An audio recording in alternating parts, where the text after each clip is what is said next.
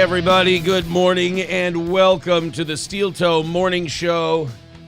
I'm Aaron. That's April. Good morning. It is Marathon Day, boys and girls.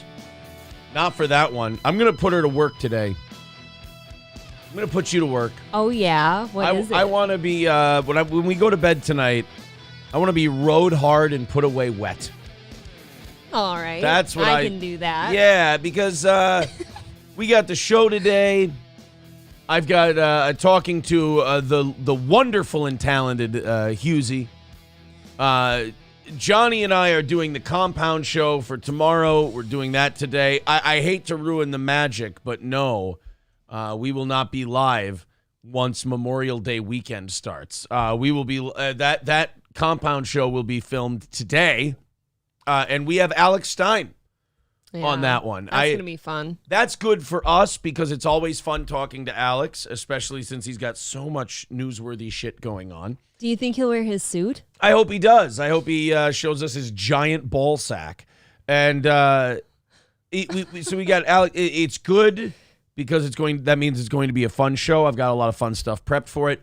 But also, it's good because Compound goes, oh, these guys aren't just pieces of shit who just talk shit about everything. And, thing after thing after thing. So your street cred's up. Yeah, I got my street cred up with the boss, which is nice.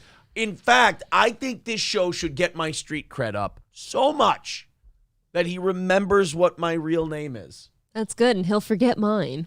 Well, probably not. Seeing as I'm not there. He's a horny old man, and he remembers what the tits are. And I'm just not only does he not remember my name, but it's not like Darren. It's not like a different name. Karen. It's the most placeholder fucking like I can't think of a name, so I'll just say a name. Rhymes with schmo. Like it's not even he gets my name close. It's Joe. He did have a point though. Steel Toe Joe does have a nice flow to it. The name of my show, that's like if they called Jay Leno the Tonight Show Joe. Hey, somebody did it, I'm sure. It's the name of my show. Somebody did it. It's not my name. Some people name. call me Steel Toe. Well, Kevin Brennan calls me Steel Toe. That's fine though, isn't it? I saw Steel Toe he was talking about. I'm lumped in with you. I don't have a name. You're Steel Toe's wife. I'm Steel Toe too. No, you're Steel Toe's you wife. Just nobody, like Johnny and I don't get a mention. It's just Steel Toe is doing this. No, remember, it's crutches. I'm talking in general, not everything has to be Kevin Brennan. Yes, it does. I can't even stop talking in this voice. We're people too. Who was it who told me that my it was starting to veer into Dusty Rhodes? I don't know. Stevie Lou.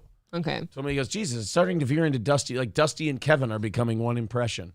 Tin Man Taylor says, oh, God, I jumped into that. I just picked a random comment in the chat and did not realize it was the continuation of another comment in the chat. I'm going to back up a little bit. Tin Man Taylor starts with going to try my Steel Toe Morning Show coffee this weekend. That's wonderful. Yeah. CrescentMountCoffee.myshopify.com for Steel Toe Coffee. If every mod in here right now wants to post that link, well, if you say that, then like two of them will, which is nice. Yes. It's a good average.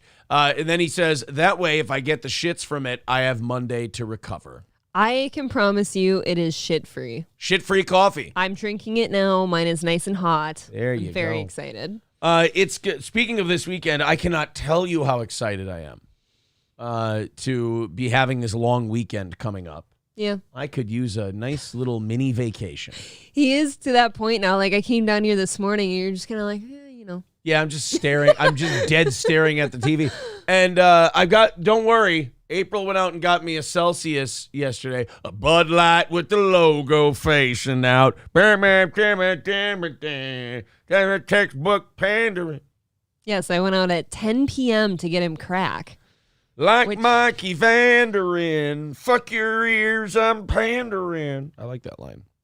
So yeah, I'm very tired, but this is going to kick in. We're going to have a good show today. I'm very excited. Update from last night. Did you indeed get to finish your movie? Check it out, guys. I've got some big news.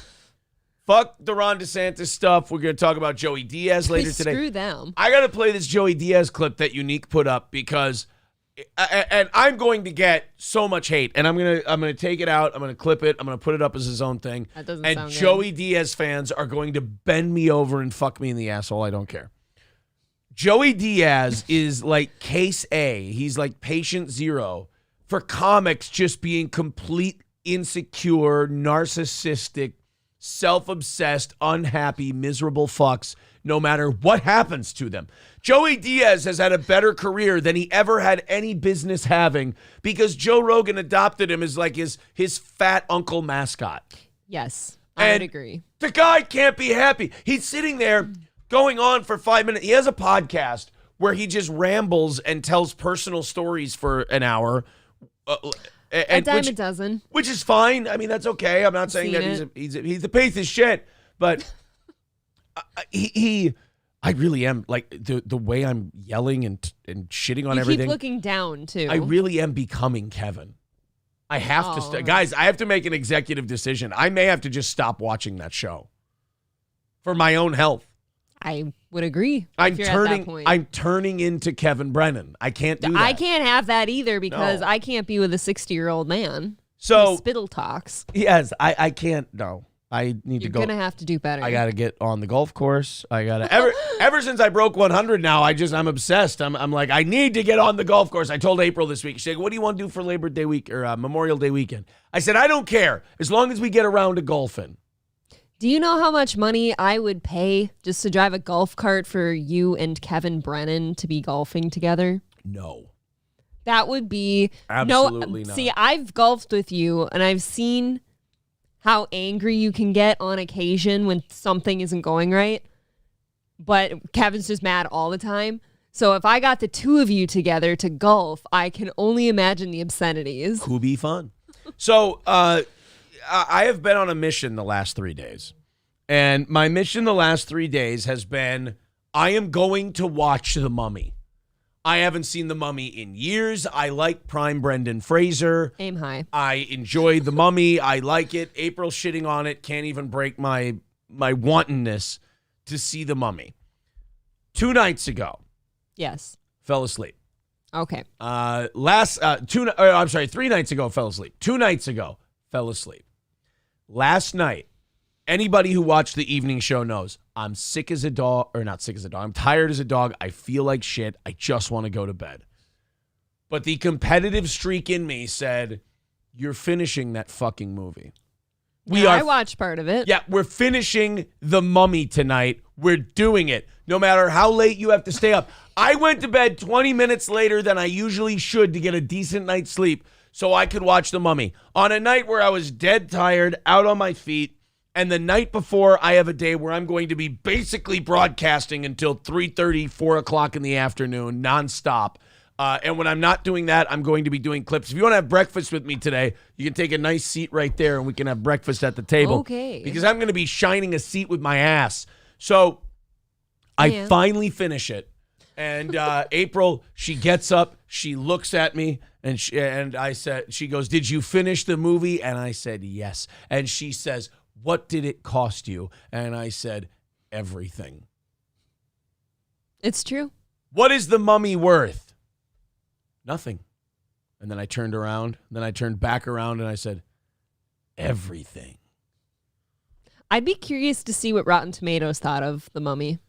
You know what? Ask and you shall receive. The Mummy, Rotten Tomatoes. This could go either way. It's a fun movie. It's not a bad movie, but it is not a great movie. 60%, that's respectable. That is respectable. 75% audience score, that's a solid score. Very cool. Very what? Cool. Very cool. Yeah. They gave Independence Day a 68%. That's too high. And I like Independence Day. I have not heard good things about that movie. I've not seen it, but I have not heard great things. Opie and Anthony said it best when you've never seen Independence Day? No, because everyone shit talked it. So Oh, I'm no. like, no. Patrice O'Neal nailed it on Independence Day. I've heard that clip. It's one of the best first half of a movie of all time. Oh, I've heard the O&A stuff on Independence Day. It's really good. Not good. The second they're half, good, but... it gets very corny. If they would have just made a schlocky alien movie from the start, it would have been great. Or if they would have made like a serious, this is what really would have happened, movie, it would have been great. But they try to Okay. combine the two. And So you're saying they should have made a short, and it would have been great. no. They could have made the movie the same tone throughout. Instead, they like switched tones. Like the minute Will Smith punches the alien and goes, "Welcome to Earth," you're like, wait a minute. I thought we were doing like, holy shit, this is like The Walking Dead tried to be. This is what happened if zombies were real. And, they did that pretty well for a while, and then it started to fall off. Okay. Because you look at it and you go, all of these people would be fucking deaf. They're sitting there blasting guns in front of each other's ears all the goddamn time. But anyway, Fire Ginger wants to know what day the compound thing will be up. Tomorrow, the compound thing. Wow, you guys really are doing it last second. Yeah, we really are making E-Rock work for that shit. I killed my coffee today, by the way. Do you want to try it? Oh, no. It's very good. You're going to prison then. No, I'm good. I got to catch up with Grew Vinegar here. Grew Vinegar says, I got the same problem. My real name is Jerry, but my mom calls me cunt. See? You understand. Sorry. Cerberus says, I thought Joey fucking died for a second. Don't do that shit to me. Let me ask you something.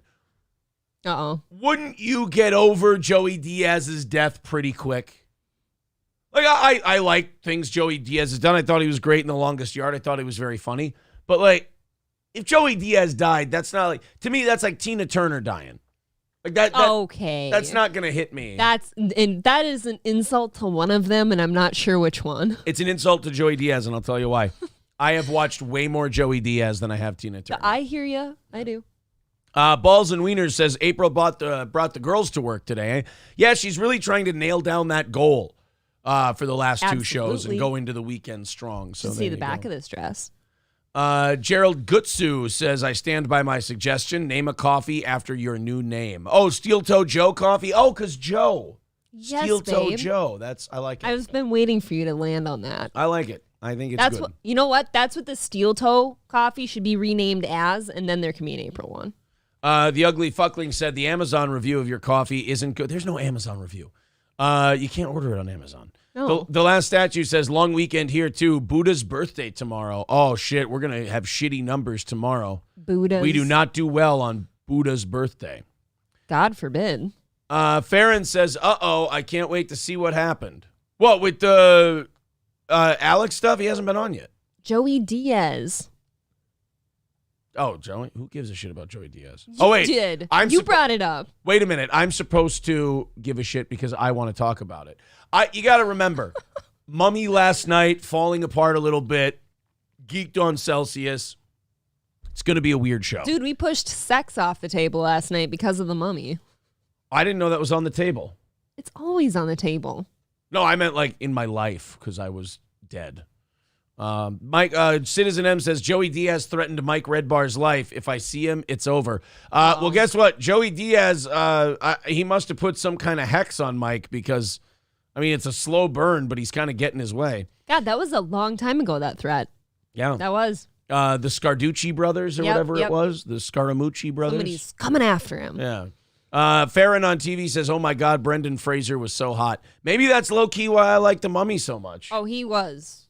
Definitely. Maybe I wanted to fuck Brendan Fraser. I think we all did. Fair enough. Have you seen The Whale? Who wouldn't want to have that on top of him? I know. Freaky Deaky says, love The Mummy. Had such a crush on Rachel Weisz. Rachel Weisz was also in Envy, which is a very underrated movie. I'm surprised you liked Envy. Why? I don't know, because it's a weird movie. I like weird stuff. All right, well. I did not like Rachel Weisz's hair in The Mummy. It really upset me. Well, it was based in the 1920s. I understand that. It's all great on a curve. Danger Bear Wolf Turtle renewing for his 10th month says, this coffee is so yummy, even better with French vanilla creamer. Did any of the mods put the link to the coffee in the chat? Because No. if not, we're going to have some problems here. This coffee is delicious. Get it in there. CrescentMountCoffee.myshopify.com. Someone's got to get in that. The only coffee to drink on your holiday weekends. Okay? Citizen M says, unlike with Stern, the old Mummy is definitely better than the new Mummy. Yes, correct. But not about Stern, though. You're not right about You're Stern. half right. Beetlejuice says Joey Diaz is a bullshit artist. It's gross how many lowlifes like him have gotten famous off of Rogan's coattails. Really? I thought people were going to shit on me for my Joey Diaz take today. No, I don't. I think we shared the popular opinion. Oh, I thought people loved him. No. Tappin' Skins made a great song about him. Farron says, honestly, a lot of people wouldn't know who Joey Diaz is. Everyone knows Tina Turner. No, I'm saying for me personally in my life, I never gave a shit about Tina Turner. Like, I don't think her music is very good. I'm not a fan of your music. I don't like your music. I like your music like Bill Cosby likes my comedy. Flex with $5 Australian says, April, can I get a small size hoodie? He is a VIP. I'm going to let you decide because that's going to Australia. Give the man a goddamn hoodie. All right. Will you message me then, please? And also to our coffee guy who's listening, Jim, our merch order for your stuff is going in a couple of weeks here. We just did a merch order last week, and we do one every 3 or 4 weeks. Yours will be going in a couple of weeks. For who now? Our coffee guy. He should have contacted me. We would have sent him something. Yeah, I didn't hear anything. Red Fox Mad with $9.99 says, I am listening from the boat today. I love long fishing weekends. I don't think cock it up, Red Fox Mad. That sounds lovely. Go ahead. All right, guys, we are starting about $30 in today. 320. Nice. Is today's, I was going to say death because I was trying to read comments at the same time I was talking. Big mistake. Go ahead and if you feel like contributing, there's the links in the chat. Streamlabs, PayPal, Venmo, Super Chats, memberships, gifted memberships. 320 away today. Let's do it. Sex makes you a mommy, says Groove Vinegar. Curly Adams says, you'd suck 10 million dicks to be one of... I lost it. God damn it. It was right sucking there. Dicks. There we go. You'd suck 10 million dicks to be one of Rogan's spinoffs, so stop acting like that's negative for people. LOL. Curly Adam getting a little cunty bitchy today. I didn't say it was a negative. I indeed would do that. Did I say it was negative? Spin-off. I just pointed out that's how the guy At got most, bigger. You said negative, like... You did a negative inflection. Well, this is what I mean. This is what I mean. There's gonna be a lot of people out there when I say what I have to say about Joey Diaz's podcast clip. They're gonna get very defensive, and when they get defensive, they get mad and they lash out, like me with Tom from Perry. Even though Tom's still an asshole. With Tom from Perry. What the hell? Egg Picker. You know what? I love Egg Picker. He changed his logo now to the steel toe thing. Oh. He deleted one of his YouTube channels like he said he would when we hit that goal. And we were fucking around. He was DMing me, calling us both retards and shit like that. Egg Picker is back, boys and girls. He says, am I a VIP? I donated a whole goal. Remember that? Oh, I do. The other night, everybody was Egg Picker? Yep. That's an interesting point. I thought he already was. Somebody said that at my age, sex is always on the table, but at your age, you're an end table. What does that mean? How fucking dare you? Oh, man. It's, we got, guys, great show today. I'm very excited. I think we're all caught up with you guys. We can get going here. Okay. I want to thank, did I already, no, there it is. Brian, thank you for the $20. Ooh. Over on PayPal. Appreciate that, buddy. Thank you. As I said, 320 away from today. Let's see if we can knock that down slowly but surely over the course of the program. There's all the links. If you're feeling generous, there you be. Let's start in Texas today. Corey Adam has passed away. No. Oh my. Let's go to Texas, where they're having a little crisis of leadership down there. You know, everybody thinks of Texas as one of these states that has their shit together and, you know, they've got the leadership they want and all of that. It's a mess. No, they've got some weird shit going on. Well, I can only imagine. Apparently, the Speaker of the House down in Texas was presiding over the votes and everything else. And I don't know if this was like their last session before the big Memorial Day break or what. Okay. And this guy decided to get started celebrating early. I got some kind of fucking problem with an eyelash or an eyebrow. Do you want me to look quick? It's fucking me up. Yeah, before we get into this story, see if I got something going on over here. Anything we got to pull out. Guys, check this out. You're watching me get an eye-endectomy in real time. Oh, April just gave me a spit patch on my eyebrows. No? We're good? Nothing. Maybe I got some eye juice stuck in there. Oh, there we go. Something just... I rattled something You loose. squoze it out. All right. So in Texas, they're having a bit of a crisis because the Speaker of the House there apparently started drinking a little early. As you do sometimes. Well, that's the accusation coming from the Texas Attorney General, who's calling for the state speaker's resignation, accusing him of being drunk after speaking in session. Now, well, I'm going to make an assumption here.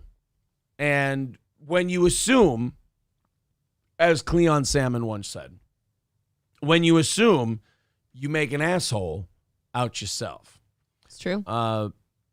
This one, I'm going to say pills. Really? And yeah, I know I lean on the pills thing for a lot of people when they're intoxicated, You do. but there's something about the body cooperating, but the speech not, that always leads me to pills. It is accurate. If the body's following the speech, if people are like, then I go, okay, that's drunk. But if you got someone and they're up there and they're going, I'm like, oh, that guy's like, he took some pain pills or something like that. You have to remember, these are middle-aged people. Right. And they might have access to pills. They might have some back pain. They might have some shit going on. Or, you know, like, for example, this guy, here's something I could see happening with a politician. You got a prescription for some pain medication. You've got to do session today. And you're like, you know what? I can take this one pill and I'll be fine. I'll power through, but my back is fucking killing me. So I got to take a pill. But it fucks you up. Mm-hmm. And then you have to go speak, and you're speaking. You're very confident with what you have to say, but you sound like Evander Holyfield. And yeah, but Fetterman doesn't have to resign for that. he had a stroke. It's a little different. Can we be sure? He's constantly got shit going on.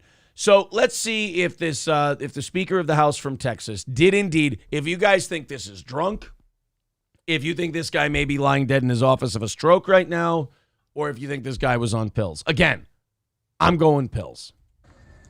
Mr. Speaker, I move adoption. Mr. Campbell, send the amendment. The amendment is acceptable to the author. Is there objection to the opposite amendment? The chair has none. The amendment is adopted. Like, honestly, he sounds like Farmer Fran from The Waterboy. I've actually never heard somebody that bad. You've never heard that before? That is remarkable because his body is working. Right. But his lips ain't working. That tongue ain't working. That's why I'm saying I don't think this is. There's two things I'm leaning on. I'm throwing drunk out of it. See, to me, he kind of sounds like, is it Coach from Waterboy? A little bit? No, the Farmer Fran. Farmer Fran. He That's sounds like. what I just said. Oh, is that what you just said? I'm so sorry. Honestly. We're not going to make it through today. Yeah, we are. We're going to die. We're going to pull this shit We're together. gonna fucking We've die. got this. We're going to steer this thing straight. But no, I'm writing off booze. I've got two more ideas. Pills, recent plastic surgery, or Botox. Nah, I don't buy that To one. take this right here. I would buy dental work if he still has Novocaine in there. Oh, that's a good one. Dental work, got pain medication for the dental work, took it, fucked him up. Novocaine, his mouth ain't working yet. Could be Novocaine. Would you really get dental work done the day you have to speak, though? You're a politician. You don't have to really do anything. The amendment is acceptable to the author. Is there objection to the opposite amendment? The chair has none. The amendment is adopted. And then he froze, and then you look at this. He fell into the event horizon of a black hole. Yeah. Okay, I'm actually leaning towards drunk now. Are you? Because he's got that weird lean going on that you see some people do where they're trying to hold on to a table edge just so they don't fall. Is there objection to the opposite amendment? The chair has none. The amendment is adopted. There it goes. He's leaning. No, but you know what else? The tongue in the mouth, the way it's darting around, I might go with dental work. Okay, another one. Maybe he's having an allergic reaction and his tongue is swollen. Okay. Send the amendment. The amendment is acceptable to the author. Is there objection to the opposite amendment? The chair has none. The amendment is adopted. No, he's too slow. You think he might be fucked up? He's fucked up. He's too slow. You think it's drunk now? You're putting alcohol back in the equation? I'm putting alcohol in the equation because that man is hanging onto that desk for dear life. I just don't see drunk eyes. If you watch how slowly he blinks on occasion, Okay. Like, it does make sense. I'm still going to go. My main theory right now is pills, with dental work being a close second. The chair recognizes Mr. Johnson of Harris. Mr. Johnson of Harris to speak in opposition to the bill. He's so slow. You want Niave? Chair recognizes Ms. Niave. Don't make him talk again. Don't ask him questions. not? Just go up there and start doing shit. You're looking at this the wrong way. I suppose. Yeah. I mean, do we want to get shit done or do we want to be entertained? You know, It's almost the weekend. have you ever been on the floor of the state capitol? Yes, I have. Their capitol looks like janky shit compared to ours. I don't like it. This is really shitty. Ours is fucking rad. Ours is compared gorgeous. To this. Yeah. Texas looks like the Constitutional Convention in 1775. And you would think kind of that they would spruce theirs up because aren't they all America and There stuff? wouldn't be I meant the Continental Congress. The Constitutional Convention would not No, have it's- happened in 1775. It's okay. Sorry, guys, I've been drinking. The chair recognizes Ms. Niave Criado to speak in opposition to the bill. Okay, in defense of him there, the name he was reading was Right. Niave Parado. I'm not even drunk, and I can't say that name. Yeah, but what if it's Nick? Oh, what if it's... we invite Nicholas Gers to see the... That's what they should do. They should just give him names that don't exist just to fuck with him. Like, I would. all right, now we're going to hear from Eaton Beaver. And bend over. Send the amendment is acceptable to the author. Is there objection to the opposite amendment? The chair has none. The amendment is adopted. He's gonna fall. The chair recognizes Mr. Johnson of Harris. Mr. Johnson of Harris. Hey, you He's not- look fucking sexy today. I bet he smells like a respectable bottle of whiskey right now. Okay. To speak in opposition to the bill. You want Niave? Chair recognizes Ms. Niave Criado to speak. The chair recognizes Ms. Niave Sure. Criado to speak in opposition to the bill. Oh, so we got fucked up the name. He got it wrong. So you're leaning on booze. I'm gonna guess that he's on booze. There is something to being on pills where, like, if you were really strung out on pills, you're a little more sleepy than that. And he's just kind of like hanging on. Yeah, Gary Crouch. Mr. Johnson and Herr Harris.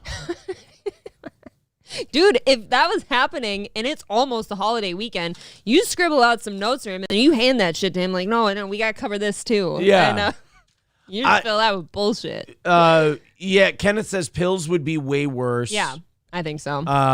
Cactus Man says that hammer is comedy gold. It is an obnoxiously large hammer. It does... Like, doesn't the Speaker of the House in, like, Congress, don't they have that little one? Yeah. And he's just like... Can we have a gavel in here? I would love a gavel. I need the... You need the pad? Get ready for this. I want to see how smart our audience is. Because I don't know. What's the thing called that the hammer hits? Well, there's got to be, like, a funky-ass name for that. So the gavel hits the thing. What is the thing that the gavel hits? It's The probably called pad? like a tempest typist a or tempest. something. Here. What are you today? What is the thing the gavel hits called? It is often struck against a sound block. Well, that's unsexy. Just like a young man coming in for a quickie. I feel so unsatisfied. 13652 Nicole says series of TIA strokes. He goes from mumbling to talking normal, the one side not working correctly. I did consider that, but they'd have to be pretty weird, like micro strokes, Yeah. which nobody wants a micro stroke. All right, since everybody loves this guy so much, let's watch one more time He's fun. uninterrupted. Mr. Campbell, send the amendment is acceptable to the author. Is there objection to the opposite amendment? The chair has none. The amendment is adopted. That is a comic. I missed it the first couple of times. That is a comic. I said uninterrupted. I was Yeah. wrong. Look at the size of that fucking gavel. Damn near as big as his head. How That's small is great. this guy's dick? What? The speaker gets to pick his gavel. Oh, then when I it don't comes in. Do you think he's compensating? Oh, yeah. Oh, I see now. I would think like if big man, big dick, he chooses the big gavel. Oh, if you got a big dick, you take a nice normal gavel and you go, I don't need to express myself just through my gavel. smack it real Yeah, you just sexy smack like. the sound block with your dick. Like, fuck the gavel. Put a little helmet on it. Yeah. Just Adopted. it's too slow. Yeah, you might be drunk. The chair recognizes Sure. Mr. Johnson of Harris. Mr. Johnson of Harris to speak in opposition to the bill. You want Niave? Chair recognizes Ms. Niave Criado to speak in opposition. The chair recognizes Ms. Niave Criado to speak in opposition to the bill. Opposition to the bill. The chur. The chur recognizes The him. chur recognizes Sharon. I would love to go to this guy's hearings or whatnot. Oh, you know what? Good news, guys. We got more of him. Good. Okay, let's full context. The chair recognizes Mr. Kemple to explain the amendment. Members, we are waiting on an amendment to the amendment. Why was he bugging like that? Mr. Johnson's amendment, the amendment is not acceptable to the author. The question occurs in the adoption amendment. This record vote. The clerk ring the bell. Should Mr. Okay, now he Okay. smoked crack. Not okay. So he went from being hammered to now he's a crack fiend. He works at Steffes Auctioneers. Oh my God. We're gonna pass the bill in about 15 minutes. 15 minutes. Can I get a 7? 7.5. 7.5. Can I get a 4? 4. 4. 4. 4. We're gonna have 4 votes on the bill. Can we get 3? 3 minutes till we vote on the bill. 2.5. 2.5. 2.5. Can I get 2.5? 2.5. 2.25. 2.25 over here. 2.25 to the man in the white hat. 1.5. 1.5. 1.5. Can we get 30 seconds until the vote? 30 seconds. 30 seconds. Can we get a second on the vote? Oh, all in favor say aye. Aye. Aye. Aye. Aye. Sold. Very We are good. gonna vote yes or no. So Kemple voting nay. Mr. Johnson of Harris voting aye. So Mr. King of Hempel voting nay. Shut that goddamn bell up. Somebody's doing that to like distract him. Oh, it's the gay bell. Yeah, you're being pretty gay, bro. What is he doing? Have all members voted? Oh, he's testy. There being 58 ayes and 81 nays, the amendment fails to adopt. Ms. Weiner, for what purpose? Mr. Did she say Mr. Wiener for a purpose? Yeah, I think so. Ms. Weiner, for what purpose? I believe you just said Miss Wiener for a purpose. Ms. Weiner, for what purpose? For a porpoise. Wiener for a porpoise. So it's like some kind of trans bill. Amendment fails to adopt. Ms. Weiner, for what purpose? He misses Wiener for a purpose. So he like I became do a too. monk. I And love a wiener for a purpose. Yeah, Wiener for no reason is just, it doesn't have the same kick. And it's ungodly. Yeah, that's right. Mr. The chair recognizes Mr. Tallarico to explain the amendment.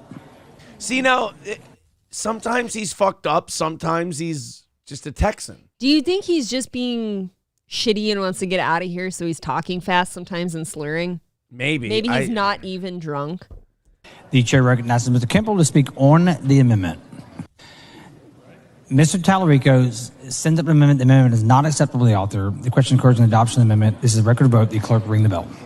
Show Mr. Tallarico voting aye, Ms. Collier voting aye, Mr. Kemple voting nay. Maybe in Texas you do just Right. have to have auctioneers as your speakers of the house. Maybe, yeah, I'm starting to think that that's not even, like, he's not drunk or anything. Like, Yeah. I feel like that's maybe just how he talks. How insulted are you? Because the attorney general sent him a letter that said, you got to step down because you fucked up. You got drinking problems. Now imagine you weren't even drinking and now you just feel like he's shitting on you. Right. And you're like, what? Wait a minute. What did I do? I do a good job, sir. Yeah.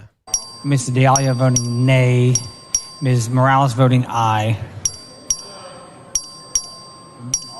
Have all members voted? With that bell. That fucking bell. There being 59 ayes and 76 nays, the amendment fails to adopt. Yeah, I don't think The he's... following amendment, the clerk read the amendment. Yeah, maybe somebody just hadn't heard him talk before. I think he might just be a hair-lipped little cunt. Think about that. What if somebody came to his hearings or whatever one day and they had Wow. never heard him before? The attorney general probably knows, or secretary of state or whoever it is. He probably knows the guy. So That wasn't my point. There had to be something. Well, that's the guy who wrote him the letter. Right, probably because somebody is writing him being like, have you seen this? And they're like, just in case. Yeah, No. Timo T says, no, definitely not drunk. Yeah, because he's too okay on occasion. Like, he's fine in between. Oh, shit, I missed it while we were doing the story. The chat moved too fast. Farron sent a super chat about the Attorney General. Farron, don't send another one. Just tell me what you said, and we'll read it. The chat moved way too fast while we were off doing that, and I missed all of it. I hope I didn't miss any more of your guys' stuff. Now a bunch of people are going to go, I sent a $300 super chat. What the fuck? It would still be up here. I became a VIP. I became a VIP, and you weren't even watching, Aaron, you piece of shit. Oh. Pickleman says, what did you do now, Aaron? Your live link isn't showing up. I had to go through an old stream to see you live. Oh, I hope that's not the case. Boys and girls. Let me take a look-see here. Yeah, I hope you guys... No, you're right there. April And got Rumble. it. April got a notification. April got it. Curly Adams says, our Attorney General just beats women. At least he doesn't sound like a retard. That's true. I was going to play... Flex says missed 2 today, Aaron. Motherfucker. I read yours, Flex. Oh. But anyway, that puts us at 3:15 if Farron did a $5 super chat. Sorry about that, boys and girls. Thank you. There's the links to the chat. Let's get that under 300 by the end of the hour. I can count on you guys. I want to smack it out of here by like 8:30. You want to get the goal done by 8:30? I do, because you're really tired, and I don't want to get you down in the dumps about anything. I want to kind of just do a good show. All right, fair enough. Yeah. We only got 2 goals the rest of the week, and then you guys are there. You go. Not only goal free until Tuesday, but you don't have a goal Wednesday night, and and after prize shows, we usually don't have much of a goal on Thursday morning, so it's going to be a light week next week. So we have to finish this week ultra strong because you get a nice long break. There you go. Farron says, I said the AG Ken Paxton is a piece of... He's the piece of shit! Glippin. He was using campaign... It's too fun of a voice to do! Ken Paxton doesn't get votes. Ken Paxton's a piece of shit. Like, he doesn't even vote in the Congress. Like, he's a piece of shit. Clip it. Stop it with your tongue motions when you do that. It's like it does a little flick. That's it's how his weird. looks. I study my impressions. It is so strange. I said the Ken Paxton is a piece of shit. He was using campaign funds to buy his secretary. He was banging gifts and hotel rooms for meetups during work hours. Oh, that's just fun. But that's how he knows that guy's a piece of shit. He's a piece of shit, too. Can we really just point at one politician and be like, that guy's shitty? John Satara says, April, you're really tired. Also, April, I want to make you work overtime. She just knows that it makes me happy when we knock I know that it will bring up the mood in the room. Plus, guys, I got drugs. I'm good. Yeah, I got him drugs. Cynically Insane, thank you for becoming a Baby Boot member. Remember, if you're a Baby Boot, you get every other members only show. If you are a Steel Toe Bro, you get every single one. And I'm still thinking about the really cool idea I have for a 3rd mega tier. Yeah, tell us about it. But you and I haven't talked about it yet. It's on the back burner. Timo T says, the Attorney General doesn't sell tickets to fundraisers. Yeah, what? Ours just beats women and shuts down your local businesses. There's a lot of, I'm sure if you go on YouTube and you just type in politician drunk speech. Oh, that'd be a great, we could kill an hour doing that. Speaker Dade Phelan accused of being drunk on the House floor. Okay, so we could see and now Phelan is a felon. Sorry. Then we have our, Governor... Whoops. Drunk Czech president. Governor Dayton. Then we had our governor who had a fucking stroke during his State of the State address. Well, you have to imagine that's a stressful moment, right? Yeah, he was, Mark Dayton, he was old too at this point. He'd been governor for 8 years. I think this was his last one. And he was getting really, really old. He was probably in his 70s. Kind of sick, I think. Yeah, he was in his 70s at this point, and he's always been kind of a mumble mouth talker. I actually do a very good Mark Dayton impression. You've abandoned it. Well, he hasn't been governor for 6 years. No. You're talking like he's dead. But he used to talk like this. He used to tell Minnesota that things are going to be okay, and I think we're in a good position to do things that are positive for the state of Minnesota. But people have to pay their fair share. People, if you're rich in this state, you have to make sure that you're ponying up your taxes. He's just like a really, it's like a guy with social anxiety wanted to become governor, but he has billions of dollars. By the way, the last name Dayton, yeah, those Daytons. Joe Biden, was that you? No, that was Mark Dayton was the OG of fucking up speeches. They're alike. Dayton is the Dayton's Dayton. I think his grandfather started Dayton's department stores? Don't look at me. And then it got bought out by Macy's. Yeah. Well, yeah, I do believe Macy's bought that. So he's got a buck or two.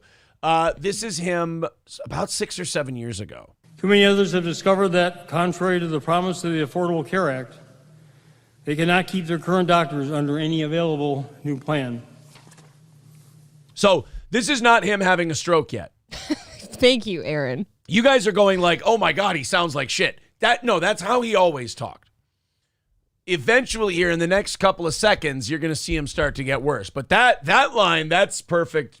100% working condition, Mark Dayton. This clip gives me anxiety until it happens. Oh, this is I don't like brutal. waiting for it. This one's brutal. Yeah. Those failures of the ACA are having devastating effects on the lives of many Minnesotans. This is where he starts to fuck up. Uh-oh. Last week I heard from Sherry Sexton about the huge premium increases that she and her husband Vince are facing this year. Sherry and Vince run the Irish Ridge Dairy in Millville, which has been in their family since 1859. They've always purchased their own health insurance. Last year, the Sextons paid $1,580 a month for their insurance coverage. Damn. How big is the This year, font? their premiums will cost them $2,200 a month. That adds up to $26,400 for a policy with a $13,000 deductible. So this is where he starts to fuck up. Again, that's just how he spoke all the time. And dude, he couldn't make a speech. I forgot like how useless of basic political things he was. Oh yeah. He couldn't like give a speech where, you know how politicians, they either have a teleprompter or they've memorized their speech to the point where they can look down, see a bullet point and look at everybody and be an orator. And the worst thing for this guy was he was president while Obama was president. Which Obama? So you would have you would hear like a president speak like, and this country will heal itself and America will be great again, blah, blah, blah. And then this guy, there's people with the health insurance is very expensive. And so here he's got to drink he's starting to fuck up. Not feeling right. Yeah. Yeah. Something ain't right. But despite that awful cost, Freaks me out, man. Now that, there he goes. Get him to the ground, please.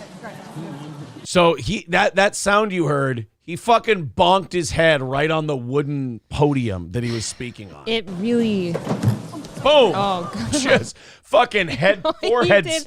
He fucking forehead stamped his speech. He doinked it. Yeah. It's like when you're nodding off in class or something and you fucking smack your face in the desk. And he was in rough shape for a while. Like that did not. And did his lieutenant governor take over the rest of the term? I think so. Somebody had to, right? Yeah. He had a stroke. Yeah, and I'm not laughing because I think a stroke is funny, but the thought of doinking your head is. But he forehead stamps his speech. Yeah. Like, even though he knew he was having a stroke, he's like, and the speech is finished. He left a grease spot. Dismount. Yeah. Popped a zit on his forehead with his speech as he had a stroke. No. Boom.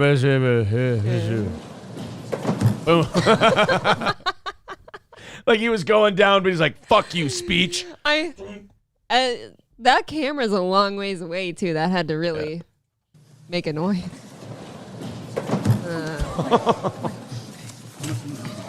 Get him to the ground. Get him to the ground, please. And he recovered after this, right?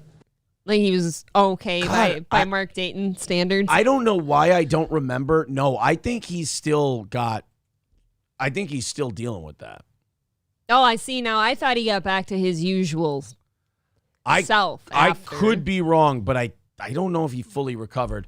383 Novocaine with $5 says, I give more, but need to buy a new RV awning again. It's cursed. What the fuck did you do? No, don't you ask him that. There is something. So that guy bought our RV from us, right? Yeah.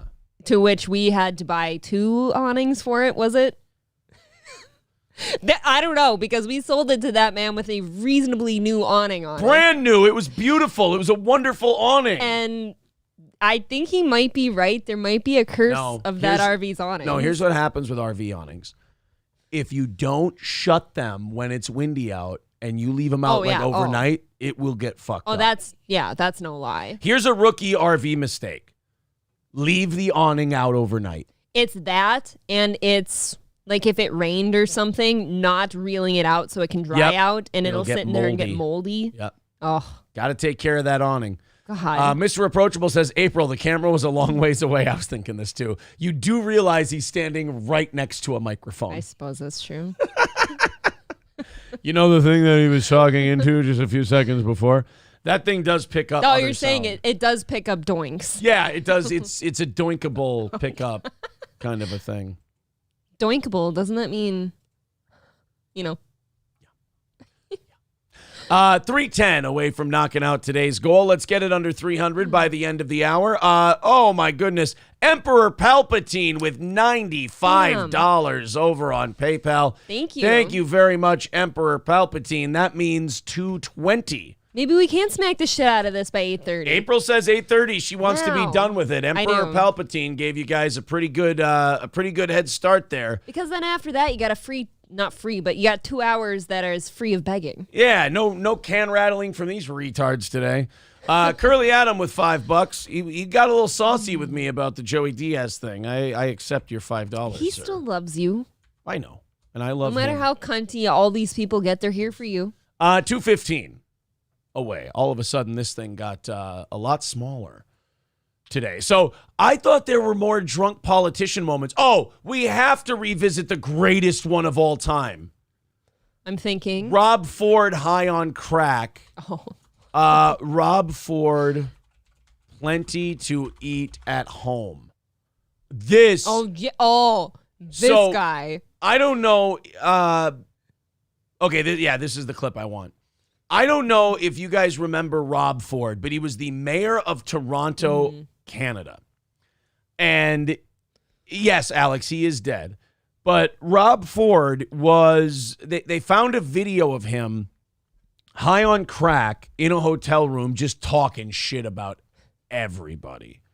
Egg Picker says, I'm not here for Aaron, I'm here for April.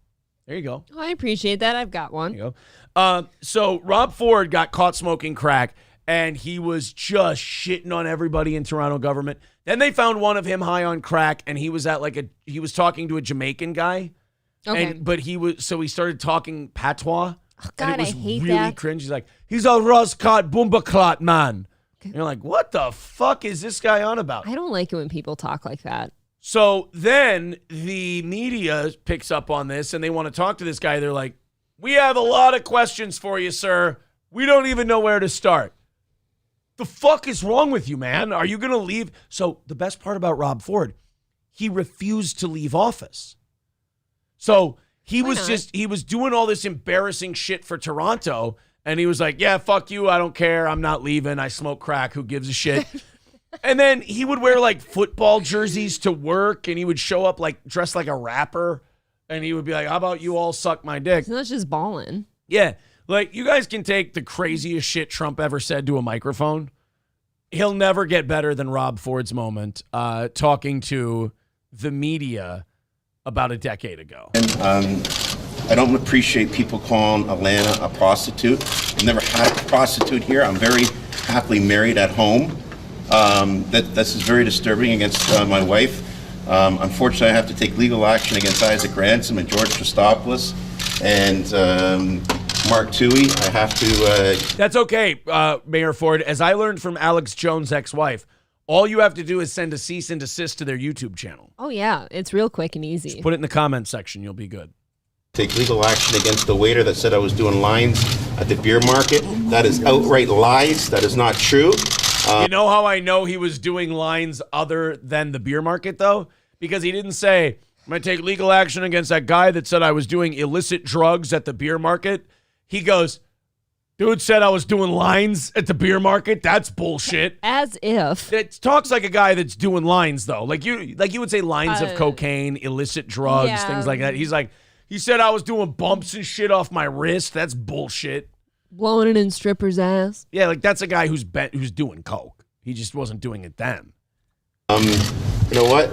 But it hurts my wife when they're calling a friend of mine a prostitute. Alana is... You know what else hurts your wife? When you get caught smoking crack on camera, would you be a little upset if I got caught smoking crack on camera publicly?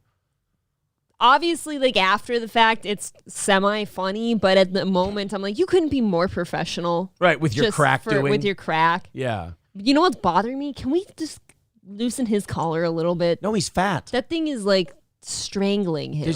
The neck only goes so wide. Is not a prostitute. She's a friend, and it makes me sick how people are saying this. So unfortunately, I have no other choice. I'm the last one to take legal action. I can't put up with it anymore. So I've named the names. Litigation will be starting shortly. I've had enough. That's why I warned you guys yesterday. Be careful what you wrote. Okay, so that's all I have to say for now. Now, ladies and gentlemen, prepare for the greatest moment in political history. Yes, this is good. This is better than the Declaration of Independence. And the next thing I want to call Mayor Britannia in Hamilton and tell him that we're going to have to spank the little tiger cats. Oh, and the last thing was Olivia Gondak. It says that I wanted to eat her pussy. Olivia Gondak. I've never said that in my life tour. I would never do that. I'm happily married. I've got more than enough to eat at home. Thank you very much.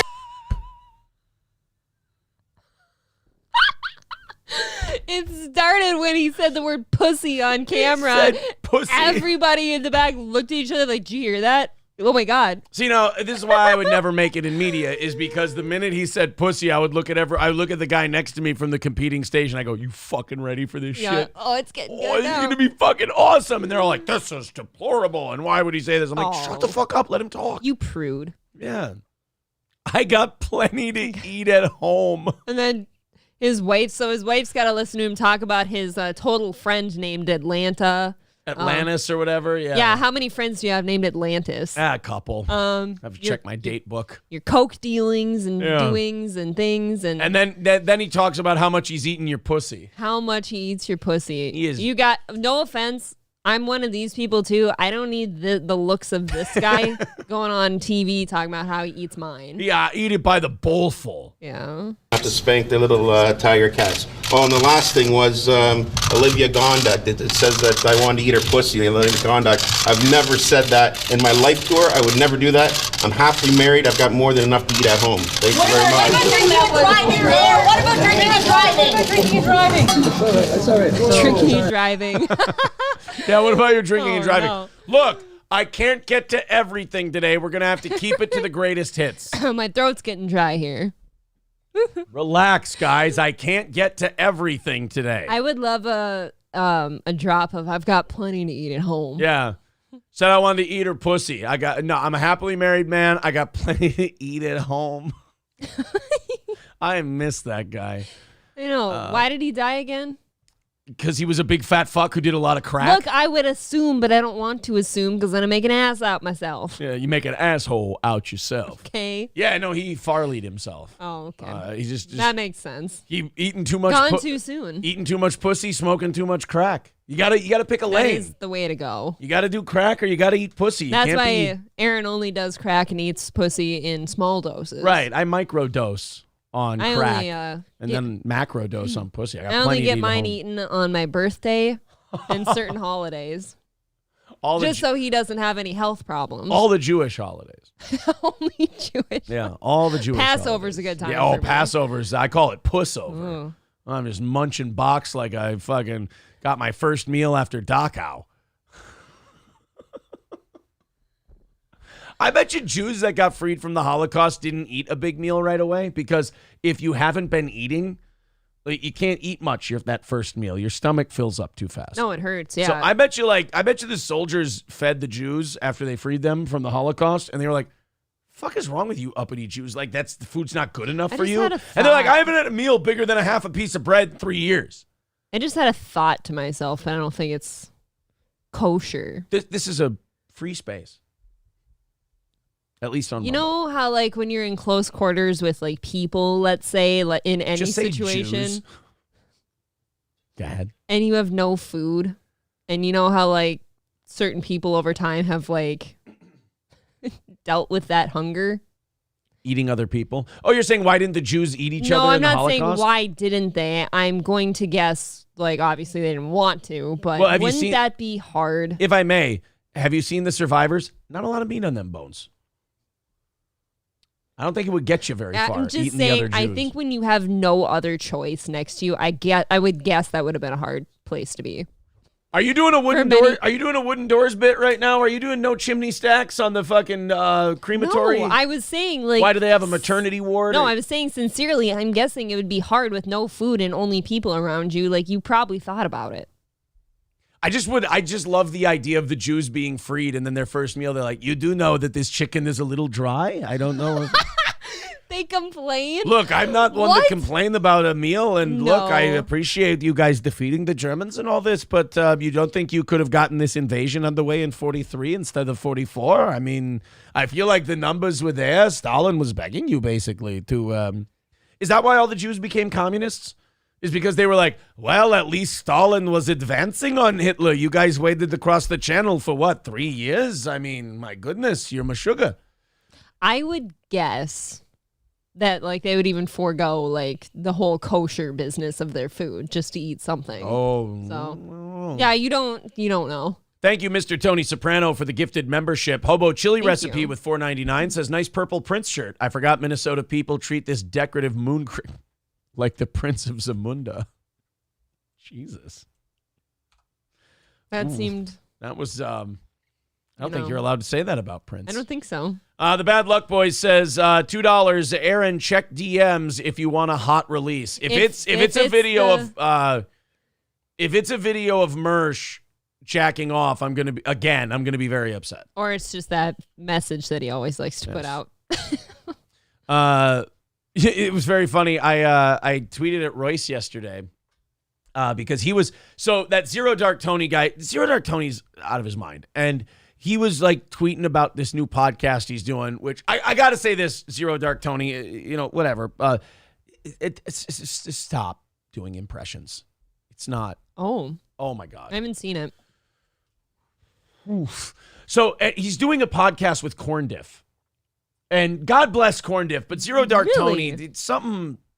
How did that pairing happen? You know, like when you're driving your vehicle down the highway and there's something wrong with the alignment and you get to like 75, 80 and you start to get a little shaking. shimmy. That's how I feel when I watch Zero Dark Tony podcast. I'm like, I think this is a normal guy, but I'm starting to feel a little shimmy in the pedals. You're gonna be you're like anxious to watch it because Yes. it feels like something's going off the rails here. He did a Jesse Ventura impression. And a Jesse Ventura is not hard to do. Like I've been doing a Jesse Ventura impression since I was in middle school because he was the governor here. And I was I was a cut up, everybody. But like over the years, you hear other people do it and it can't help but kind of infect your impression. I hear you. So my original Jesse Ventura sounds nothing like what it was. And like everyone who's watched Will Sasso do it, now So does an good. impression of the Will Sasso impression. Whenever I think of Jesse Ventura, he's all I think about. But you have something to say. Like the important part of it, I've always said there's a voice impression and a character impression. If you can't nail the voice, nail the character. If you can't nail the character, nail the voice. And I was watching Zero Dark Tony do Jesse Ventura, and I'm like, this is a sacrifice bunt level of difficulty impression. It's a very easy impression to do. It's just well, you know something? I'm going to tell you that the state of Minnesota is in the best place it's ever been, and I don't care what those Jews in the media tell you. You know, it's a deep retard impression. Always with the Jews. I'm on a roll. Celsius, it makes you anti-Semitic. Let me catch up with these, and then maybe we'll watch a little bit of that later today. Flex316 with $2 Australian says, my son Aaron said hi and thank you. I will VIP him typo last. I don't know what that means. Oh, thank you. The Bad Luck Boy says, April is a hack. Maternity ward is my bit. There you go. You stole from the Bad Luck I'm Boys. so sorry. So the Royce thing. So Zero Dark Tony starts shitting on Mersh and Royce on Twitter. And Royce has never had a problem with Zero Dark Tony. He's like, oh, so you're really mad at Mersh, so naturally you have to be fighting with me too. That's real original. And I had to get Royce's back on this. So I responded to it and I said, yeah, just because Mersh and I are cool with each other doesn't mean that Royce doesn't think I'm a hack anymore. Exactly. Right. These two, they're not joined at the hip. Mersh can think, oh, Aaron, I like Aaron. I like fucking around with Aaron. He's a fun guy. And then Royce can be like, he's fucking terrible and he sucks and I don't like him. Neither of them know who I am. Right, exactly. Right. The cats do, Exactly. but their owner. not so much. All right, Bad Luck Boys says Aaron finna miss an exclusive. Give me a second. I'll catch up here. Farron with $4.99 says, I used to work with Jesse.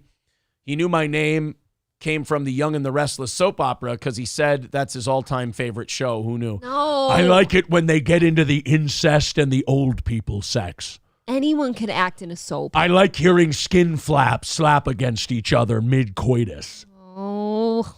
You get a couple of 62-year-olds in the sack and you just hear noises that you can only hear by slapping mayo against a countertop. Jesse, no.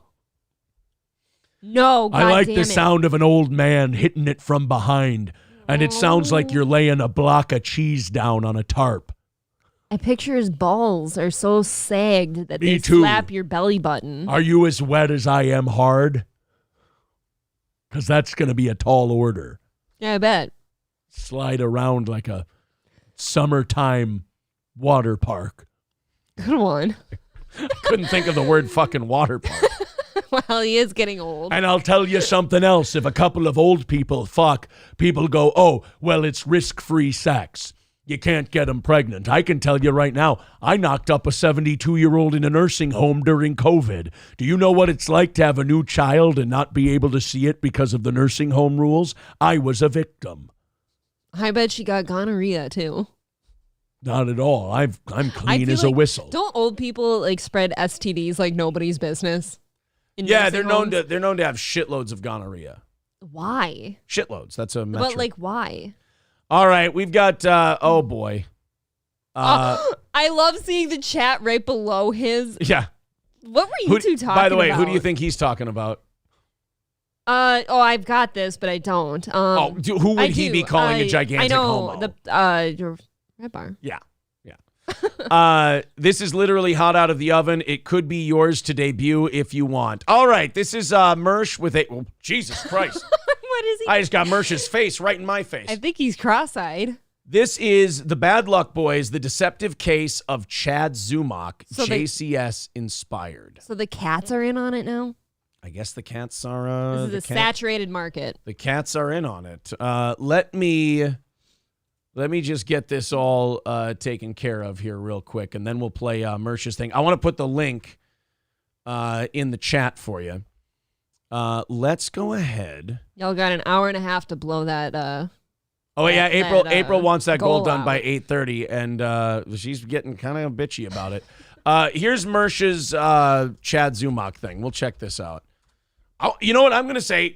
It is not the heyday of Chad Zumach anymore. Chad Zumach clips do not get what they used to get. I don't think people give a fuck. Well, not only do people not give a puck.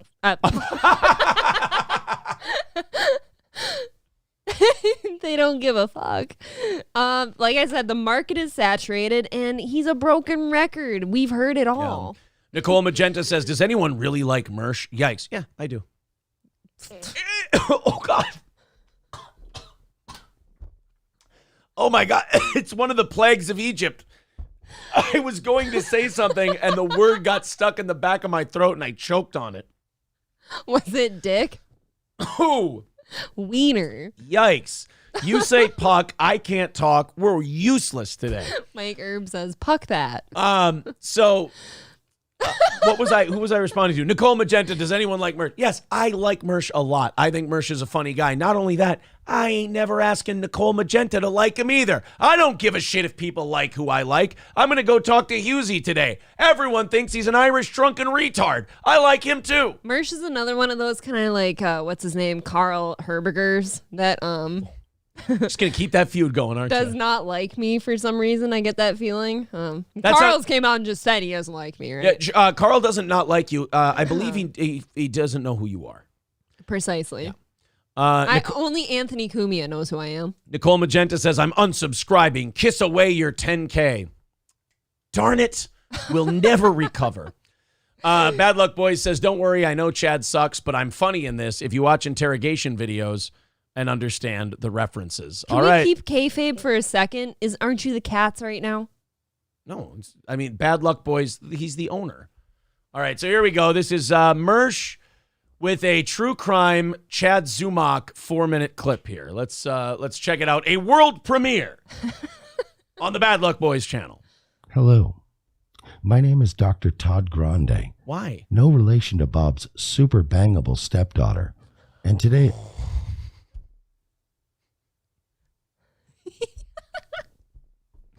Starting off hot, aren't we? Oh, right out the gate.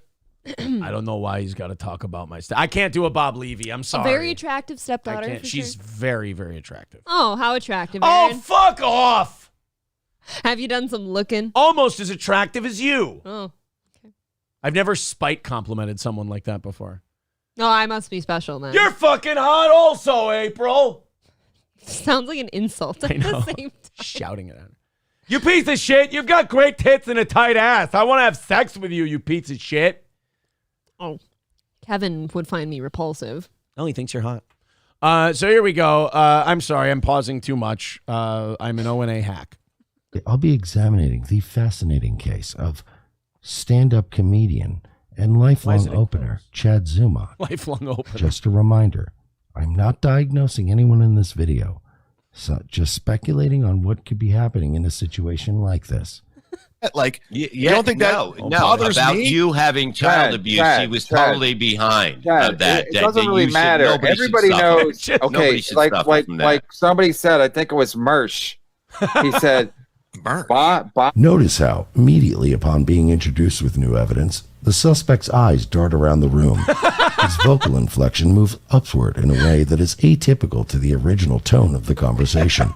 While circumstantial evidence like this is inadmissible in a court of law, changes in behavior like this are invaluable to detectives as they are attempting to read these signals in a real-time attempt to further the conclusion of this case. He's doing stop-motion screenshots of Chad's face changing. This is incredible. I love the monotone. This took work. Bob is the most likable, and you're the least likable, and I'm in between. So he's some guy. I don't know. The point is that you are the least likable. It should be noted that immediately upon being confronted with new information and attempting to deflect it, the suspect immediately disengages and reaches for his beverage. This is known as self-soothing behavior. These uncontrollable physical reactions are common for people who are in a state of discomfort. While not in itself an indication of guilt, these physical reactions under stressful circumstances can be construed by eagle-eyed detectives as a small, involuntary admission of guilt. I'm not hard to find, Mersh. I plug all my dates. You know exactly. Both of them. So he does know who you are. Yeah. Exactly where I'm going to be at all times. He's a You wanna come down Stoney's here? logo. I'm buying a gun on Tuesday. I ain't fucking around. I'm buying a fucking gun on Tuesday. How'd that work out? Yeah, we're gonna buy a gun. I never said that. That never okay, I don't know. That's because your problem is you read anything. Someone will email you. You're like, that's it. What's wrong with it? No, I read everything. But that is an amazing thing about Chad is that he will just do and say shit, and then just say he didn't. Well, that is the beauty of being Chad Zuma, because you get to do the things and then claim that it wasn't you. And I also wonder. You get off scot-free, I think half the time he's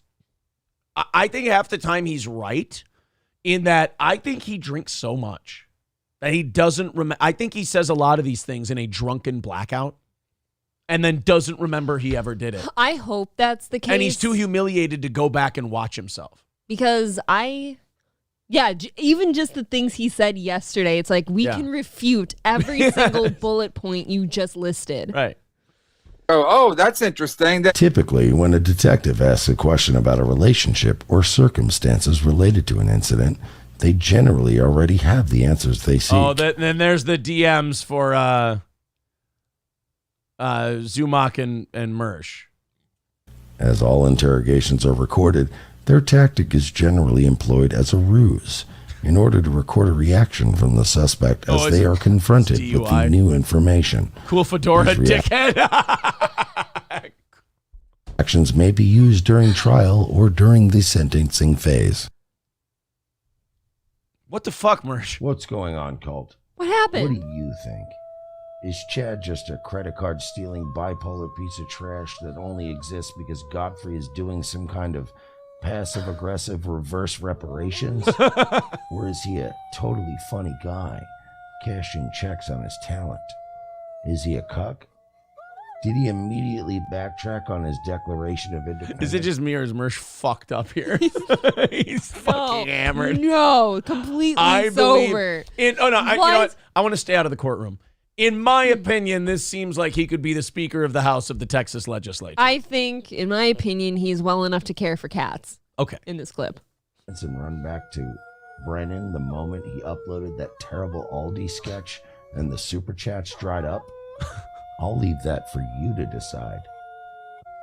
Until next time, I want to give a shout out to the Crime Circus cult.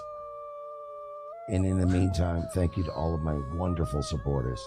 Roma Army, the Bad Luck Boys, the Who Are These Podcast crew. Until I see you again. What? Stay frosty.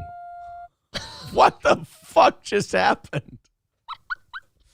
Oh, so there you go. Merch did a little true crime digging on Chad Zuma. What the fuck did I just see? I don't know, but I'm thinking those coyotes were eating his kitties. Yes, I think his cats were eaten during the making of that video. I'm sorry, that wasn't Merch. That was Dr. Grande. Oh, we're sorry. Dr. Grande. Dr. Grande. Yes. The Bad Luck Boy says, this video took hours, to be fair. Well, goddamn congratulations on the... I don't know why. Like, I'll watch someone do, like, hard work on someone and or do hard work on something. Sure. And then the thing I will take apart here, or the thing I will take from it will be, like, the smallest thing. Like, the thing that cracks me up most about this video. And I know, like, I'll make something... And someone will think, oh, this part's really funny. And even though it's a compliment, I'll be like, fuck you. Do you know how much work this part took? To me, my favorite part was nice fedora, dickhead. That was good. But for some reason, the ending where he clearly had those like mirror or like green spots on his face was like really bothering me. I couldn't see anything else. I really enjoyed it. And then why was he cross-eyed at us a couple times? That really bothered me too. That's not very nice. Talking about someone's eyes like that. No, I think he did it on purpose. There you go, guys. There's the link to the Bad Luck Boys thing. That's Mersha's Chad Zumach fucking true crime deal. Thank you very much. Thank you for that nice little pick-me-up as I was literally choking on my words. I mean, his work before we played that was accurate. It was on point. Yes, he did his research. That's for sure. All right. There's the link in the chat if you'd like to check that out and watch it later, now, come back, whichever one it is. Like, subscribe. We are less than 175 away from 10K. That goddamn close. Guess what? You got an hour and a half to knock that out, too. 10K by the end of May. Get in there. Really is a possibility. 10K by the end of May could happen. Jesus Christ. Yes. People are calling me a fucking cunt in the chat and stuff. Does he have a problem with his eyes? I didn't know that, and I'm sorry. I mean, I didn't know that. I always see him with glasses on. That's why I was kind of given the move along. Well, now I'm being called a cunt, so I would like to publicly apologize to, is it Mike Sheely? That's good. I would like to give formal apology to Mike Sheely. That's very big of you. About the eye comment I made. I think he's a very attractive man. I've said it on this show Well, you don't before. have to lie. And I hope he gets all the puss this weekend. Just this weekend? And always. Now wish that it's black puss. No. Whoa, Jesus. I just hope it's all of it. He likes the... I'm not shitting on him for his choices. He likes the darker meat.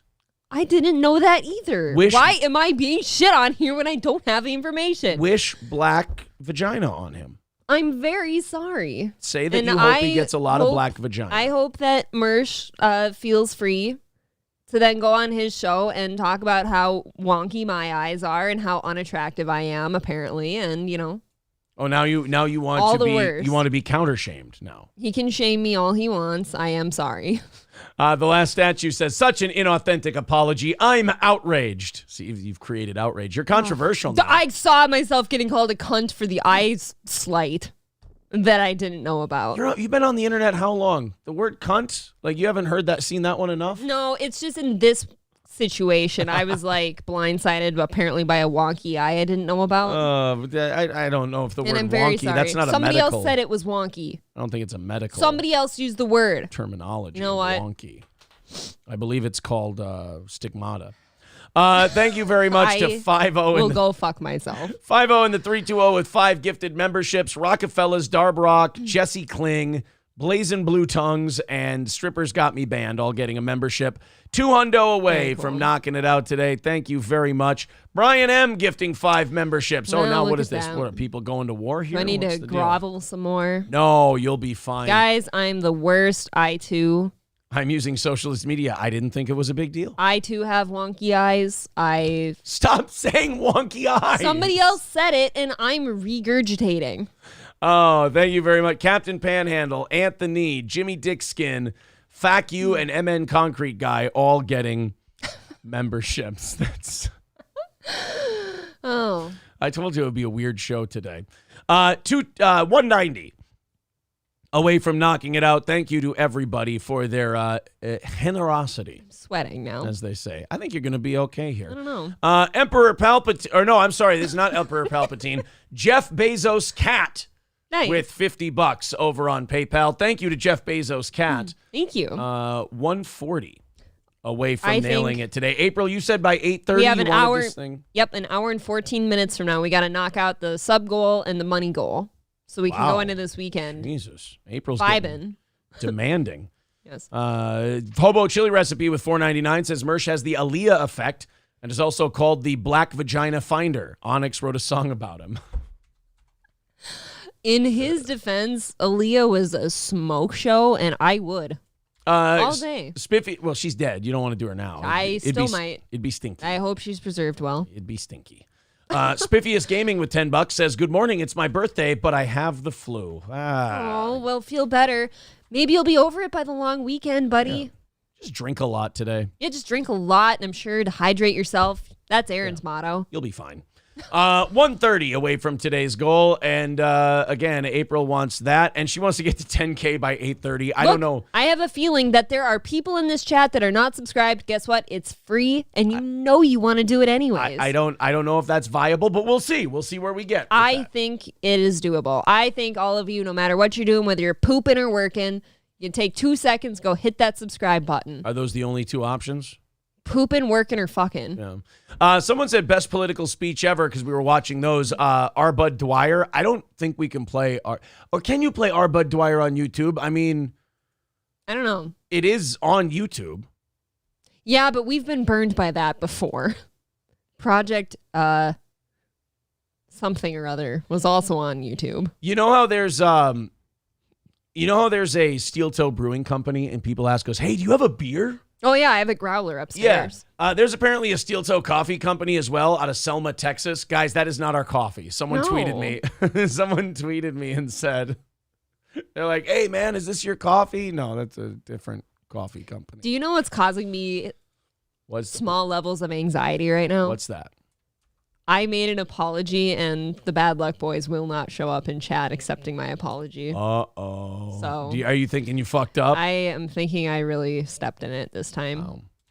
I missed the litter box on that one. Look, I would love to make you think that you're in some kind of trouble. I think Mersh has heard it before and maybe even made fun of himself. I legitimately didn't know. Yeah, I didn't mean it. So now I feel truly bad. I believe he's aware. If you were to pit check me right now, I'm sweating. I think he's okay. Okay. I think he's going to be all right. All right. But will I be all right? Well, I mean, it's... I'm going to spend that whole weekend stressed out that Mike Sheely is upset with me. It's a multifaceted answer. Okay. I think. Cujo with 1999 says, just cracked open my piggy bank for April. Aww. Oh, thank you, Cujo. Thank 115. I appreciate that. Away from nailing it today. Thank you very much. Groove Vinegar says, April and Mersh don't see eye to eye. Oh, man. I'm trying to now. I only want to look in his beautiful eyes. Papa Dan says he's not mad. He's just disappointed. I get it, but it is hurting my soul. Flex with $2 says 10 minutes. My son paid for a shout out. Still haven't come. I haven't seen it. I don't know what it is. Shout out. Was he saying he wants to make his son a VIP? He says 10 minutes or 10 o'clock. My son paid for a shout out, still haven't come. I don't know what you're talking about. Have you checked everything? Shout out to Flex's son. Streamlabs. I've checked everything. Shout out to Flex's son. He's a wonderful guy, and I am sorry. Farron on TV says, to be fair, that was Dr. Grande. So technically, I did not insult Mersh. No, you insulted Dr. Grande, though. Well, I bet Dr. Grande has a real big dick. Dr. Grande is a person, too. God damn it. Yes, Flex. Shout out to Flex Jr. Yes. Thank you, Flex Jr. Oh, he says yes, April. So maybe he did VIP his kid. I don't. And it's not showing up. Oh, is it on? If it's on Venmo, I apologize. I don't get those notifications, so I'll have to actually physically check. Streamlabs, I don't know. Yeah, I don't. Oh, I got another email from Alex Jones' wife. Or ex-wife. Do you guys want to hear that one on the show today? I'm getting nervous from every direction. Please help. I got another email from Kelly Jones. I think you're going to have to, discuss it then. Flex, I don't see anything from you, buddy. We are not seeing anything. I don't know. I'm checking everything, bud. I love Flex. So I do too. It's a good person. Yeah. And spreading the good word down in Australia. I will say, I believe he was one of the first Australians to really take a liking to this show, and there's been a whole mess of people down there now that I've sent shit to. Well, there's only 17 of them, and they all talk. Oh, no. Jesus Guys. Christ.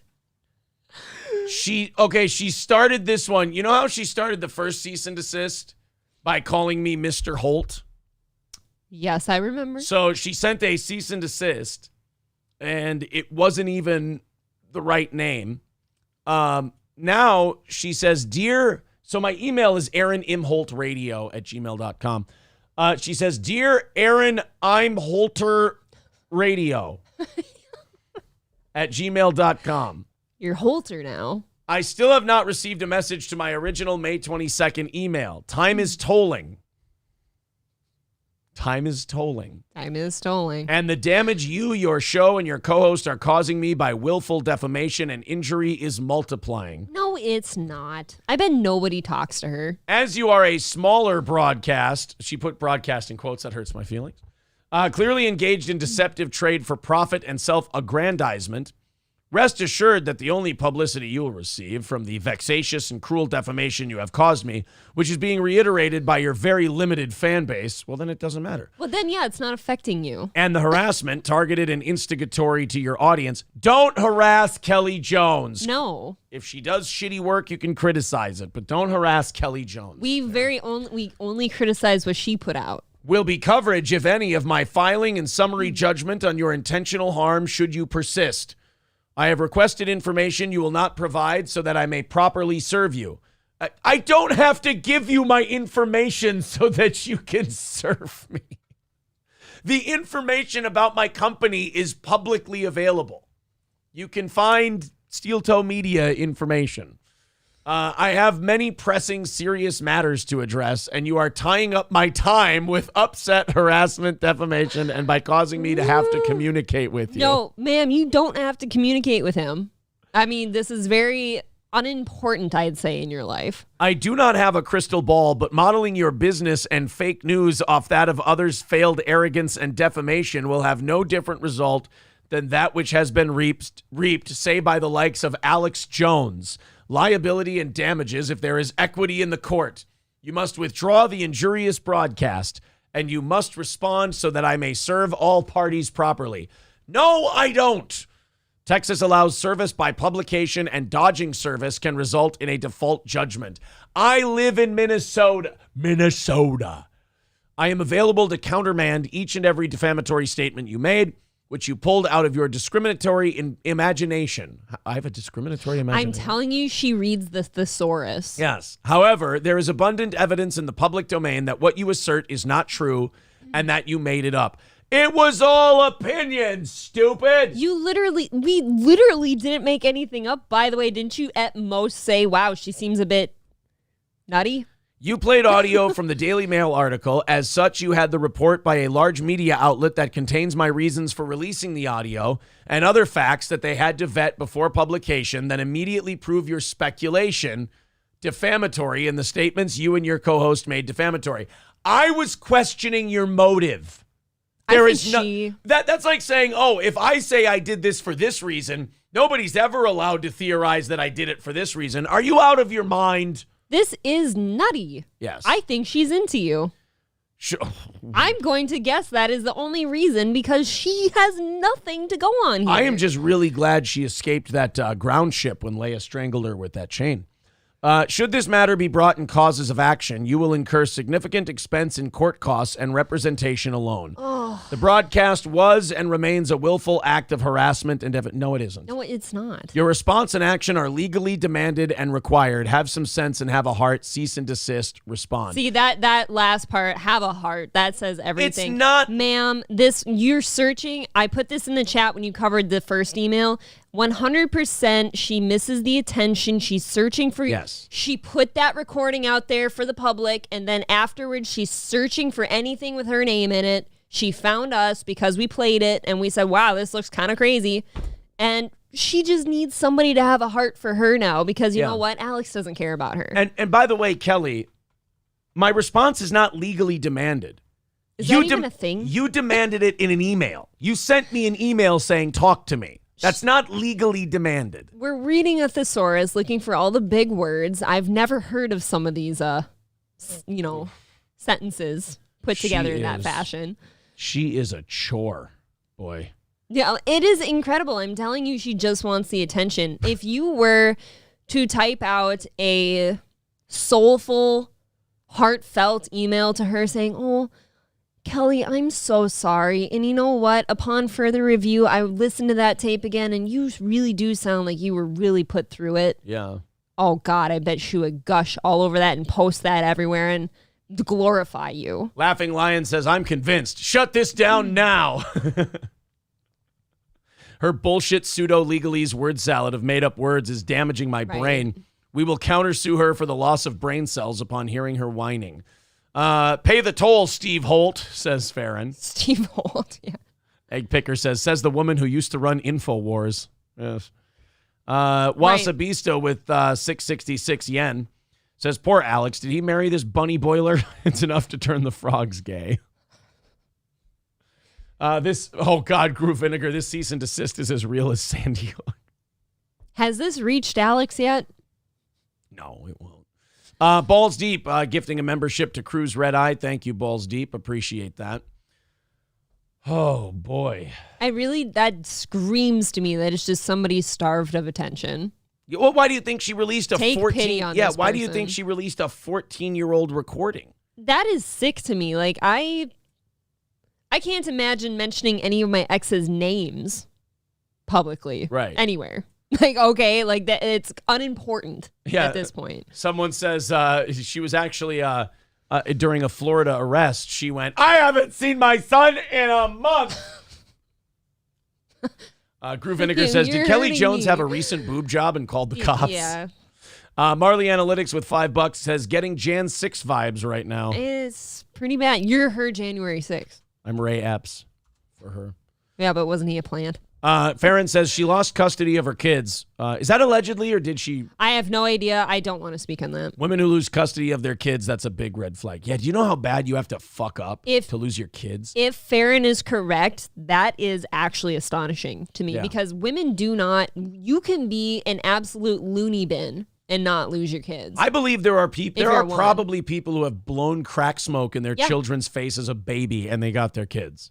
Absolutely. So, I mean, that is a really difficult thing for a woman to get her kids taken away. You got to try hard. And what she said in that email that she's in Texas, right? Yes.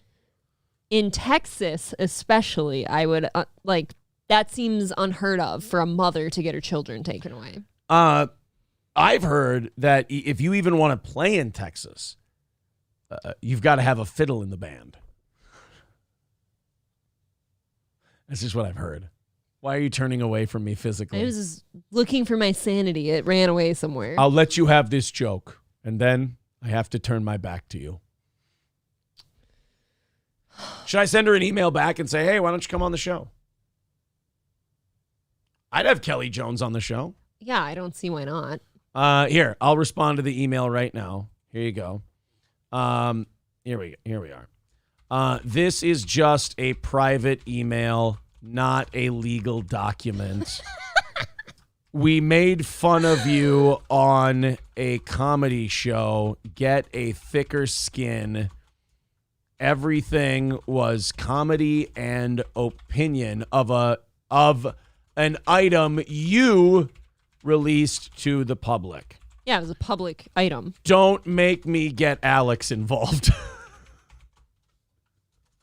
Why don't you come on our show and we can talk about what's really bothering you?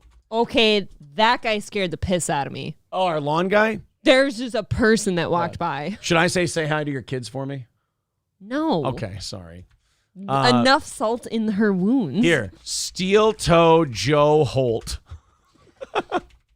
Steel Toe Morning Show. There you go. She's going to think my name is Joe Holt. Fucking dummy. All right, there we go. I just sent that off to Kelly Jones. Farron says, please, before you send, go to the thesaurus and change the words to bigger ones. Yeah, that would have been a great idea. Ah, damn it. I really do believe in my heart of hearts she just is sad that, like, she's not the wife of Alex Jones anymore, does not have the attention. Nobody is sympathetic towards her. And then, so she puts that video out there 14 years later as a Hail Mary, like, guys, I'm still here and I'm living this hell. And somebody hold me, and you did not hold her, and you're upset. Or she's upset. 105. I love that I said, don't make me get Alex involved. $105 away from today's goal. Thank you very much. April wants it knocked out in the next hour. I feel like you guys are on your way. It'd actually be shitty to involve Alex in that. I would not want to traumatize him by putting him through that. Wouldn't it be funny if he was like, I haven't put on my goddamn war uniform in a long time. Let's fucking do it, Joe. Let's fuck. Steel Toe Joe and I are going to war together. Now, if he called you Steel Toe Joe, you're running with it, right? You can call me cunt face McGay F word. I don't give a shit. Cunt face McGillicuddy. McGillicuddy's hack. You're a mean person. Craig says, yeah, Stut John was extra creepy until she told him she was remarried. What? Really? He hit on Alex Jones's ex-wife? Fuck, that guy gets around. Wait. So she's remarried and still insists on talking about how bad her ex-husband is? I guess. Isn't that fun? Unwanted Reaper with $10 says, just money. Oh, well, thank you. I like just money. And Hobo Chili Recipe with $4.99 says, did this woman go to prison, Malcolm, and start reading the dictionary to expand her vocabulary? Yeah, she started with aardvark. Aardvark. And then she got to the words black and white, and she went, wait, this is white folks' book, ain't it? $95 away from today's goal. Thank you, guys. You're within 100. Thank you for being so generoso. When she keeps mentioning your co-host, too, that was me that was on when we played that, right? Should I be shaking in my booties? You should be. You should be very upset. Okay. About the wrath that is about. I love how Kelly Jones believes that if you send them an email saying, give me all your information, that's a legal request for your information. I'm telling you, she's just trying to get here because she's into you. You think so? Yeah, because she keeps calling me just a co-host. She won't recognize that I'm your wife or a female or anything. I guarantee you she's into you. Send her the link. She tends to be into gentlemen with a large opinion and personality and a boomy voice. I see what this is about.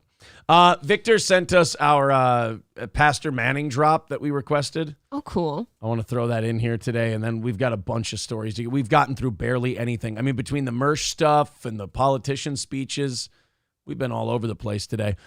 Victor already got us our drop last night of the thing that we requested. This is Pastor Manning from back when Obama was president. Here we go. Excuse you, it's Mac Daddy. The long-legged Mac Daddy. You freak, you homosexual, you man lover. I can't imagine us playing that a lot. No. I can't imagine. That'll never get played. Ladies and gentlemen, Kelly Jones's opening arguments in court. You freak, you homosexual, you man lover. And you're sitting there like, okay, and Really?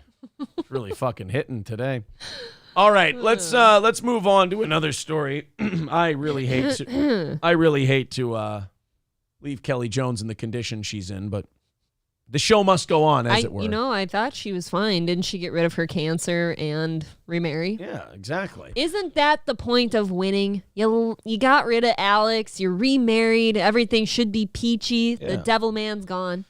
Make sure that you hit like. Make sure that you hit subscribe. We do appreciate it. Thank you very much for your support. Especially hit subscribe because, like I said, we are about 175 away from 10,000 subs. Thank you. And share the show and tell everybody how great we are, even if you have to lie. Let's go to a prank story, a news story out of North Carolina, where graduation's happening across the country. Sure. So you're getting senior pranks. And it just seems like senior pranks now are a lot more lacking than they used to be. For me, for a senior prank to be good, somebody has to go to jail. It's got to be something that the cops could come and arrest you for. I had a couple that were pretty good, but no one went to jail. Okay, what were they? I'll tell you if they were good or not. Okay, somebody put the entire principal's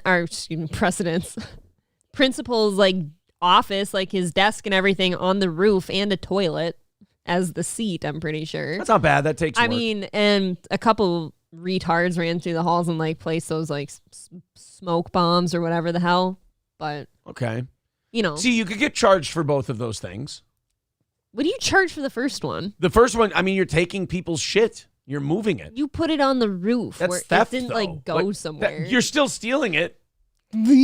It's theft. So that's not a bad one. You can go to jail for that. And putting smoke bombs in the hallway, theft. that could be vandalism. It is still on property.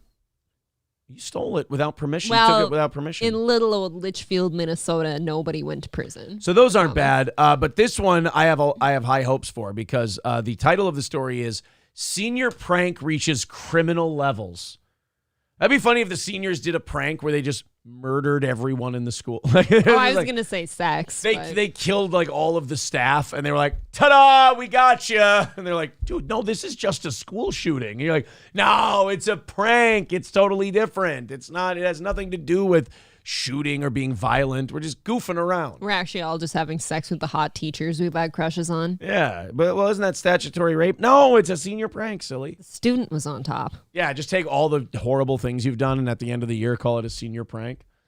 It's I've actually been, I installed a software bug that takes 2 cents out of every lunch transaction. I've actually made $300,000 this year. And you're like, wait a minute. That's my college fund. You're like, that's theft. And you're like, no, it's a senior prank. It's totally fine. It's long form. Yeah. That's great, actually. You bullied that kid and he necked himself at the end of the year. Right? What a prank. See? Ta-da. Your parents don't even really not love you. I made that email up. Oh, it's too late. Prank's over. That's too bad. You ruined long-standing relationships and marriages and shit in the school staff. Hey, you know the head of the cheerleading squad? You didn't really have a miscarriage. I poisoned your lunch. It's a prank. I pranked you. It's a senior prank. How good is that? Yikes. Oh, that is funny. You did some bad things in high school. Hey, that night I was feeding you fistfuls of booze? Yeah, I actually got you pregnant 3 weeks earlier and you didn't know. That's why you said you got your period at a weird time. It was actually a miscarriage. It was a senior prank. I'm against it. Wow. Well, let's see what these kids did. Was it as wild and wacky as what I just said? Tonight, a senior class prank goes too far in Union County, and now authorities are looking to charge the students responsible for destroying school property. Twin City News anchor Morgan Francis joins us now in the studio. Morgan, how much damage are we talking? Well, Brian, the early estimates put damages in the $20,000 to $30,000 range. Fuck. It's a good prank. Bravo. It's a good prank. I like it. How do you get time to do that, though? How'd you get in there? You're a high school senior. You find a way. Life. Somebody had to let you in, though. People walk schools. Are you saying the janitor's in on it? Somebody is. Oh, this was an inside job. This was a wayward janitor who was letting those kids in to settle an old vendetta they've got against the prisoner or the principal for not giving them a goddamn raise 6 years ago. Yeah, if we have a janitor in this story that says, oh, they duped me, ma'am. They stole the keys off me. And yeah, he's in on it. The Union County Sheriff's Office is saying this was no senior class prank. This was vandalism. And fortunately for authorities, potato, tomato, tomato. Let's call the whole thing off. You freak, you homosexual, you man lover. I just like the drop. it was all posted on TikTok. Of course. In a video posted for everyone to see, students are seen walking through the halls of Sun Valley High School, trashing the place and taking pride in it. It's a pure criminal act. This is not a senior prank is something that we're used to. A senior prank is not this. It was more than just toilet paper. Flour dumped in the hallway, a busted exit sign, classroom furniture thrown into piles. Okay, that is just kind of breaking shit. I would say the breaking the exit sign's kind of a dickhead move. I think when you, like, a prank is supposed to be something that has, like, a comedic end to it, right? Right. There's nothing comedic here. To me, the toilet paper is fine. The flour is fine. Shit like that you can clean up. Yeah. That's okay. But if you just go like, hey, it's a prank, smashing windows. You're just going through with a baseball bat. Yeah. Hey, the whole school is on fire. What's going on?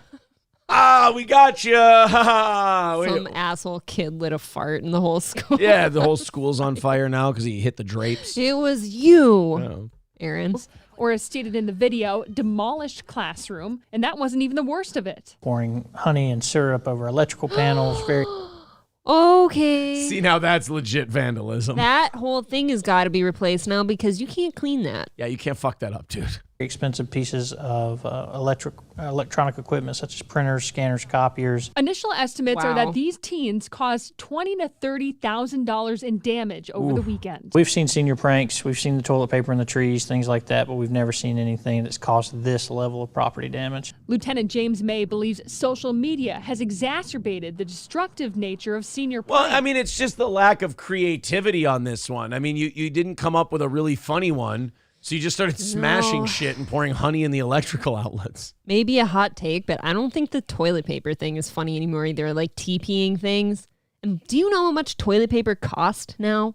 What a fucking Dude, waste. that is such a 30-year-old's take on a 16-year-old's I hate buying toilet prank. paper.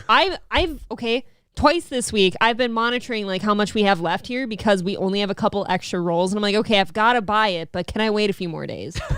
Seriously, I hate it. Social media, while it's got a lot of positive uses, has Negative. made this more of a competitive event. One part of the video shows 4 students walking around with another one taking the video. At one point, Okay, one see, now that's funny.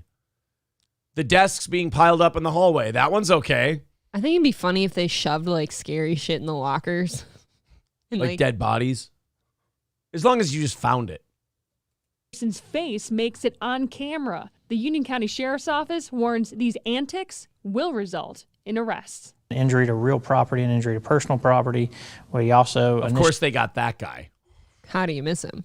initially in the investigation, we That red considered sweater. felony breaking and entering. There's some trespassing charges that are applicable. Now, they have identified several so far. They plan to review the footage to see who is all involved and who specifically caused the property damage. They're hoping by midweek to charge those responsible. Yeah, I kind of went into this story wanting to get the kids back. Like, come on, it's just a prank. What are you doing? But yeah, you guys kind of fucked up there. Yeah, I mean, like I said, a prank loses its like validity when it's not funny anymore. I mean, when it gets to like legit, like you're committing crimes, what can you do? Can you, God, that would make me so nervous going in there and seeing anyone that I was with. Like, I'm over here with the toilet paper and the balloons and stuff and stacking desks, and then I look over to my right and my friend is pouring honey on a circuit breaker board or something. I'm like, I have an idea. Let's smash all the okay. fucking light bulbs and light this place on fire. Thanks. Now I'm going to jail. I don't think that's the way we're supposed to be doing this. Wasabista says, I'll bet half of them were FBI plants.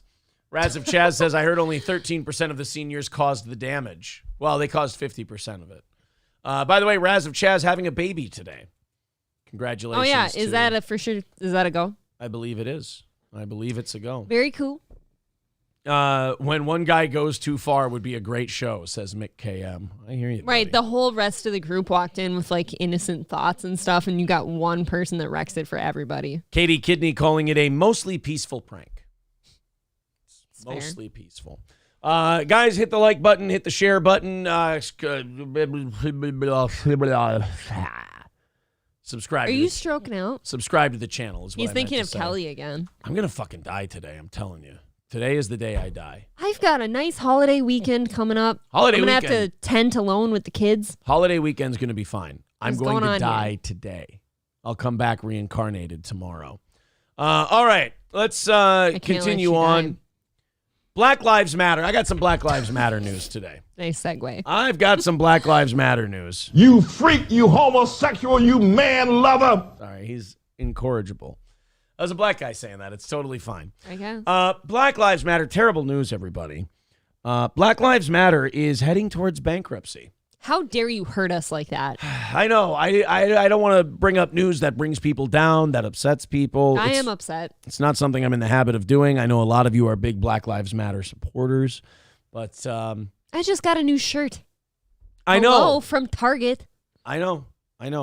But it is, yeah, people in the chat already, oh, no. Laughing Lion says bank loans matter. Bank loans matter. Yeah. So Black Lives Matter is going bankrupt, but don't worry, everybody. Okay. They are still paying out millions to their board, and they still have their multi-millions of dollars worth of property. I thought they had to give up some of their properties, like sell it or something. No, because they did it the right way. They paid the money to Patrice Couleur's boyfriend or ex-boyfriend or whatever, who ran a consultant firm. And Black Lives Matter paid a consultant firm millions of dollars. And then that consultant firm just happened to buy Patrice Couleur's a giant mansion. Well, isn't that fun? And So, convenient. Technically, that's okay. Black Lives Matter Global Network Foundation ran an $8.5 million deficit and saw the value of its investment accounts plummet by nearly $10 million in the most recent tax year, according to financial disclosures. I mean, if you're a charitable organization, your financials are public record. The group logged a $961,000 loss on a securities sale of $172,000, suggesting the charity weathered a staggering 85% loss on the transaction. And guess what? What? I bet you somebody wrote that off on their taxes. Obviously. Yeah. In other Wouldn't words, you? BLM raked in millions and millions of dollars, distributed a little bit to some local organizations, but mostly just spent the money on themselves, bankrupting the organization in the process. Could we then blame Black Lives Matter for things not improving around this country? They're definitely part of the problem. They are part of the problem. Yeah. They all moved to white I mean- neighborhoods and left everybody to fend for themselves. I think, honestly, this is a sincere reason. If you are a black citizen who wants to have your life improved and you've donated, you should be mad. Black Lives Matter is the Jerry Heller of civil rights. Whew. Here's some of the money management practices that led to BLM's impending insolvency. Get ready. We're buckled. Do you guys like hearing about financial mismanagement of a charity that claims to be fighting racism? Then you're going to love this next couple paragraphs. Absolutely. The financial losses come after a year of missteps and setbacks for the embattled charity. Not for Patrice Couleur's, by the way. I believe she's up to 3 mansions now. Yeah, what's her net worth? In heavily policed neighborhoods, by the way. I'm sure it's a gated community. She's doing very well. The financial losses come after a year of missteps. Black Lives Matter raised just $9.3 million last year. Boy, I wonder if that has something to do with everybody finding out that they're allegedly embezzling pieces of shit. Yeah, but to me, even like the fact that they get 9.3 million, even with those allegations out there, Okay. seems like a lot. But that's 88% down from the year before. That to me is insane. Black Lives Matter was forced to shut off its online fundraising streams in February 2022 due to compliance and transparency issues in several liberal states. So to be a 501c3, to be a charity, you have to follow certain rules. You have to file certain paperwork. Sure. And they weren't doing that. And these states said, you can't raise money in our state because you have not met the requirements for being a fucking charity. You can't raise money here. So they had to shut that down. So were they just lazy or something? Because isn't that like... Whoa. I mean, Jesus, we don't have to get stereotypical here. I mean, the bigotry coming out of nice tits dress over there. Oh, because you have blonde hair and great tits, you can... No, I'm sitting here saying, like, isn't that just bare minimum? Just fill out your paperwork. It's not like, late. You could have just filled out your paperwork. I don't know how much of it is... No, because they weren't doing things right. So if they would have filled out their paperwork, either they would have had to lie, which is a crime, or if they told the truth, they'd be like, you guys aren't a charity. You're, like, basically embezzling money. What the fuck are you doing? So no, you could have done the bare minimum, like donate the bare minimum to certain things and called yourself a charity. The whole point of this, though, was like Patrice Kalours and everybody else saw the money coming in and they couldn't stand, like they're such greedy bastards that even though they had this charity that was supposed to help inner city black people, they saw the money coming in and they went, I can't give this to other people. I have to, they're watching a like $50 million parade go by and they can't help themselves. They're like, I have to grab some of the millions. Can you, if somebody handed you a suitcase and you opened it up and there's $90 million in it. Right. What are you doing? All of your problems are solved. They just couldn't. They just couldn't help themselves. They're like, you know what? I know I'm supposed to be doing good with my charity. I need this. I have to have some of this money. You have to. It's tasty. If you're going to start a charity, you have to do some introspection first. Oh yeah. And you have to look at the mirror and go, okay, I'm going to start this charity, and this charity is going to be hot. Am I too big of a piece of shit to start this charity? And you have to be able to be honest with yourself. Mm-hmm. If you said, Aaron, do you want to be the head of a charity that rakes in $90 million a year? And I'll say, well, how much are you going to pay me to run it? And if they said, we're going to pay you $750,000 a year, I would go, okay, I could do that. Yeah. I could run that charity and I would run it by the book. I would run it clean. It's fine. If you said, Aaron, we're going to have you handle a $90 million charity and we're going to pay you $30,000 a year, I'd be like, I'm going to rob you blind. I can't do this job. Suck my dick. Yeah, I'm not fucking doing the job. Because I'll get in serious trouble. I would say that if the majority of people were asked that, if they were being honest, they would have to say, no, I'm a greedy piece of shit and I would take money. I would. If I were getting paid $30,000 a year to run a $90 million a year charity. I can't watch you guys get $90 million and not steal. It's human nature to be greedy sometimes. The group has blown through 2/3 of the $90 million it raised in the wake of George Floyd's death in 2020. BLM spent about $12 million of those funds on luxury homes in Los Angeles and Toronto. The profligacy, where is it? Did not abate in the 2022 fiscal year when the charity dropped more than $10.5 million on contractors, much of which went to companies linked to Kalours' friends and family. How do you do that and think that, oh yeah, I'll never get caught? Well, because technically what they were doing was not illegal. Like, she did it in ways that were shifty, shady, and disgusting. Okay. But not illegal. I'll give a very small town, small world example. Let's say that someone was running the 4-H. Shut the fuck up. Let's say, okay, I'm running my 4-H. I'm running the Litchfield Satellite. Well, you can't tell me to shut the fuck up and then go with my idea. Well, I can't. I just okay, did. Chad. I never did that. Okay, I'm running the Litchfield Satellites as I have, been known to do sometimes. And don't feed me no lines and keep your hands to yourself. The Litchfield Satellites. We took in lots and lots of money from multiple donors in my humble little town. So, already little farm town people giving all their money to this cool kids organization. They're like, yes, invest in our youth. And I start showing up in fucking expensive clothes. Suddenly I have the nicest vehicle at school. Meanwhile, the 4-H is reusing horseshoes.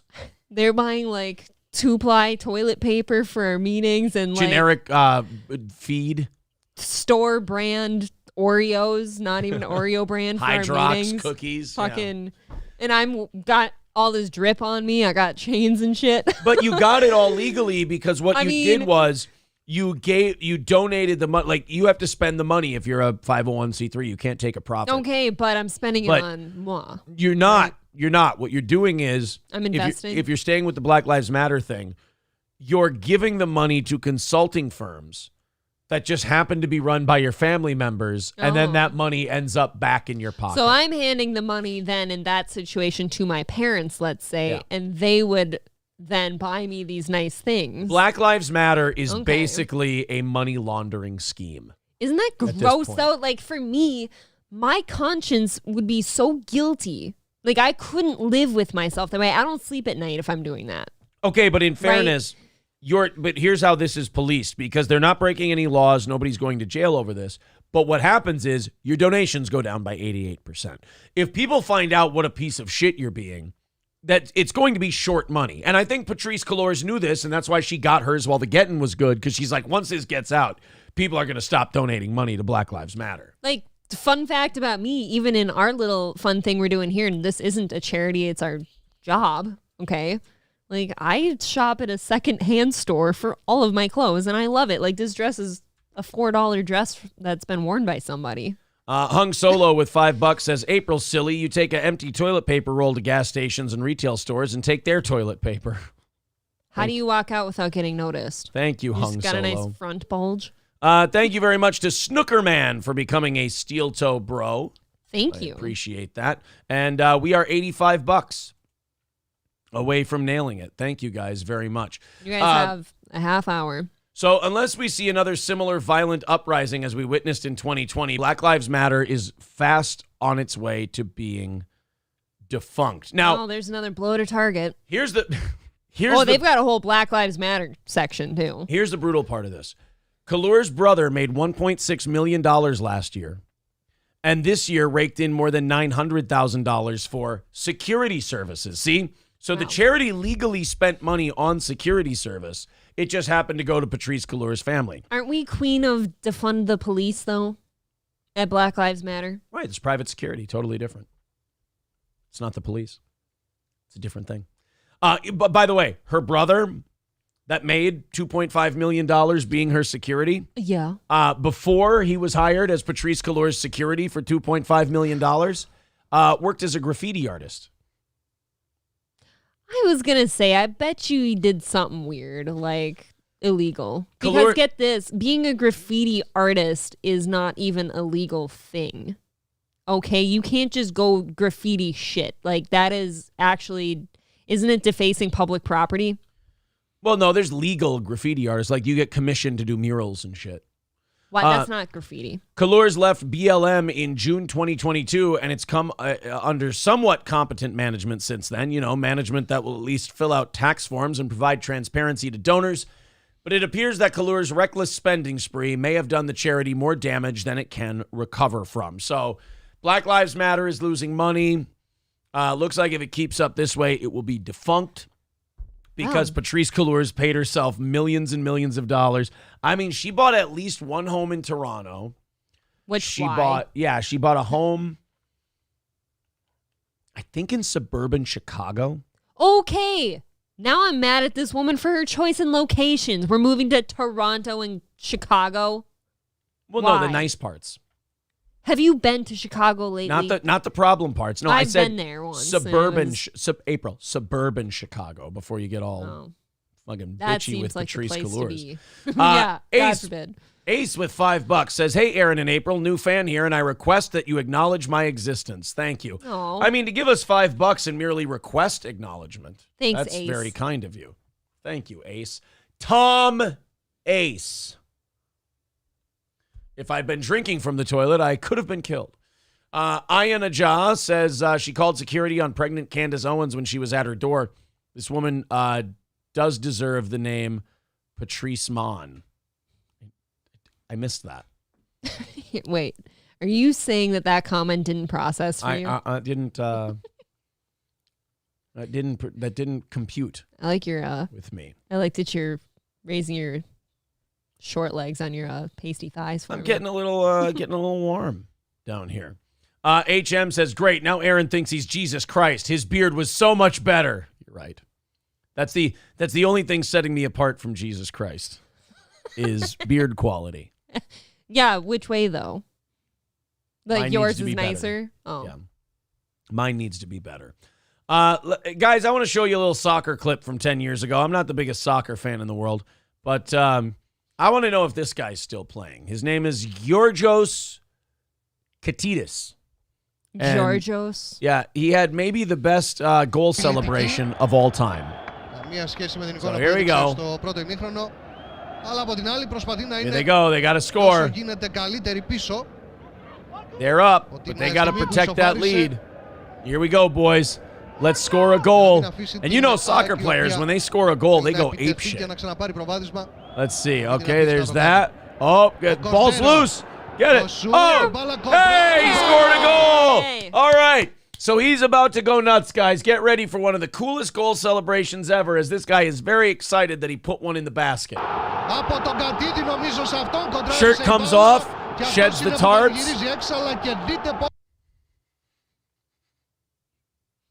See this tattoo? It means not welcome. Uh-oh. Wow, that guy really happy. It's ultra happy. He's saluting from both directions. That guy is very excited to have scored a goal. Holy shit. Wow. He's still going. He would not put that salute down until there were about 8 guys on his back. Well, would you? Well, I mean, he's... You got to wait for the men to get on that back before you stop saluting. I actually got an update on this guy. He's actually serving in Kiev right now with the Azov Battalion. So... Oh, I heard we gave him things. I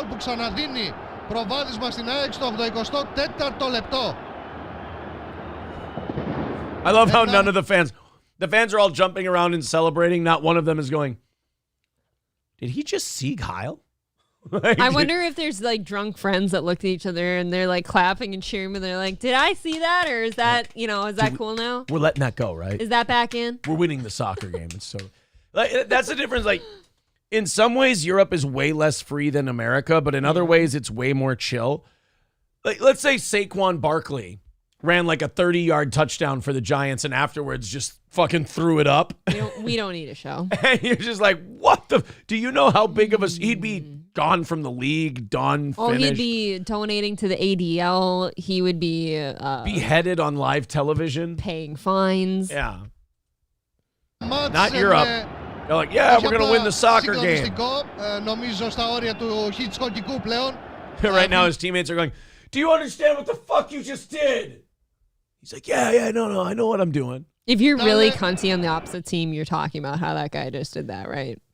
Like at the press release, you're like, well, yeah, okay, they might have won, but did you see that guy? This could only be better if it was Germany versus Israel. Με την ΑΕΚ να ισοφαρίζεται στο 75 και στο 84 να ξαναπαίρνει προβάδισμα. Δείτε τη φάση. Are they going to show his? This is so satisfying. They're not showing his celebration, unfortunately. You got a lot of video left. No, I checked. They didn't do it. I got to... Here, he scores the goal. Ο Κορδέρο. Το σου, την μπάλα κοντρά. Yeah, fuck yeah, I scored. Suck my dick. Why does this shirt come Guess what team I'm playing for? Oh my, that's not how we celebrate a goal. Why is it always that the shirt comes off? By the way, like with men, it's always, yeah, let's take my shirt off. Let's fuck. Like, D. Gulag says, it's just a prank, bro. I'm trying to show how bad that looks. Yeah. Okay. I was trying to show people what a terrible thing to do. Farron says, oh no, his teammates would definitely do it too. Seems like he's doing fine. Yeah, I've never heard of that till right now. Did you find that on like Cringe or something? Yeah, that was on Cringe. Yeah. Wasabista says, I do not see what they're upset about. Oh. I'll get it. That was I do not see. That was a kick to the right side of the goal. That was look, he was just trying to rile up his teammates to. Boy, that game was a gas. Really was. Really was. Thank you to Wildcard for the $10. Appreciate that, buddy. $10 over there on PayPal. Appreciate that. April, you wanted to knock out today's goal by 8:30. And it is 8:03. It is 8:03, and we are $70 away. So we can do it. It looks as though April's wish could come true. Let's see if it does. So many of those today. Yes. Ron DeSantis announced his candidacy for president yesterday. Why didn't I hear about it? Because it was a shit show. I just realized I forgot, but it's not for like lack of being excited. It's I didn't see it anywhere. Ron DeSantis decided, and this was such a cool idea when they announced it. No, it wasn't. He was going to announce with Elon Musk on a Twitter space. I hated that from the minute I heard it. Oh, man. I said that on an evening show. Like, how stupid. What I was kind of thinking about it was like, oh, that's new. That's social. You know, he's involving social media. The 36-year-old thought it was hip, guys. I mean, I didn't think we had to be so hurtful about it, but I said on the evening show when you announced that, I'm like, that is the stupidest, like, lowest class thing. Like, you're announcing your candidacy for president on Twitter. He tried. There were glitches, there were dropouts, there were problems. It was a nightmare. Good. It was not exactly Trump making his elevator speech announcing that he's running for president. But he has an interesting slogan. It was kind of a fuck you to Trump, his campaign slogan. Make America shitty again? Or what? Yeah, that's a great slogan. That's one you should definitely embrace. Somebody would buy that. Make America Florida. Wow, you really just don't like the Ron DeSantis campaign so I'm far. I'm upset by him. I like this guy. I think he would do a great job. I think he's going about it the wrong way, and I'm losing hope already. Well, somebody said Trump posted a hilarious troll of it on Truth Social. Yeah, he went hard on Truth Social on Ron DeSantis. Is he going to Sanctimonious or Meatball Ron? Which one is he going with? Meatball Ron. You like Meatball Ron? If he ran as Meatball Ron, I'm back in. Katie Kidney says, April, you didn't hear about it because there isn't a video. Twat Spaces is audio only. You don't like that? No, I think it is absolutely shitty and stupid and lowbrow and low class to announce your candidacy for president of the United States on Twitter. Go fuck yourself. Would you like to watch? Do better. Here's his campaign announcement. Here's the official announcement. Nobody likes dealing with That's not. This is with group health insurance. It's not a group health insurance. We got to get past the ad. Here we go. Our border is a disaster. Crime infests our cities. The federal government makes it harder for families to make ends meet, and the president flounders. But the Klein is a choice. I will Sebastian. You see, because it's, I don't know how. I don't know when. I think we can start all over again. Just wait and see. I can't wait to be part of your world. Thank you. Oh, congratulations. You and Trisha Paytas are the same person now. Now, when I'm way up here, it's crystal clear that now I'm in a whole new world with you. Yeah. Ladies and gentlemen, I am announcing my candidacy for the president of the United States. Everybody wants to be a cat. This does nothing but Disney songs. I hate you right now. I will say this, ladies and gentlemen. I know that you think this country has a lot of problems. But when there's something strange in your neighborhood, who are you going to call? Ron DeSantis. I don't know. No slaves. There's no case too big. No case too small. When you need help, just call. Ron DeSantis. Can you do a DuckTales parody for him? I hate suck dick. They're all poor like Obama.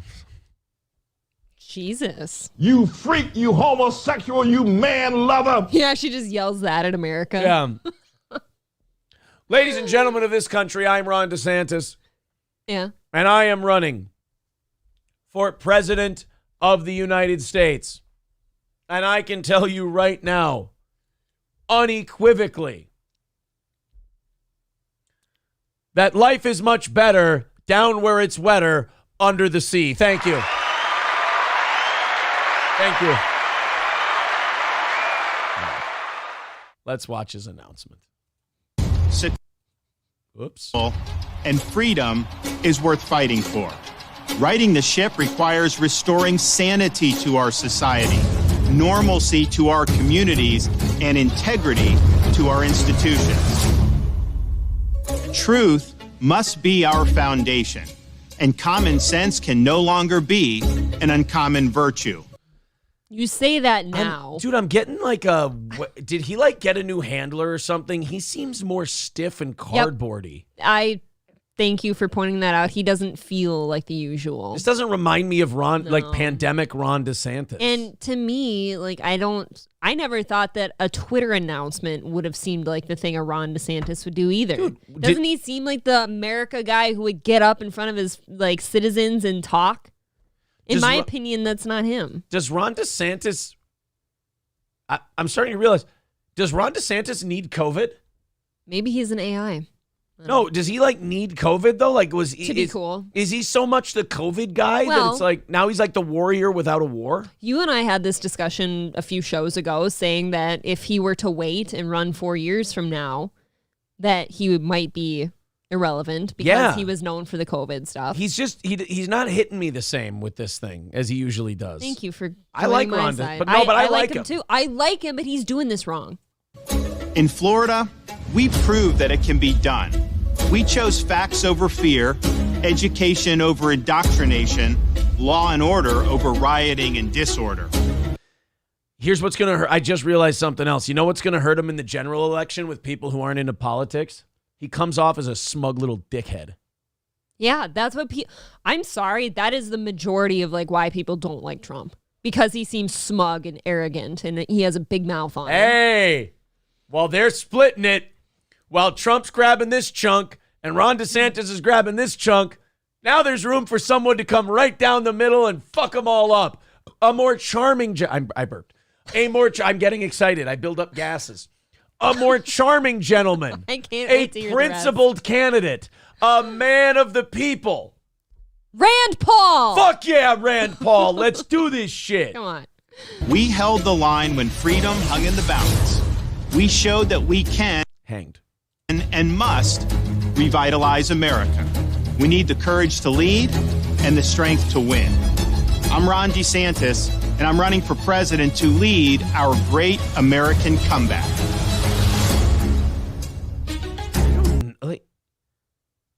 I didn't like it. I have to ask a question. Yeah. Is Ron DeSantis a wiener guy? That seemed a bit wienery.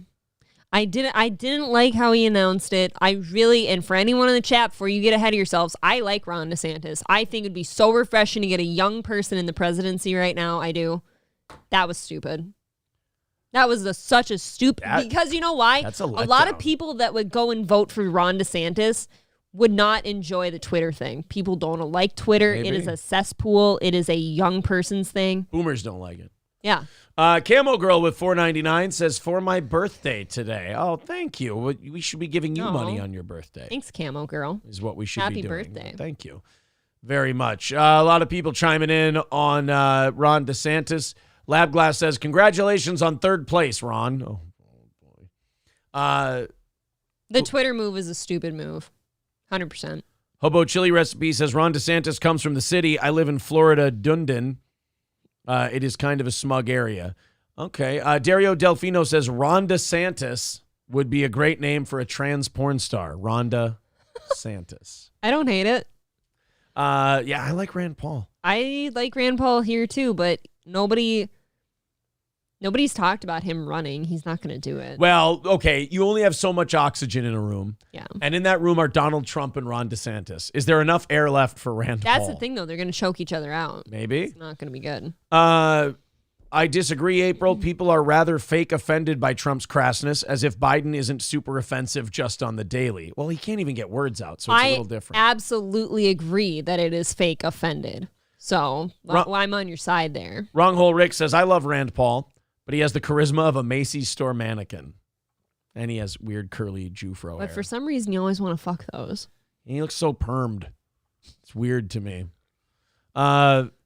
His first move would be to make Cuba part of Florida, says Brian. Ron Kind is the wrong kind Paul R. Nelson for president. That is an old O&A callback. Trump has spoken to Paul about being his VP multiple times here in D.C. on the DL.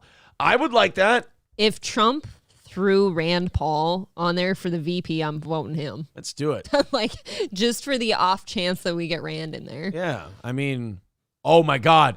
This is fun. Remember, like, Dr. Fauci, say what you want about him, but he's not a stupid man.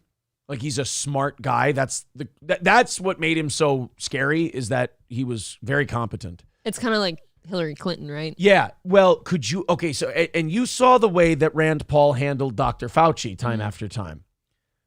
Get ready for this debate. He has to make Rand Paul his VP now. The one debate we get during the election between the vice presidential candidates. Rand Paul versus Kamala Harris.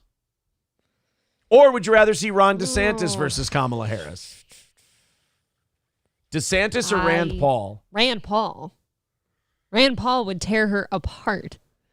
Yeah, and he doesn't let his dick get in the way. Like, he kind of sticks to his dick the is topics. Reasonably sized and sits in his left pant leg. Sits in his pants, nice and organized. You know, does your dick go to one side or the other? Or is it in the middle? Sometimes, depending on what pants you're wearing. Yes, that's why I like to wear basketball shorts. Everything can kind of hang.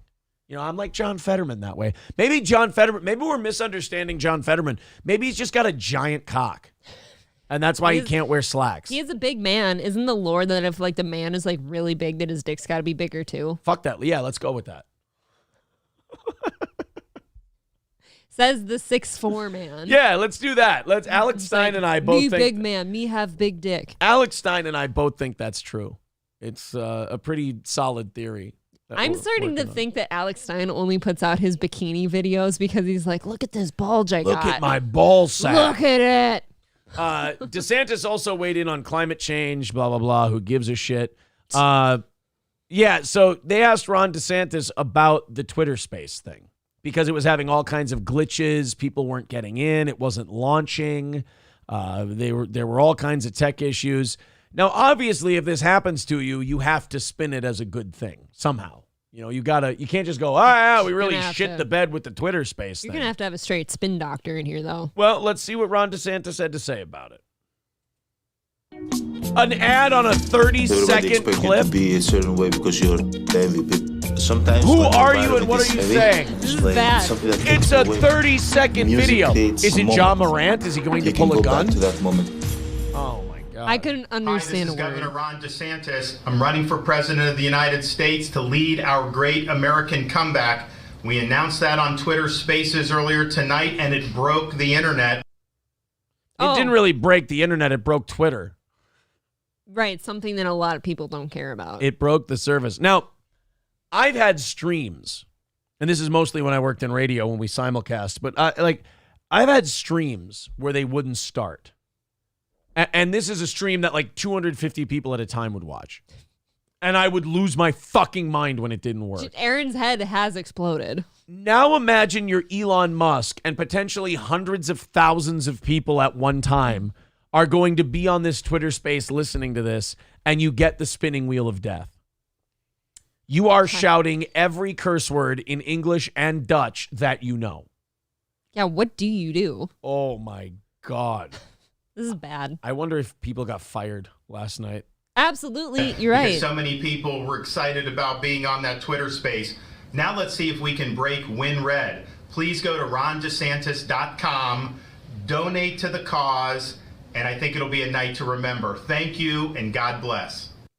He looks different in the face than I remember. Doesn't he look kind of scrawny somehow? I'm saying he looks more cardboard. Have I been seeing an AI of him the entire time? Have I been seeing Ron DeSantis through COVID-colored glasses? Which is what color, by the way? That's like a shady gray. D. Gulag says, in his defense, there were over 200,000 people listening. Oh, no, I'm sure it was very big. But, yeah. Yeah, but think of how many more people would have watched it if it was straight up on TV. Mr. Approachable says, God damn it, Gary, why can't we get decent internet? That was Elon Musk last night yelling at Gary. D. Gulag, people are asking if he said, did he say break wind? No, he said break win red. To which, by the way, Gary would have announced, I don't believe in the internet. Fuck that shit. Internet's a rumor. Farron on TV says any PR and candidate consultant would immediately tell Ron to lower his voice to sound more authoritative. He sounds like a goober with the high voice. I agree. He doesn't seem right. Like, he doesn't seem like he has that, like, authority that he usually has right now. I really like him, and I don't know why, but he doesn't. Is he one of those guys who's like, I have to run for president, so I have to take some of my edge off? Because I liked him for the edge. I agree, and I hope that there's a lot of this conversation happening and it gets back to him and he fixes it. Because what I'm hoping is happening to us right now is that we held him in such high esteem, like on a pedestal, that like we were set up to like, we're expecting this big like America fuck yeah moment. And it wasn't what we wanted. What happened? Why did you stop talking all of a sudden and start laughing? What happened? What? What? There's been an explosion. Why did you, but it broke your concentration. Why weren't you able, I mean, as a broadcaster, you have to be able to get your thoughts out to people. You're in communications. What happened? Usually I let said explosion slide, but usually the other person next to me doesn't look at me and you got really giggly, though, and you lost your train of thought. People are going to think you're some just chick on a show now. No, I let them all slide except that one. I farted in the middle of April talking. And usually this happens a lot, guys, and I'm a professional and I don't look at him or anything because I know what just happened. But this time you like moved. Yeah. And you looked at me and smiled. I gave you a little hint. You fucking asshole. Well, don't worry. Your fairy godmother just gave you $70 over on PayPal. April's fairy godmother. Thank you. With $70. And then, hold on. This one's probably on Streamlabs, so I want to read the comment that accompanies it so I'm not a, ungrateful piece of shit. A stinky piece of shit. You do smell stale. No, this was just, never mind. It was just Derek with $80. Damn, you guys. Thank you very much. You guys are You guys are now $80 into tomorrow's goal, which would make it $270. Which means we can knock that one out by 8 a.m. tomorrow. Yes, there you go. Thank you very much, Derek and April's fairy godmother. The goal has been knocked out today. Thank you. And it's 8:21. So they did it before 8:30, April. There you go. I hate that you had to shit your pants in the middle of what I was saying. I'm sorry. Was it any good? Stunk. really stunk. Your take or? No, I could taste it. I was just telling you what I thought of your opinion. Smell very stale today. Yeah, well, I'm a stale kind of guy.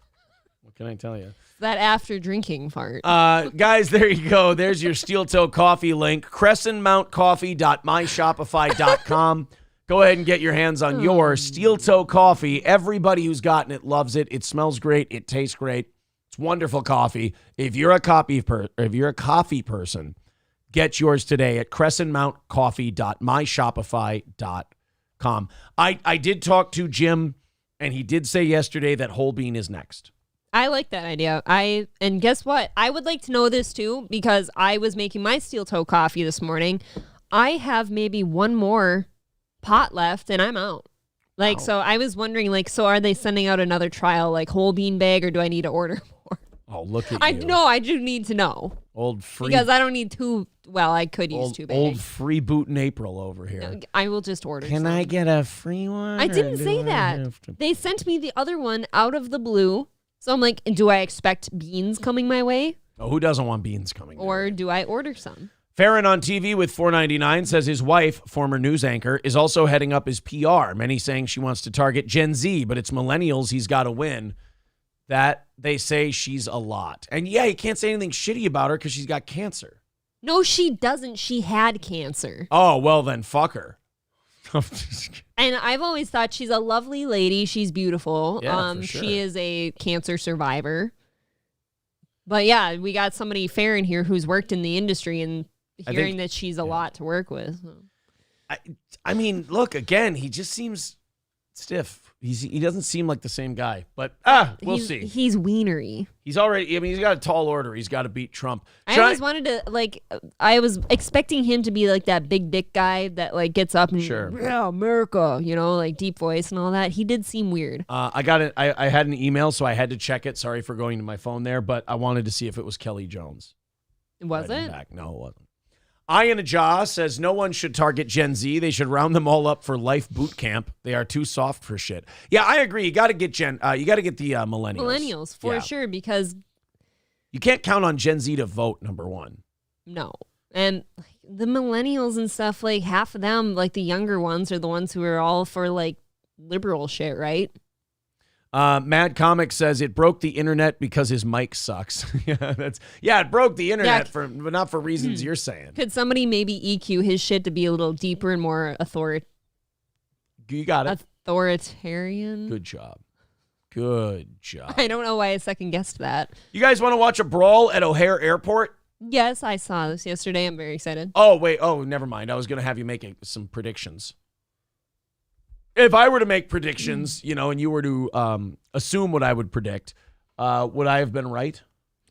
Hasidic Jews wearing business suits and with their little toy poodles in their satchels.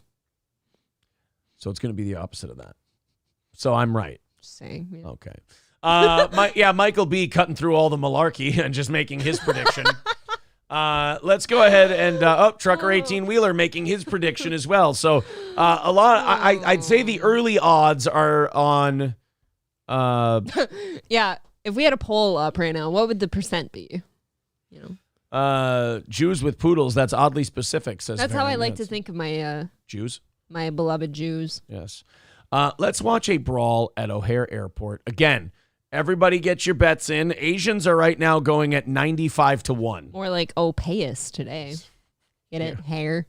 No, I don't understand. Explain it to me, please, with interest. Oh, hair. And, like if it was Opayus. If it was an airport full of Jewish people, they've got the payas going on. Yes, of course. Let's go ahead and watch a brawl at O'Hare Airport and see how things were at the airport yesterday. Well, that's not the right You know video. what? That's, It's mixed. I got to be honest, guys. That's a combo platter. This one's dad does not talk to her. Oh. This guy doesn't know his father. This guy throws sissy arm punches, I guarantee. Anyone in a lime green hoodie, yeah. For being a race that people generally associate with, don't fuck with them. Every time I see black people in like a fighting situation, I see the gayest fucking arm punches you've ever seen. They don't throw punches well. The effectiveness in these things is in numbers. It's like a wolf pack, right? But the actual, when you see that, they're like, and you're like, is this supposed to be? I have a theory that goes with what you're going with. I just don't think I can. All right, say it. guys, let's get fucking canceled. I can't say it right now. Go ahead. What's the theory? Well, usually when you hear of like the crime statistics sure. and stuff, it's not punches, and maybe there's a reason it's not punches, and that's because they're not good at that. They're very good at other things. I pick up what you're putting down. Yeah, see, the arm punches, it's fucking terrible punches that guy in the... Oh, did you see Whitey went for a power bomb?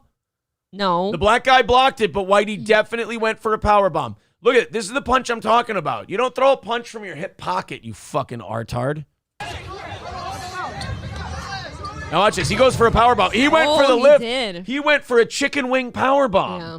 Or a double underhook power bomb. That's a white man's move, right? That's a white man's move. You see a wrestling move, that's a white guy fight. He should have, what he should have done? What if he was a Booker T fan? Oh, then you got to axe kick him and then do a spinneroonie. Oh, get it? Axe? Yeah.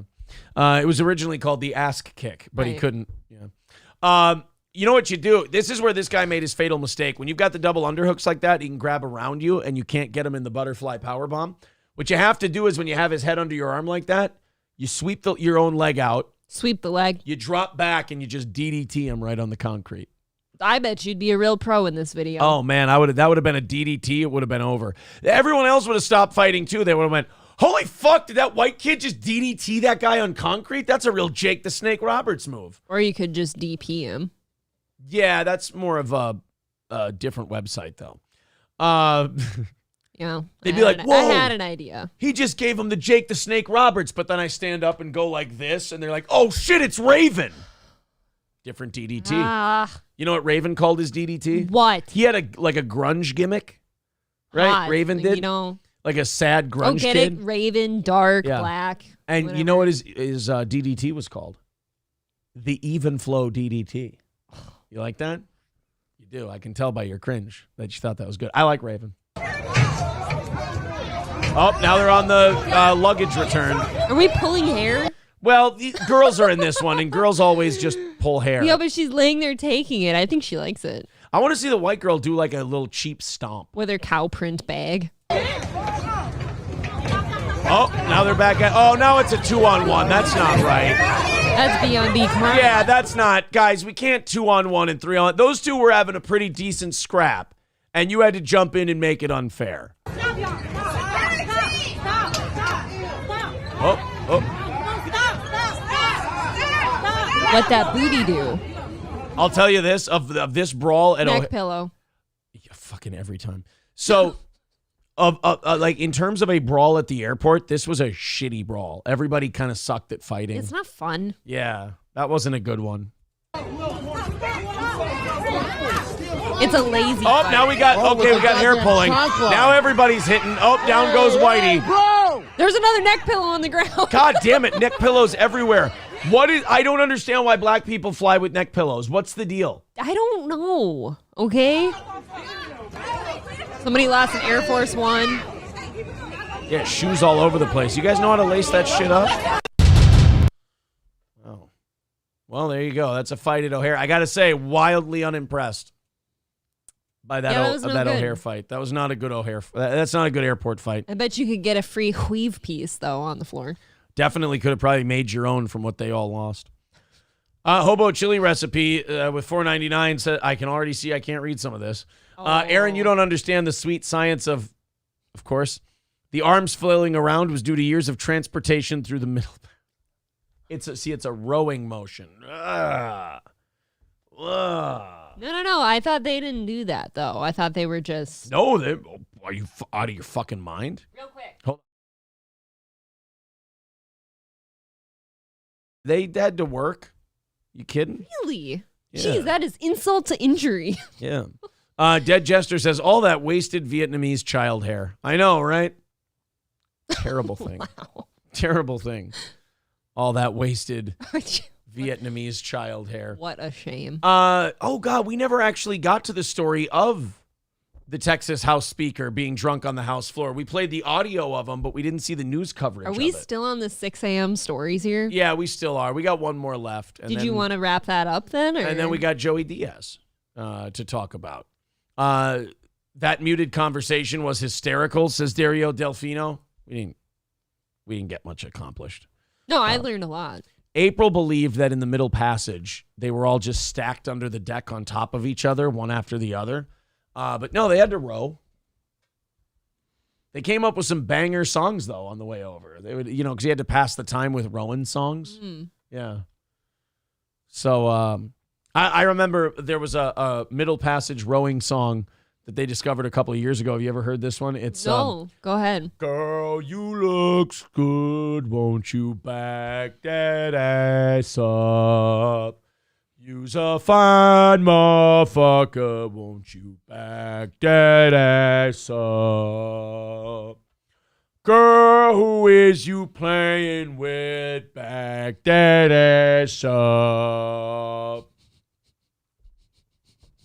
You never heard that rowing song? No. Just wondering. Papa Dan says, wet ass pussy was actually made on the ships. Yes. That's actually, that's true.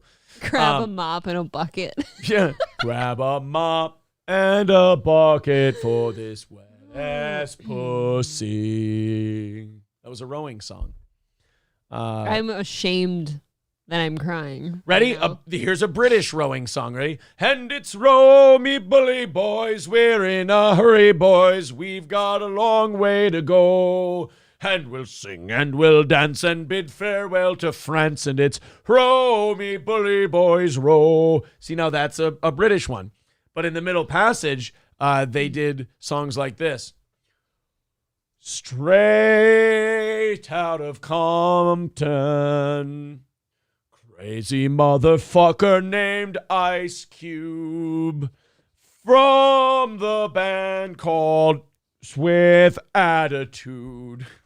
Was there any, was YG influenced by any of their songs? Yes, but I can't sing that one. Oh. It's copyright protected. I hate to break your heart, but there's people in the chat that are absolutely on my side with this and believe I'm right. What? About the the accommodation. That's not as funny a bit, though. On the way. There was also... Oh, yeah, that's right. Kotod remembers one of the songs they made in the middle passage. It was Okay. To the window, to the wall, To the wall. till the sweat drips from my balls, till all these bitches crawl. To all skeet, motherfucker. To all skeet, goddamn.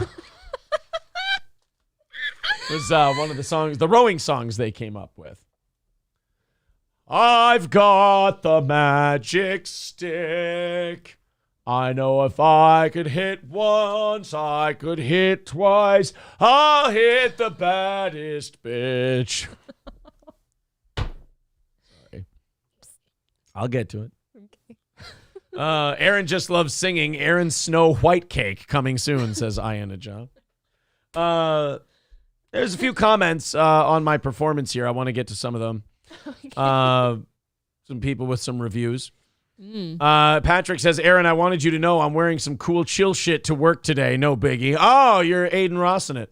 Just some cool chill shit. Oh, I bet you get lots of women with big old titties. Yeah, just dumb to giggle at you. Big-titted with their bitches. Teddy bears.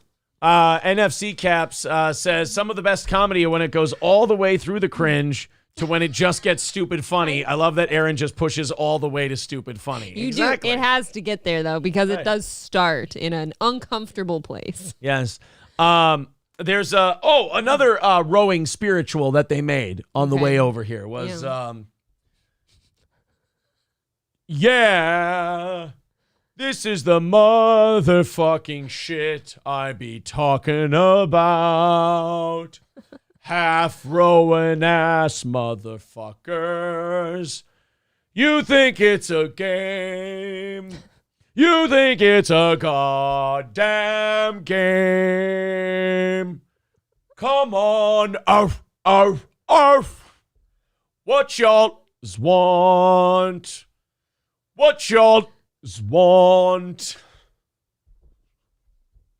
That was one of the great rowing songs. We need to get you an entire album. Well, I know. They'd all be cover songs. Just rowing songs. Yeah. Who cares? Fucking Weird Al. They see me rowing. They hating. Trying to catch me rowing dirty. That's my favorite. Let's see. We have a lot of people with Death or Row Records. Death or Alex Bernal calling it Death or Row Records. Alex Bernal wins today for me. Oh God. We've been spending most our lives living in a coxswain's paradise, rowing big ships once or twice. Just taking a look. Griddle Gorilla says, how does Aaron know all these lyrics, though? Many men, many men make bids on me. It's just different rowing songs from throughout history. You're welcome. Yeah. It's,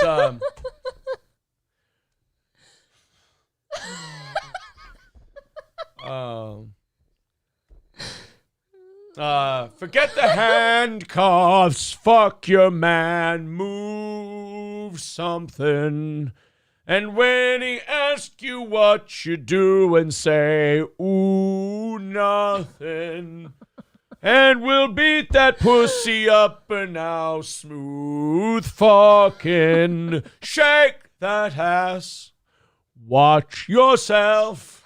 Shake your ass and show me what you're working with. I'm going to piss my pants that I'm not wearing. Go, Todd. This is brilliant.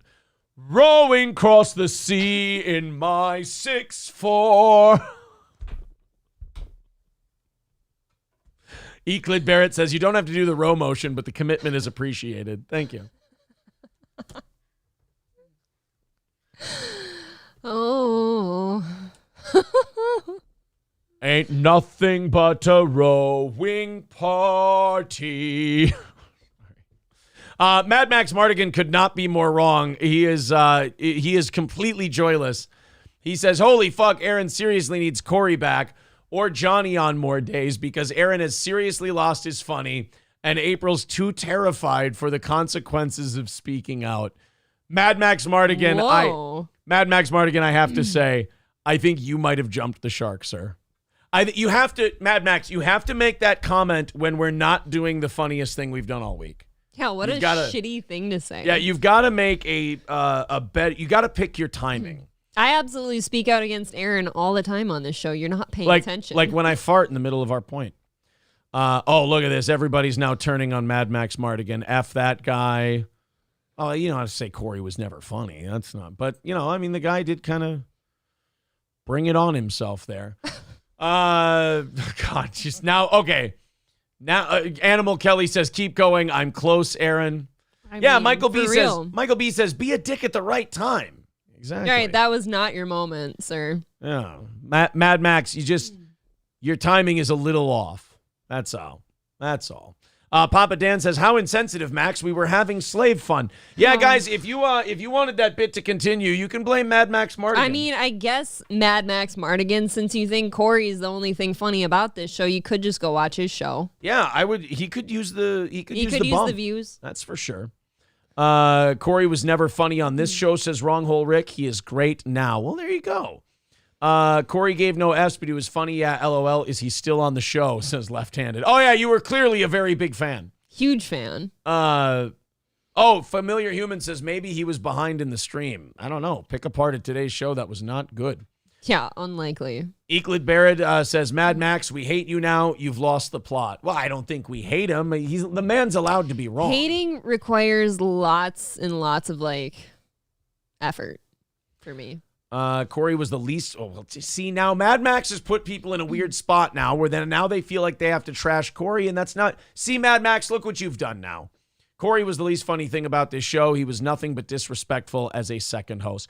Well, it got to that point. Look, here's why it got to that point. Because Corey wanted to do his own show. Yeah. Corey thought he could do something different and better, and now Corey is doing that. And what's wonderful about capitalism is the numbers will dictate, what the better idea is and what the more entertaining thing is. Isn't the only thing that matters, though, is if Corey's happy with the show he's putting on and you're happy with the show you're putting on? That's all, Mad Max. I mean, the guy could, go help him out. All right. Let's continue on. Mad Max Mardigan let us know that it was time to move on. And isn't that funny how he just opens a can of worms now, though? Like, you did that, sir. I can't say it's not kind of funny for me. Labglass says, I'm with Mad Max. Oh, boy, I don't know what to tell you then, buddy. I got to tell you, if you didn't like that last bit, you are definitely in the minority. Last Statue says, one show a week, you are clearly tying him down. It was a problem. I wondered that sometimes. Like, you literally had the rest of the week to yourself. Now, I don't agree with Mark Atkinson. There is no evidence that Corey started the Holocaust. That's just... Well, he looks great for his age. Yeah, if he started the Holocaust, that was wow, a long time remarkable. Ago. Yes. All right. Let's continue on here. Again, I don't want to upset Mad Max Mardigan. He seems to be in a very sensitive place right now. So let's give him something he wants. Calvin Klein decided that they would be you ever see that animation of the sheep just running straight off the cliff? Oh, yeah. They all just kind of follow each other and just Geronimo one after the other. Mm-hmm. Well, Bud Light did it. Then Target did it. Now I guess North Face did it. North Face did it in a big way, and it is not getting talked about enough. Well, that's because Calvin Klein knocked them off that pedestal. Calvin Klein is now pulling a Bud Light. I don't know how many of these places have to continue fucking up and continue losing business in order, but before they all say, hey, maybe this isn't something worth keeping. Maybe this isn't something worth pursuing. Mr. Approachable says F8, the slave rowing song segment. I don't know. I don't want to make Mad Max Mardigan mad. He understands. I'll write down rowing, but I'll tell you right now, Mad Max Mardigan thought that was a disgraceful time in steel toe history. Do you ever get a kick out of people like Mad Max Mardigan that sit there and like, oh, April won't speak out against Aaron on Aaron's show, or like Johnny and stuff? Like, Johnny doesn't speak out against him either. Like, that's not our Well, guys, jobs. let me tell you something. If you want like conflict and fighting, go to MLC. Yeah.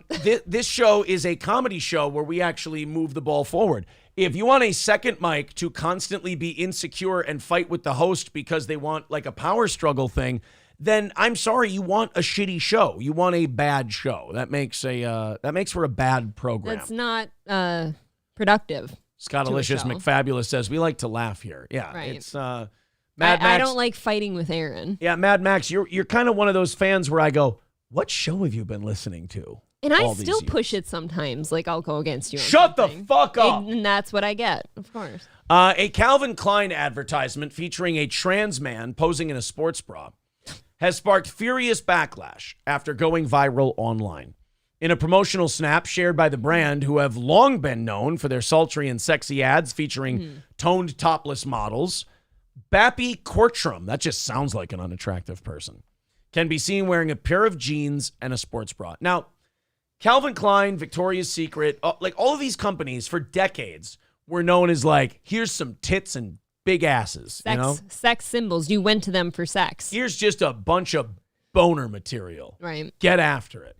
Now they decided, they just went, I have an idea. The whole reason that we've become successful, let's totally take a shit on it and throw it in the garbage. Let's just get rid of it. It's just, let's see what happens if we stop doing the thing that made us successful. That's been working for years.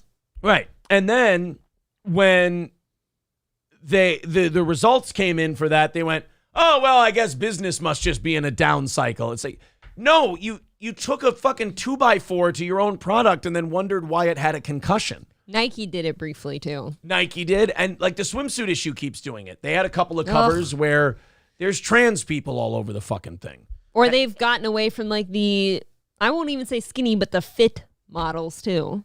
I don't know why 90% people are looking at this less than they were last year. It's because 90% of the population isn't into that shit. Oh, this is the Sports Illustrated swimsuit edition. Let's throw full body hijabs in there. You guys want a cock? How about a cock in the swimsuit issue? Just put some dick in it. Yeah.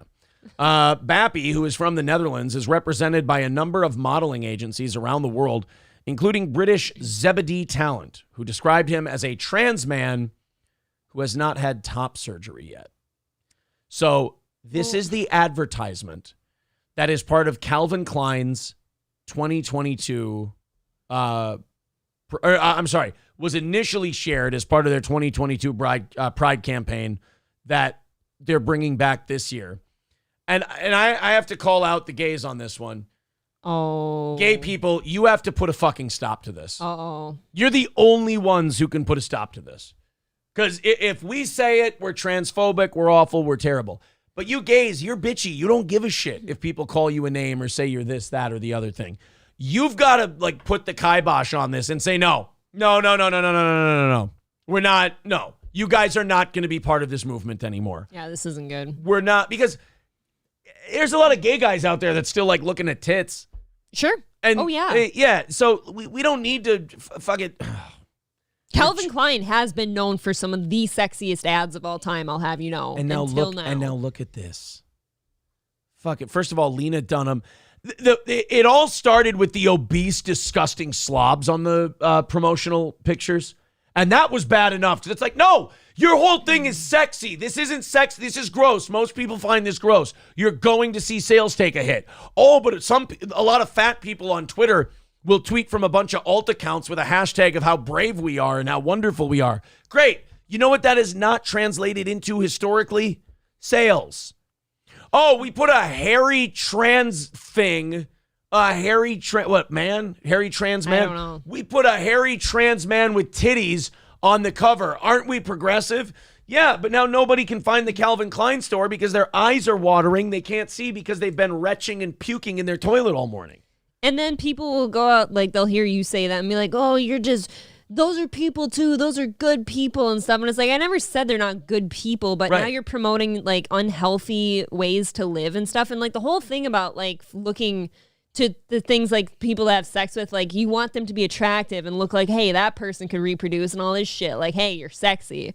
That's unhealthy. That doesn't mean you're a bad person. You're just unhealthy. Right. Just because, like, the arrogance of thinking that because I don't think you should be in a top flight modeling ad, it doesn't mean I think you're a piece of shit. Right. I think it's the company making a terrible decision. Oh, for business, yeah. Trying to appeal to people who are, I mean, a lot of them are mentally unstable and won't buy your product anyway. They just go, yeah, oh, you fed my attention quota for today. But guess what? They digest it quickly and then they shit it out and then they expect more attention from you. The minute these companies start to appeal to this small, tiny niche group of people is the minute you become their slave. I'll say this again. I bring this up every time we have this conversation. If you ever were to go on like Savage Fenty's lingerie website, they had started with pigs, halfway sexy people, much like Rihanna, sex symbol, very hot, great.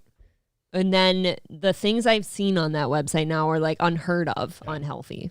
Farron with $4.99 says the reason why is the Corporate Equality Index is overseen by a human rights campaign, largest LGBT political lobbying group in the world. Right. And if you don't do exactly what they want you to do, they'll come after you, even if, you know, you've been 6 years straight of doing everything they want. Suave Banana says, I've been trying. Yes, the gay community, some of you have been trying, but you're not getting through. Well, everyone else, that's the thing. Like these groups are so tiny, but they've got the loudest voices for some reason. Like everybody hears them and not the people and with again, common sense. They don't shop at Victoria's Secret. No, they don't shop. They don't reward. Now, we've seen with the Bud Light thing, their customers will act if you piss them off.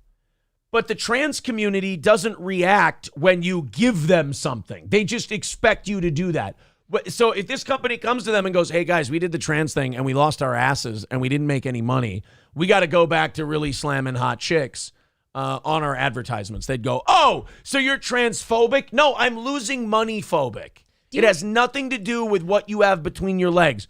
This sells. This doesn't. I got to make money. You know what's crazy? Like, I'll give my own example. Like, let's even say 5-6 years ago, when I'd go to our mall in town here, they have a Victoria's Secret.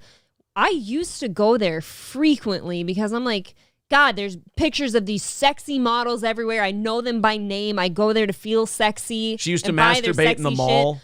Dude, hot pictures of the hottest girls you could imagine. Their entire back wall behind the cash registers is sexy, sexy, sexy pictures. They've taken it all down. They're all gone. They're all gone. Electric Shoes says, as a woman, I don't look at a hairy gay man in bras and think, oh, yeah, I want to buy that and look sexy. Exactly. That's my point about Victoria's Secret, too. It's over. Brew Vinegar says, it's called astroturfing, April. It's all about shoving degeneracy down our throats. The corporations are big enough to not worry about a little boycott. I mean, that's pretty true. That's true as well. When's the last time I brought home something from Victoria's Secret? Maybe the first month I dated you? Yeah, maybe a free thing. Yeah. I get in the mail, I got a coupon because they have to send me a coupon for a free panty to get me in the store. And yeah, why do you think they're sending out free shit to people? Because they're like, hey, you haven't been coming in. It's not that I buy shit from them. Yeah, you haven't been coming into the store at all. In a long time. Yeah. Martin with 666 on PayPal says the devil's number for the Fuhrer. I don't think I'm the Fuhrer. Well, thank you. Maybe he's talking about me. Yeah, that could be it. We are 260 away from tomorrow. Tomorrow. We're done with today. Thank you. We're on to tomorrow. Yeah, I don't. Very generous. I mean, I think he's right. These giant legacy corporations have made all their money, and now they're just social engineering. That's a great point. I really do. The thing is, it used to be like sex sells, and it did. Absolutely. Can we just How many women went to Victoria's Secret or Calvin Klein back in the day to want to be that sex symbol for their man? They wanted to go buy that thing and go home and be that thing for their man. We need to just get back to Gordon Gekko. Greed is good. Well, I want these corporations to go back to all being greedy fuckers. I kind of blame Gen X and millennials for this because Gen X and millennials, when they were all young and full of piss and vinegar, they were going, "Hi, corporations need to be more socially conscious and not just be worried about profits." Well, congratulations, you got your way. How does it feel? They don't care about profit. Can I be a corporatist and sit here and go, I wish these corporations would care about absolutely nothing but making as much money as humanly possible. Right. Nice. That would be, God, just the greatest thing.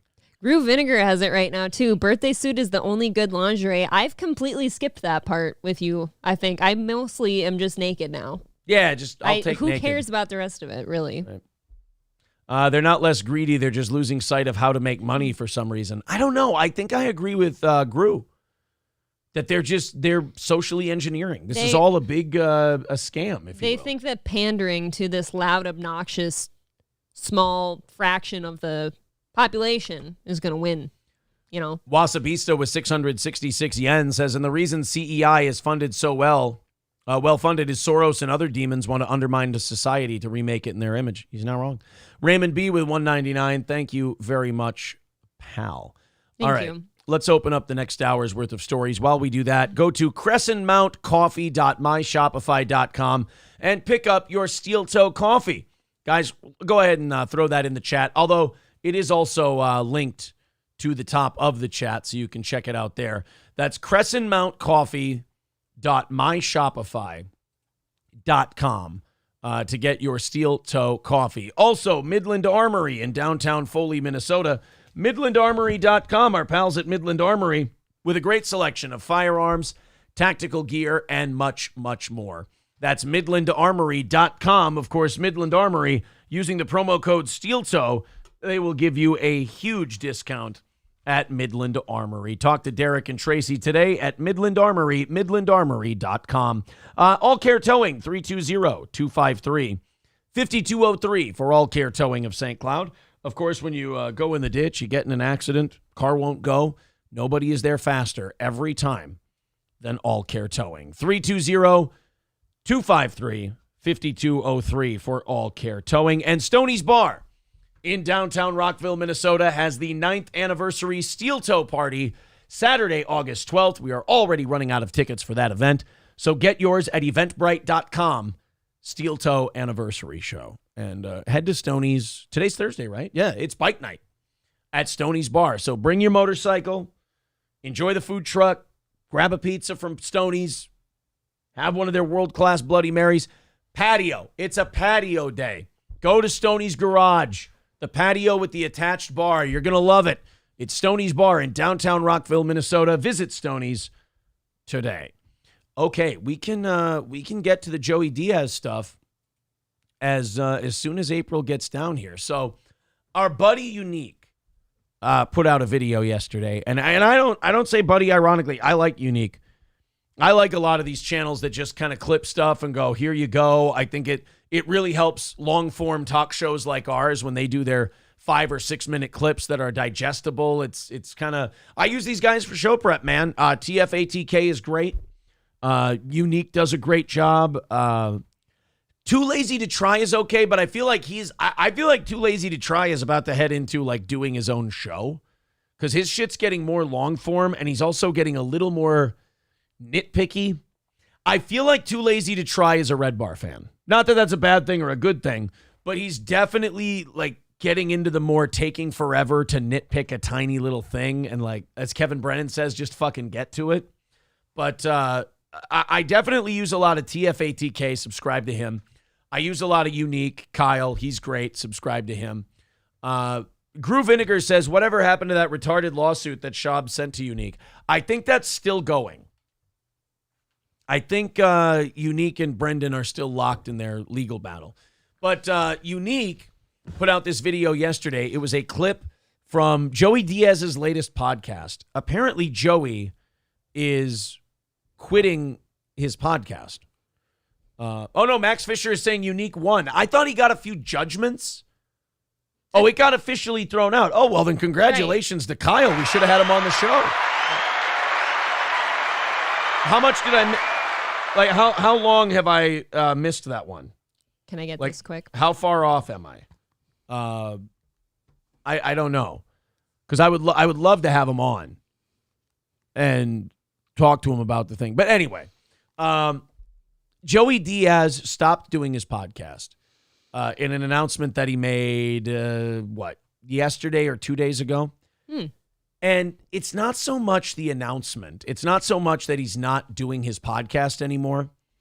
It's that these fucking comedians, man, it's no matter how successful they get, no matter how old they get, they're all just the same fucked up, broken people. And I'm not saying this to mock Joey Diaz. Look, when I clip this and I put it up as its own independent clip, and by the way, watch our live shows Monday through Friday, 6 to 10 a.m. Central in the morning, every Monday through Friday. Absolutely. I'm going to put this up, and Joey Diaz fans are going to downvote the shit out of this. This is not a fuck Joey Diaz, I hate Joey Diaz kind of a thing. This is I'm using Joey Diaz as an example of all comics. They're just like, the more I deal with comics and the more I see of comics, the more I'm like, I always thought it was like the newer ones or the younger ones were really fucked up and had like mental issues and shit like that. Yep. It never stops. Like Joe Rogan is the most well-adjusted comedian I've ever seen. And I think it's because he didn't come from comedy. No, I think he does that. That's something fun that he enjoys, right? Right, but it's not. He didn't come from that. He had other things, and then he tried comedy when he got older. He just tried it on a lark. He's not one of these guys who sits there with a notebook and I'm gonna write this bit, and I just love Bill Hicks so much, and I'm gonna sit on a stool and I'm gonna do notes, and oh man, and like I remember asking a comic once. It was when I was first started and I was emceeing at Benton Station. And I had a rough set and I felt like shit about it. And I asked the headliner, I said, hey, man, I got to ask you. And he'd been doing it for like 16 years. Mm-hmm. I asked him, like, when do you stop getting that feeling of wanting to die whenever you bomb? And he looked at me, he goes, and this is a guy who was headlining, he was doing stuff. He goes, I'll let you know when it happens. I'm like, you still haven't figured out how to deal with a shitty day? What the fuck is wrong with you? Your life is just over right now. Wrong hole Rick says, wrong, Aaron. Joe actually puts time and effort into writing his dog shit stand-up routines. I went and saw him at the XL Center, no, not last year, like 3-4 years ago. Bragger. He was, I mean, I did laugh. I had a good time. He's not the greatest stand-up in the world, but he was funny. So Joey Diaz goes on his podcast, and you just feel really bad for Joey by the end of this, because you're like, dude, you've been in movies. You're a Rogan co-signed guy. Right. You know, you got there are people who love this guy so fucking much. It's insane. And confusing almost. It's almost confusing because he's, no disrespect to Joey. He's kind of a big dumb ape. I've always thought that. He's just kind of big, no offense. I've never been a Joey Diaz guy. I liked him in The Longest Yard, but he seems like kind of a dumb guy. And, in this clip, he's just so fucking bummed. And you're just sitting there going, I almost want to grab these comics by the face and I go, stop expecting so much out of your life. What's wrong with you? Like, everything is so sad and depressed, and I'm depressed and I'm sad, and my mental health. It's you have to feel everything. It's like people who should never be in the public life want it the most. Oh, that works with most things. People that shouldn't be somewhere just desire to be right there. Right. So here it is. Here's the clip of Joey Diaz on his podcast. There's a little unique here at the beginning, but I don't mind giving Kyle a little bit of shine. I love Kyle. I think he's great. Yes. His explanation of why, then I'm going to give you my thoughts on why he's really quitting his podcast. Don't worry, we'll skip that part. I was only kidding. Andrew Schultz talked about this a little bit too, so you can watch that on. By the way, Andrew Schultz, I swear to God, is a CIA plant. I don't know much about him. I've never watched anything that made me laugh of his. That thing he did about Kanye and the Jews was fucking puke-worthy. And he just seems like a guy who's been put there by an industry for a specific reason. And we saw in the Kanye thing, it's because when his benefactors ask him to do something or character assassinate somebody they need hit, Andrew Schultz will be a good boy and do it. Yes, boss. Yeah. The Flagrant 2 channel. Am I surprised? Yeah, not really, but let's see what Joey Diaz had to say about it. Had an interesting couple days. For starters, again, I'm very sorry about the podcast. Listen, man, I started the podcast to get out of my funk. It helped me. I didn't just want to be a fucking bumpy sitting here. But let's face it, once I got my head together, I still couldn't fucking function. I still couldn't think of things, and I just got sick and tired of fake. Like, again, it's all these guys. I got my head back together, and I still didn't give a shit. Well, then you don't have your head together. No. Take it's good that he's stopping his podcast if he's not doing well mentally, but like, don't come back. Take a fucking break. I wish other people would come to that conclusion. Right. Just like you need, I think Bob told Chad that yesterday. He just said, why don't you go to fucking therapy and just stop and go figure out your shit? Right. If you're going to get on other people's streams and try to explain away all these bad things you've done because you've got problems, maybe you should go address that. We'll get it addressed. And the other thing that I can't stand about Joey Diaz is the fucking mouth noises. Oh. People who do podcasts and can't stop, like, could you, I don't know, do you need to put like gauze in there during your show? What's the deal? Right. Can you keep your tongue in your mouth? Are we a Saint Bernard? Are we just over salivating all the time? Or if you can't stop doing that, EQ your mic. Yeah. Man. In the funk. I'm a lot better with you guys on this podcast. It's a little bit more personal. I tried to carry this over into the joint, but it just wasn't working. You know, I did Andrew Schultz yesterday, and again, you go on these podcasts. These podcasts are successful because of the energy, guys. My podcast had no energy no more. I was getting burnt out just by the powers that be. No offense, Joey, but you've never been a high-energy guy. Not even once. Everything is slow motion. And I can't figure it out with these comics now with their podcast. I actually give Kevin a lot of credit with this because he's like, no, I'm a podcaster now. I'm a YouTuber. I'm going to do my show 5 days a week. I'm going to lean in and fuck stand-up. I'm not going to do as many gigs anymore. Joey Diaz has, I think he does a weekly podcast, right? He does one podcast a week. You can't sit down for an hour. And it's not like Joey sits in front of a computer and preps a heavy show and, oh my God, am I going to talk about this? Oh, I have to book a really hard-hitting guest and I have to do my research for it. He sits there like an old man and rambles about old stories for an hour. And the people who listen to him are like, I just love Joey. Oh, Uncle Joey, he's so great. He's really, what's great about him? So great. He's Joey. It's like, Rogan told you to like him, didn't he? Yeah. Rogan told me to like him. And it was just time to shut it down like I did with the comedy in January, just to see what the fuck you really want to do. I will continue the Patreon. This week we will not have a movie of the week because, to be honest with you guys, we were going to do a podcast this week, but Mike got sick. He's well now. He's recovering. He's going to be fine. I love the guy to death. He had me worried there, but... People listen to this. They say to me, this is... When I get to this point in a clip like this, it almost has me wondering, okay, what's the rest of my day look like? Yeah, what's the next story going to be? So, with Joey here, this is just interesting to me because it's so indicative of everything I've seen from so many comics. It's just like, they act like the fucking world is on their shoulders when they do a 1 hour podcast a day.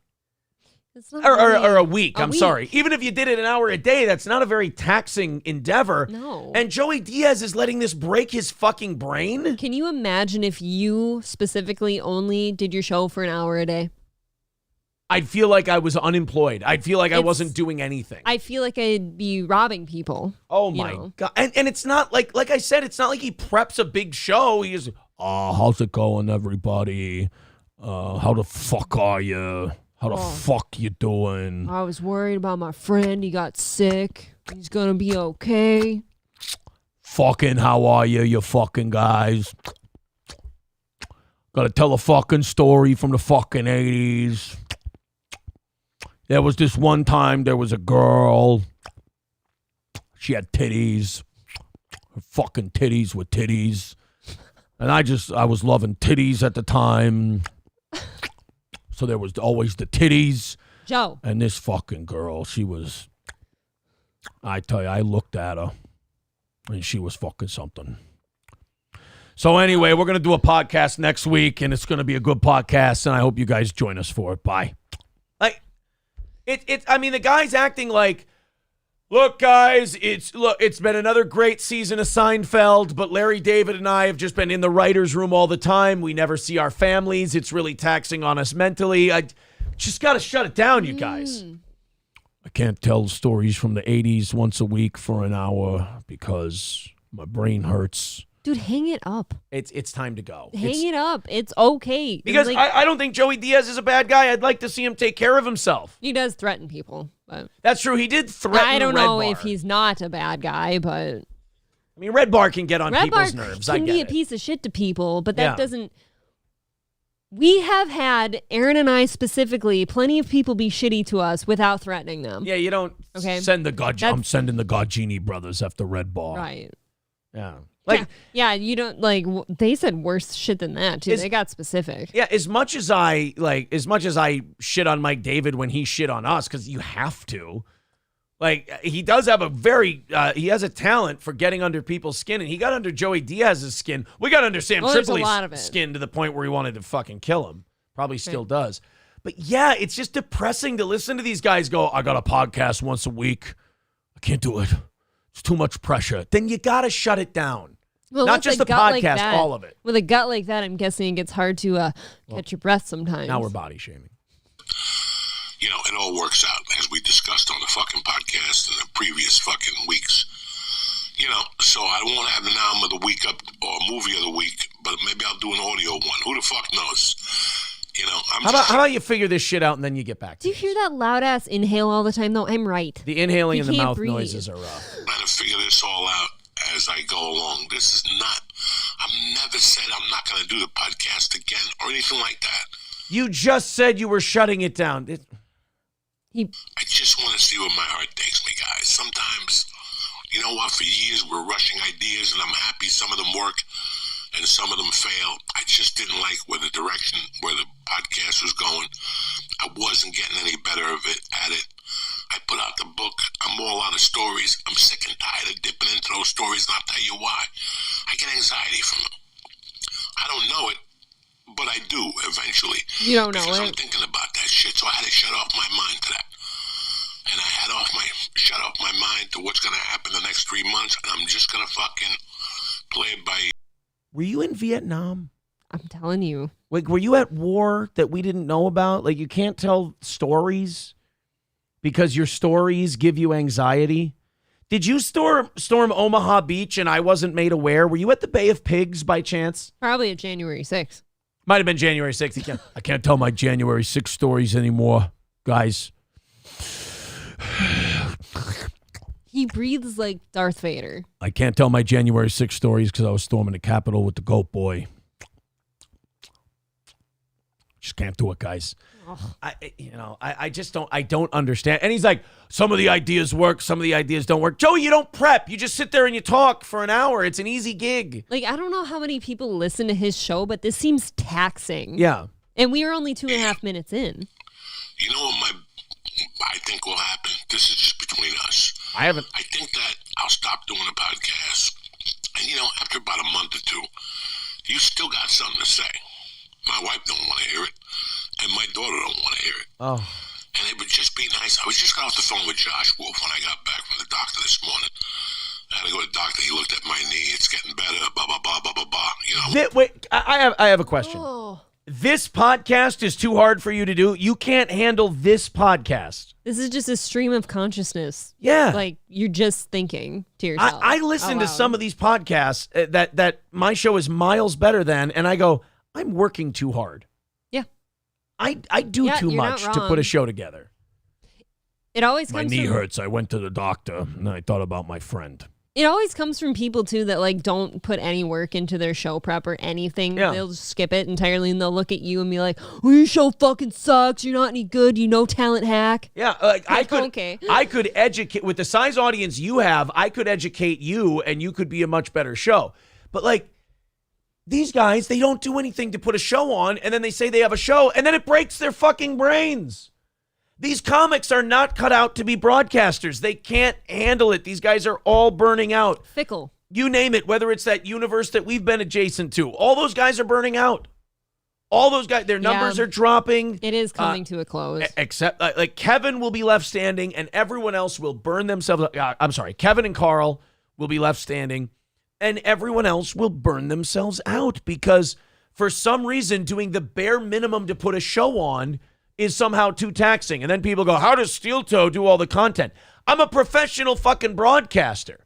It's like asking Shohei Ohtani, how can you spend so much time in the batting cage or hitting pitches? He's a professional at it. That's what he does. I miss out on lots of time with him because he's down here putting lots and lots of effort into his show prep for you people. So you have a Joey Diaz. I can't do my podcast anymore. What? Why not? Why not? I went to the gym afterward, but I was talking to Josh Wolf, and we were talking about when stand-up was just simple in our lives. I go, if I could just take it back to that, because we were broke, we couldn't make rent.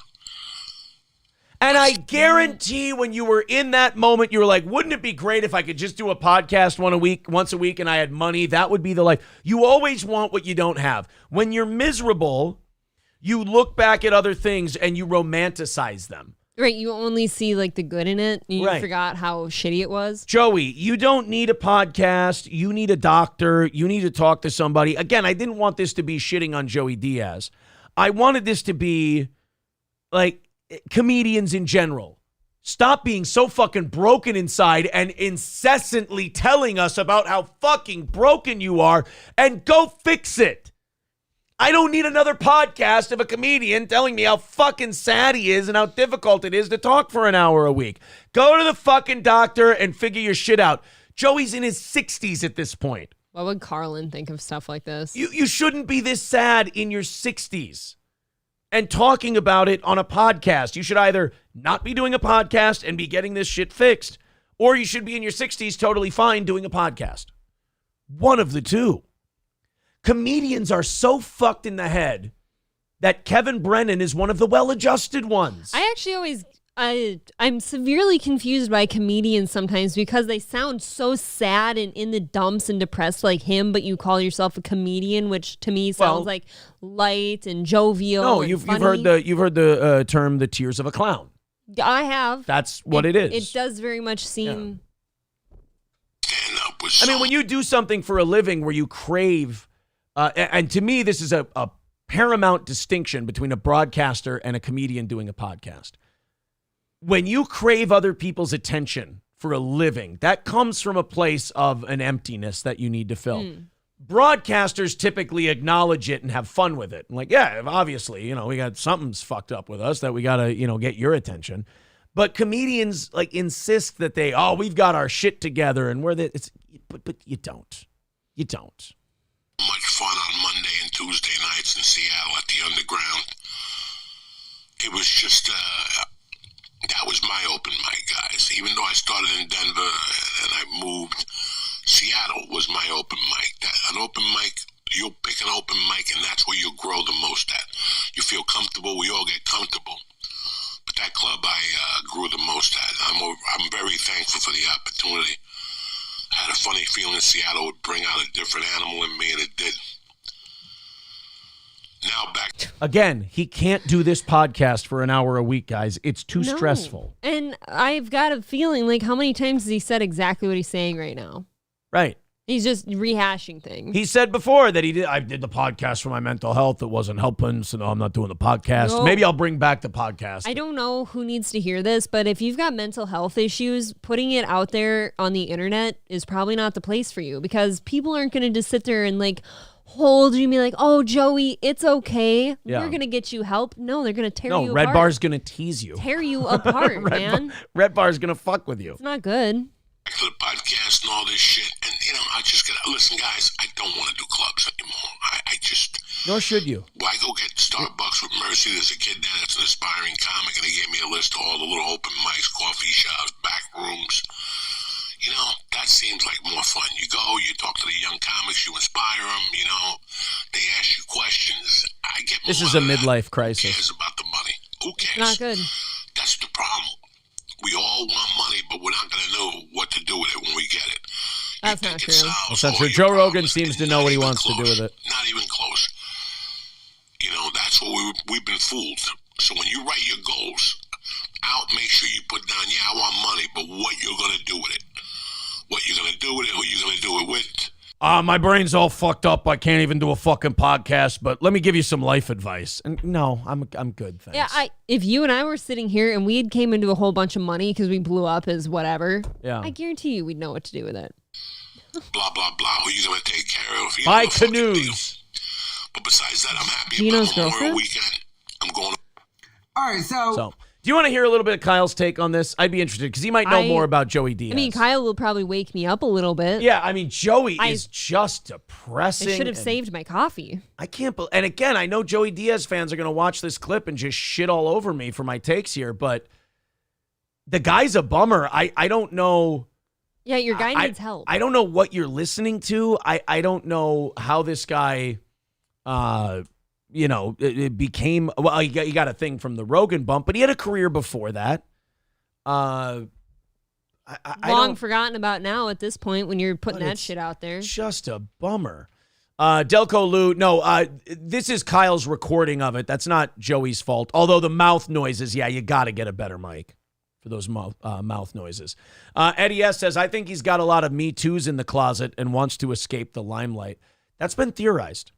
Oh, that has been talked about. That's been theorized. For sure, yeah. Wrong Hole Rick says, Delco Lou, he has a $500 mic. Nobody leveled it out. Yeah, you got to EQ it. Left-handed says, you're great, Aaron and April. The prep and dedication you put into your show are admirable. And I'm not just saying that. I appreciate that. I can return to a great show like this after my break. I will say, like, when you come listen to this show, you do expect a different level of quality than other shows, I think. Katie Kidney says, Aaron's prep work is just him searching the internet for stories while he takes a shit. I can't do it while I take a shit. I have to be sitting right at this chair and looking at a computer screen and reading. I am always sending him stuff, too. Like, I mean, both of us really do care about bringing you guys interesting things. So many comedians mask their brokenness inside. One example would be Robin Williams. Yeah, I mean, these guys just, they're fucking just all broken inside. And they want to tell us about it. And it's like these fans, if they were good fans, should just tell these guys, hey, stop talking to us about this. We can't fix you. You have to go talk to somebody. All these comedians should not be doing podcasts because it seems to be making them worse. Yes, and it's because not everybody that you talk to on the internet will have your back. They're going to be shitty to you and make it worse. Okay. Pretty sure Rogan recently said that Joey did a set at the mothership. He'll be fine. He will never need the podcast. Yeah, but now he's like, I don't want to do clubs. I don't want to do this. Like, he's just a fucking bummer, man. Diaz doesn't do clubs. Joey Diaz, Coco Diaz doesn't do clubs.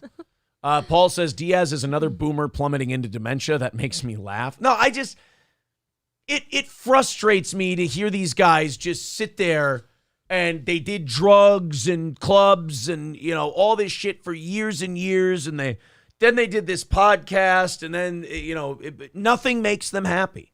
Well, and you keep saying, too, like when you put this clip up that the Joey Diaz fans will crucify you for it. They shouldn't be. They should be listening to their man and be like, dude, he needs some help. Yeah, they're not wrong. Your boy needs to step away from all of it. Like a lot of people say they care about someone or, I'm for him, but like they only like to hear the shitty stuff happen to them. Let's hear Kyle's take on it. Because unlike a lot of you, I like Kyle. I think he's very charming. He's quitting his podcast, Uncle Joey's Joint. He used to do the one with Lee Syatt. Sutton tells me not having Lee is a reason why he's quitting this new one. But I think mostly what it is I don't think he likes sitting there and having to do the entire hour or more than an hour by himself. An hour is warm-up. Dude, an hour is warm-up, Joe. I would not like to sit here on camera by myself, but I do feel that if I was tasked with an hour, I could find my way through it. Okay. I know he technically has a producer guy there with him, but that guy doesn't really ever talk. And I think he's just sick of, I have to sit here for an hour and just basically talk to myself. Whereas he's going to continue to do the Patreon thing. He's going to do that anyway, but it's just going to be, 15 minutes. It seems like a lot more manageable thing Yeah, and I guess if people are suckers enough that they'll pay the Patreon thing to listen to you talk for 15 minutes a week, I mean, more power to you. Is Kyle right? Is he lying? I don't think he's being phony here. I don't want to. I'm not going to insult Joey Diaz and say he's being dishonest. He reminds me of a lot of comics, just older. Yeah, he's been through it now. They're just it didn't so get better. They're looking for something, but they can't tell you what it is, and then they get mad when they don't find it. It's like, stop looking for it in us. We haven't given it to you since you were 18. Whatever it is you were looking for, we can't provide it for you. We're not filling that hole in your life. Figure out what that hole is and how you can fill it. Instead of, I have to go on camera. I have to sit here and make up anything for an hour. And I have to babble and just babble and just babble. And like, talk to Kyle. He knows how to babble. See, maybe I think if he did it, because he drops it on a YouTube channel, that podcast is Uncle Joey's Joint is mainly free. If he just went live and got the live chat going and interacted with the people, I think he would like it a lot more. And by the way, that's what the comedians are starting to do now. You're starting to see, COVID kind of killed stand-up. And you're starting to see a lot of these comics realize, if I can get a YouTube channel monetized, I can sit on my ass and make more in a live stream than I do a night out at the clubs. My audience is right there. Yeah. It's just sitting right there. And if you can't handle that, then you gotta drop out for a while. And my monk says Joey got burned out. I don't understand how you can get burned out doing an hour a week. I just don't. Yeah, that to me, like if I hopped on here with Aaron for an hour each day, I do feel like I'm stealing from people. Right. It's like, that was too easy. I can pay my bills somehow, but I only give these people an hour a day. Yeah. What a weird thing. Well, anyway, that's the Joey Diaz thing. I found it interesting. I was listening to it at the gym yesterday, Kyle's video, and I just thought, fuck, how like bad off are these guys? Money, fame, successful podcast where, you babble for an hour and that's it. That should be a daily thing. And they're just the most depressing, boring, saddest people. I'm going to guess that when you're in show business of any sort and your flame is burning really bright briefly and you lose even a little bit of that probably takes a toll on you mentally because your ego is so into it. You're not as big as you're still big enough, bigger than those of us who didn't have like a Rogan or a movie career or anything. You're still bigger than all of us, but you're not here where you used to be. You're not getting that same when the dopamine. Flame dulls a little bit. You're not getting that same dopamine hit, unfortunately. Let's go to the next story we've got here. Hopefully we can pump it up a little bit. We'll put off the welfare check on Ja Morant, seeing as that's probably not very, probably not much of an uplifting tale. Anheuser, I've been saying that Anheuser-Busch's stock has been going up after this Bud Light thing. Yes, because people have been buying Anheuser-Busch beers and not knowing they don't it. Know. I was wrong. I haven't been keeping my eye on the ball. Anheuser-Busch has lost $15.7 billion in value. Ooh. Since the Bud Light controversy began, as rivals have added $3.2 billion to their value. And experts are warning of a beer shortage. Well, drink Bud Light. There's plenty of that lying around. A beer shortage? Bud Light's parent company, Anheuser-Busch, has seen its market value plunge $15.7 billion.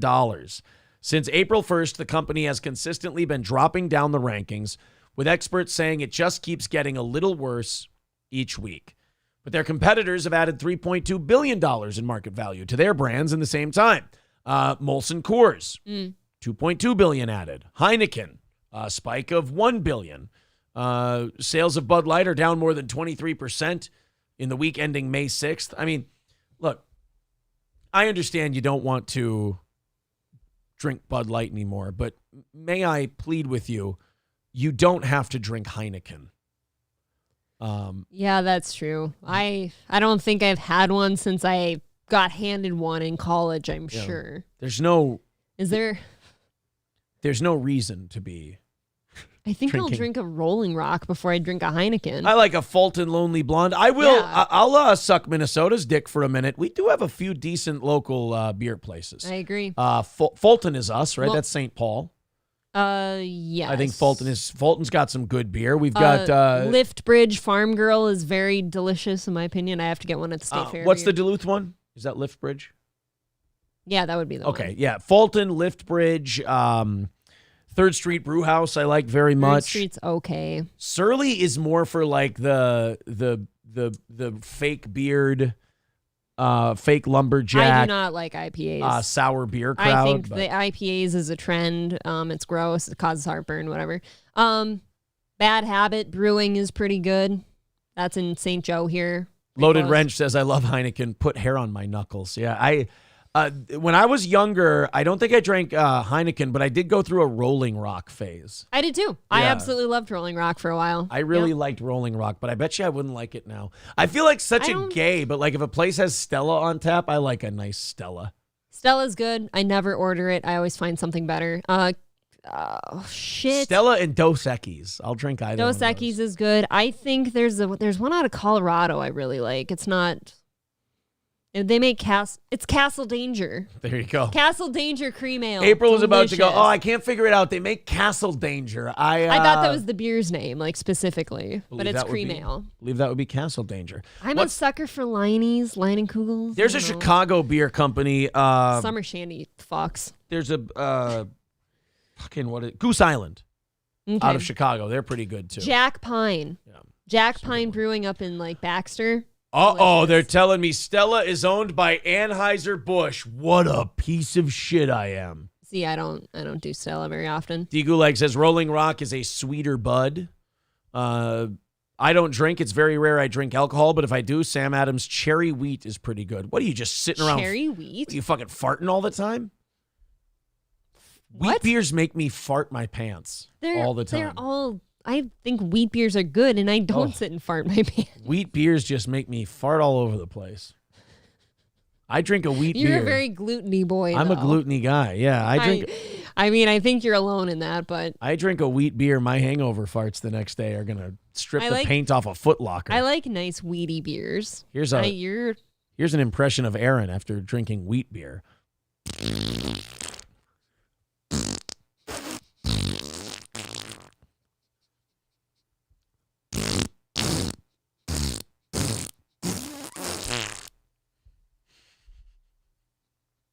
This show is way too highbrow for the likes of Kevin Brennan and Shuley and Joey Diaz and all the rest of them. And Perry. Honestly, I'm too highbrow for you people. I'm mortified right now. You just did that on our show. I am the Frank Zappa of this podcast world. Look at what you've done. Do you see it? She's crying. I'm so ashamed of you in this moment. Ian Jaw is complimenting me, so I'm going to read it. Aaron, and I'm not gassing you up, but it's evident you have broadcasting experience. I worked in broadcasting too for 6 years in my old life. Experience helps a lot. I could teach these guys how to have a podcast that'll last longer than 2-3 years, but they don't want to hear it. They don't want to hear it. Would you like a beer right now? No, because I don't have any of my good ones. I don't want to make golden. There's a Coors up there. I'll take a Coors. God, you're a prick. I'll have a beer. You'll sit and shit your face on fucking... Kill it. What? Get it.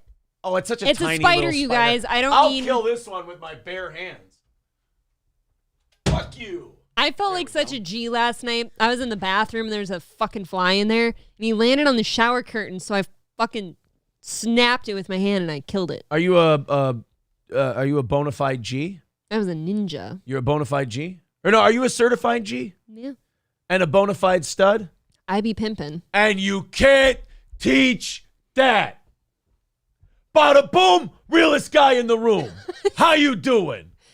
Symbolic Mind says April likes a beer that's an entire loaf of bread in a bottle. Yeah, like how are you not farting in your pants all day? Sunset wheat beers, they're good. Laughing Lions is right. I'm tooting that gluten. I drink a wheat beer. You shot snot out of your nose on that laugh. I can't tell if it's tears or snot. Oh, Red Fox Mad said eggs and beer is good. What are you trying to do? Make me stink out an orphanage? Jesus Christ. Eggs and beer. I'd smell like a wrestling locker room. Anthony Galley says, I'm not pro Joey, but listening to Kyle and criticizing Joey about his mouth makes no sense. Fair enough. You know what, Anthony? You got a good goddamn point. J Dead says, I drink a real man's drink. Yoo-hoo. You bunch of beer-sipping piazzas. The fucking Piazza. What are you drinking? Yoo-hoo?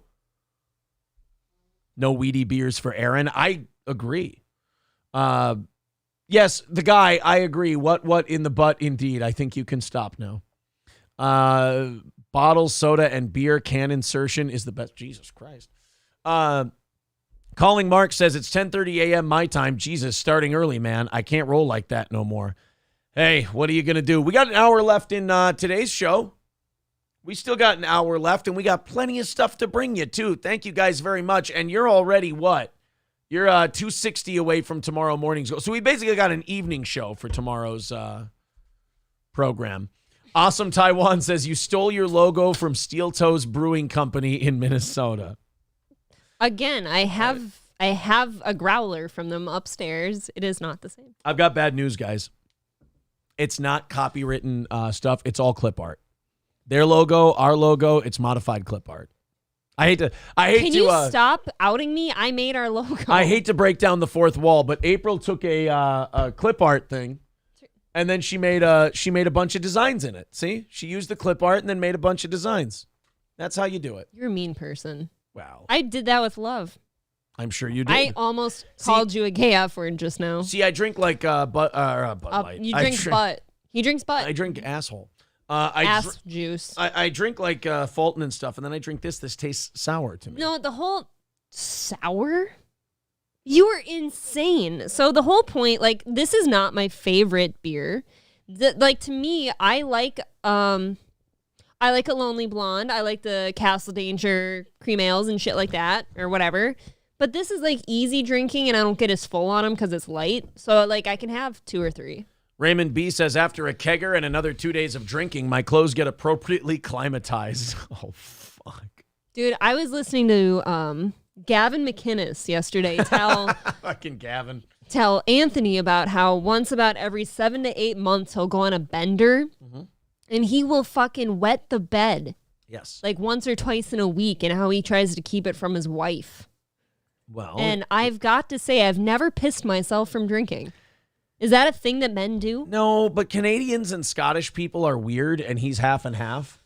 So, like, they're just he's just fucked. Yeah, they're weird alcoholics where, like, we Scots and Canadians are so, like, not people that we grade their drunkenness on a curve.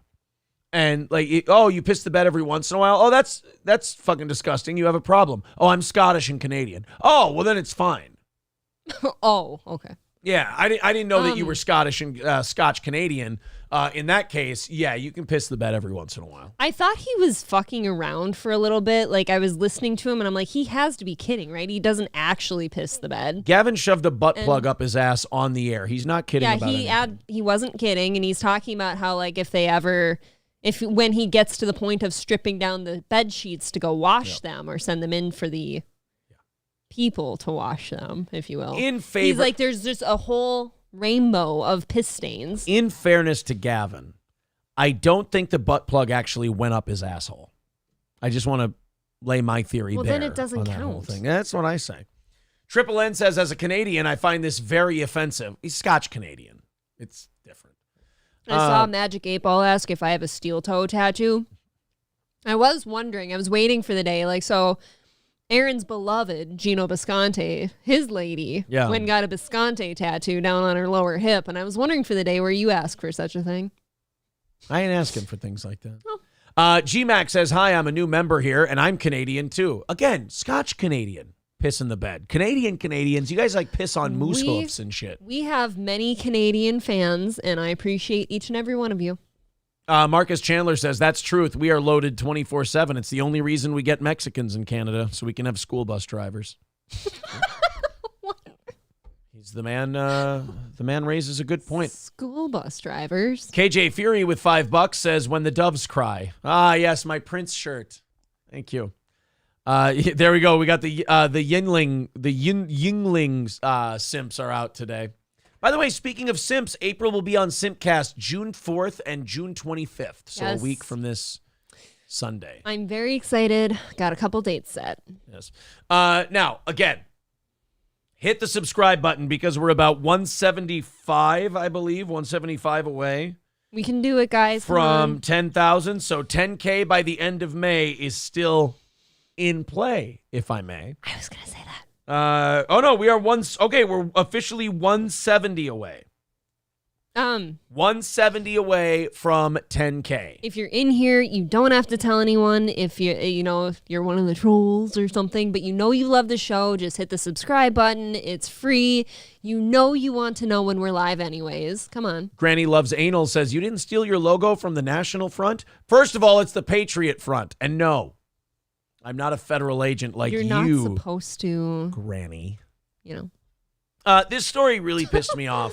It's out of Nevada, and a private school had to recall its yearbook, and they made a big scene about recalling their yearbook because one of their students put a quote in there from a hate group leader. And I read the whole story. I haven't watched the video yet, and I'm really hoping the video does a better job of covering this.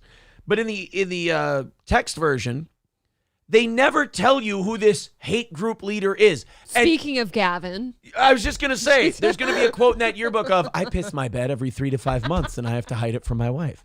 You got to fold the towel once and it soaks up 94% of the piss. He went into that yesterday and how he folds the towel, what color he uses, and how many times to fold it. And Anthony, where to put it. Anthony, who does his share of drinking. Was he a little mortified by the conversation? He was looking at Gavin like, dude, that sounds like work. This isn't like before Gavin told him how often this occurs. Yeah. He's like, dude, this doesn't happen like daily, does it? This isn't like a weekly offense. Oh, no. 4 to 6 months. No, 7. Oh, 7. All 7. Right. So let's see who this hate leader is. Because again, I always get suspicious. I get suspicious anytime these schools or any kind of left-leaning organization goes, and the quote was from a hate group leader. Okay, who was the hate group leader? And if they won't name the person, I'm like, okay, I'm immediately skeptical. Like, well, it was Elon Musk. And I'm like, he's the wealthiest man in the world. He's not a hate group leader. Donald Trump, actually. He's leader of the MAGAs. Right. The quote in the yearbook was, they're sending rapists and murderers. I'm sure some of them are nice people, but they're not sending their best. Let's go ahead and find out who this hate leader was, or is the school full of shit?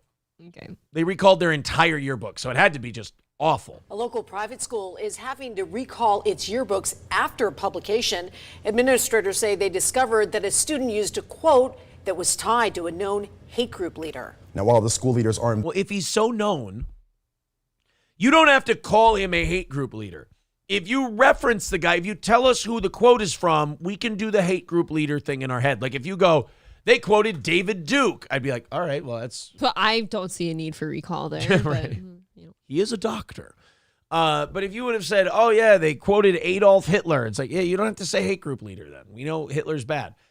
But if you say hate group leader and you're like, they quoted Gavin McInnes, and it's like, okay. I have 2 questions here. Number 1, if anyone has ever been involved in a publication of any sort, they know that there's proofreading involved, so how'd they miss it? And number 2, as if, like, why do you think people would bring the yearbook back? My guess, right, a lot of them would keep it after you told them that, yeah.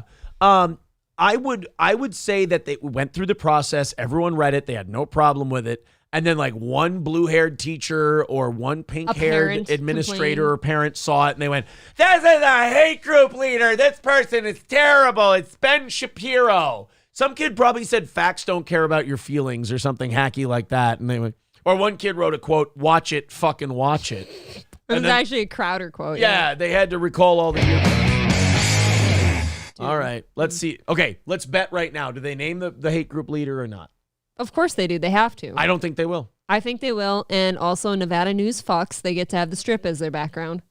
That's true. It's very cool. Don't go to this end. Yeah, that's not there. And probably not this housing area. Stay right around. Yeah, stay right around here. There you go.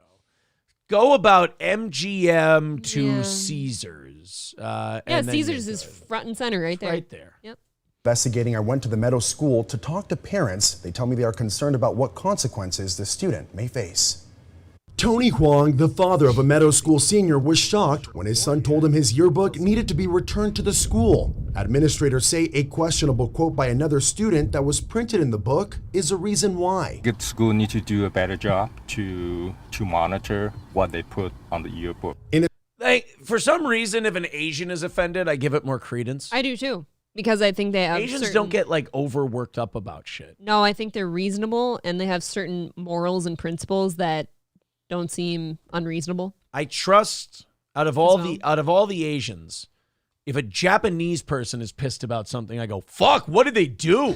Like a Japanese guy is worked up and wants something taken out. What the fuck did they say? Well, I will say this too, because I said something about proofreading. Nevada school systems are not. They're bad. They're not the greatest in the country. I think they're like in the 40s. I think they're like the second or third to worst in the. They're probably bottom 5 because I know Bottom Texas 5 and at Mississippi are always okay. back and forth. And Arkansas is in there too.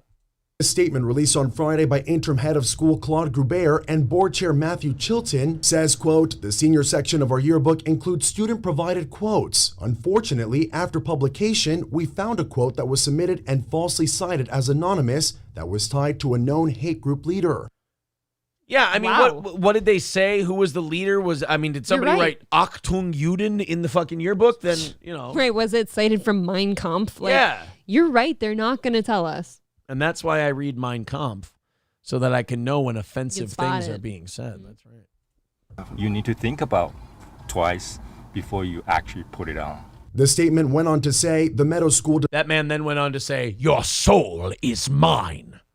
does not condone hate speech or racism of any kind. We will not allow this quote to remain in a publication that What's the celebrates quote? our students and represents our school. I'm not a fucking titted man on a Gap commercial. I can handle the quote being read at me. Tell me what it is. Inform me so I can make my own opinion. Oh, wait, I'm sorry. It's the news. They don't like to do that. I actually would like all quote-unquote journalists to be fired if they bring a story like this to the news and they do not show you what happened or tell you what happened. Is Farron still here? Farron, if you're still here, if the news does this, if they tell you that there's a hate group leader, there's a quote, don't they have a journalistic responsibility to tell you what the quote is and who it's from? Or not? Maybe I'm wrong. We'll find out. So. As a result, administrators have requested the immediate return of all yearbooks to the school so they may correct the oversight and review all other content. Yeah, sure. We'll get on that right away. Yeah. I'm going to guess it was something as bad as Hitler because they don't want you to know. Yeah. And that to me says like it was pretty bad. See, that's why I think it's actually the opposite. I think it's questionable. Like if we tell them it was this, people will be like, "What? That's nothing." But if it was a Hitler quote, you'd read it right away. You'd be like, well, everybody knows this is shitty. Spokesperson for the Meadow School, Lauren Walker, says an investigation is underway with the student and their parent to determine the intent behind the use of the quote and what the consequence may be for the student. Channel 13 obtained this letter sent to the principal and members of the board. This letter and you blur it? Bro, it's blurry. I can't read it. These people have no journalistic integrity of any kind. A letter written by a group of concerned mothers says rather than being expelled or not be allowed to graduate, they believe a justifiable punishment should be given to the student, such as a form of an educational exercise. That's reasonable. They should have to go to the Holocaust Museum. Oh, God, here we go again. I will disagree with you there. I think that's reasonable because most people just say expel them, ruin their life. They're terrible. This is good. The school is doing a great job. Wang says the Meadow School truly focuses on the success of students and he wouldn't want his kids to be anywhere else. The school says they regret the negative impact this has had on that fucking school have spike strips at its entrance? I missed it. Ooh. What the shit is that all about? Why? Well, in case poor people want to get in, you pop their tires. That guy that digs in the dumpster and takes meat home and freezes it. Yeah, let's keep him out. What the fuck? That's not. Can that be the story, actually? That's about the most private I've ever seen a private school get. Well, in fairness, you can just step over it. Can't drive over it.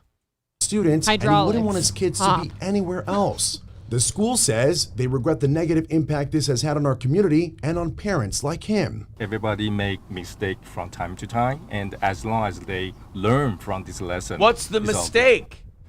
Now, the school has also talked with the Anti-Defamation League and other... It was Hitler. I told you. It was Hitler. I told you it had to be something that bad. Now I know why they didn't say it. It was Hitler. And It's probably something obscure that they didn't recognize immediately, but somebody who is well-versed in Hitler was like, I know it was definitely a Hitler quote. That now that I know that the Anti-Defamation League is involved, I'm like, yep, that was a Jewish thing.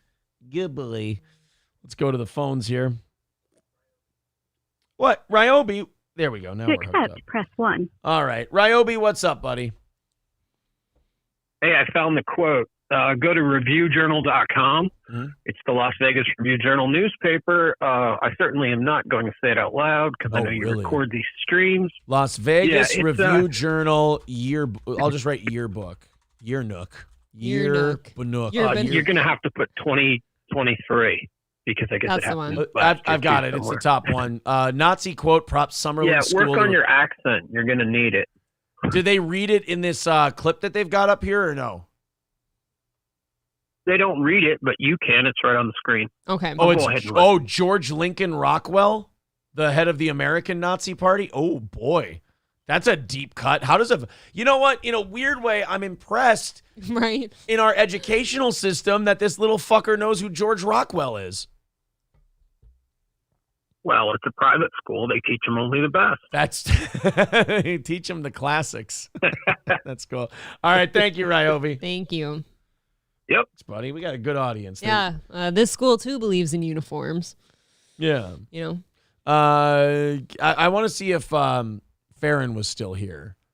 And if she had a journalistic... She's a busy lady. Look, she's been around for fucking 3.5 hours today. I think she's forgiven. Isn't that cool? Because when you were on radio, what was the average time people spent listening to a show? Our show was like 46 minutes or something. Which was big compared to most. Yeah, the average is like 20 minutes. Right. So 3.5 is pretty impressive. Pretty cool. So I got to read this. I got to see this quote for myself. A prominent private school in Las Vegas is recalling its yearbooks after administrators learned a student used a quote from the founder of the American Nazi Party in its pages. The yearbook for the "We hope you appreciate our content. Subscribe today." Oh, fuck you. I want to know what the son of a bitch. Girl, look at their yearbook. Why didn't you just play the video? Because he said they don't say it in the video. But he said it's on the screen. A prominent private school is recalling its yearbooks after a student allegedly quoted the American Nazi Party founder. The Meadows School yearbook is accused of featuring a notorious white supremacist quote. Meadows leaders say it won't remain on the yearbook and the student is no longer part of the school. No word on whether... fuck. So the kid's kicked out of the school even. Oh, so the parents are trying to support him and stop that from happening. I need to read this fucking quote. Ryobi said that it was on the screen. This says I have to subscribe.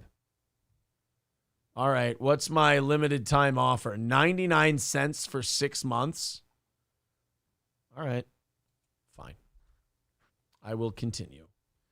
We will, here. Aaron, I need to know what this, I'm sorry, guys. I need to know what this quote is. I hope you bear with me here for just a second. Don't forget, it's Aaron Mr. Holt Radio. That's right. It's Aaron Imholter Radio. Imholter. Okay. Yeah. Like Ann Coulter. Only my Adam's apple is smaller. No offense, Ann. It's just you look like a dude, kind of. Let's see. Oh, no. 0427. Yeah. It's not on the screen. But you don't have to read it out loud either. I read out some fucking numbers. Yeah, you did. It's the expiration date on my card is 0427. That's important. You don't get any doubles down on it. You are retarded, actually. Good Lord, man. You don't need to put your card information read out on the show. Can I pay for my fucking article so I can read what the Nazi... I want to see what the Nazi said. All right. Are we good now? Purchase. This is a lot of work for 99 There's a lot. cents. This better be a goddamn good Nazi article. What if it still doesn't say it? Oh, my God. All right, here we go. 1966 interview that George Lincoln Rockwell, a notorious white American white supremacist, gave to Roots author Alex Haley. Okay. In another's response, I don't want to see more of your lobster ad from Aldi. Oh, lobster. It's family fare. Alter. Or from Aldi. I can't talk. I'm half a beer in. In another response on the student's yearbook page, when asked, how can I influence others, the student replied, take control of a country. Okay. The student also listed politics, history, and human biology as interests on the yearbook page. On Friday, known hate group leader. I'm not seeing the quote. There was another quote up above. That was from the principal. Oh. Rockwell was a notorious piece of shit, bad guy. Ryobi, I think I might be on the wrong article. If you have the article, can you please screenshot it? Oh, I got it. Here we Aaron? go. Okay. The yearbook for the Meadows School located in Summerlin featured a photo of a student with a quote, being prepared to die is one of the great secrets of living. That's it. Even if that was from George Rockwell. I mean, that's not an untrue quote, is it? I paid 99 cents for 6 months for that horseshit. Right, that's just a gay line. Yeah. Really. No offense. How could George Rockwell be a Nazi? He was a homo. With shit like that. That was remarkably... Wait, and Ryobi pumped that as, you're going to need your accent ready. This is going to be fucking crazy. We've been had. Yeah. That school is a bunch of pussies. Yeah, Nobody would... All of your students are dumb rich kids. They're not going to know who that quote was from. It's just going to be that So if you think concept. about it, it was probably just his senior pick in the yearbook where you get to pick your quote under it or something. Yeah. That was it. Jeez. Stevie J says communist revolutions all occurred when less than 1% of the population was communist. That's true. The ADL wants to hide this fact of history and make you think that 1% Nazis is a problem. Yeah, the Nazis needed like 42% before they really became a leader in Germany.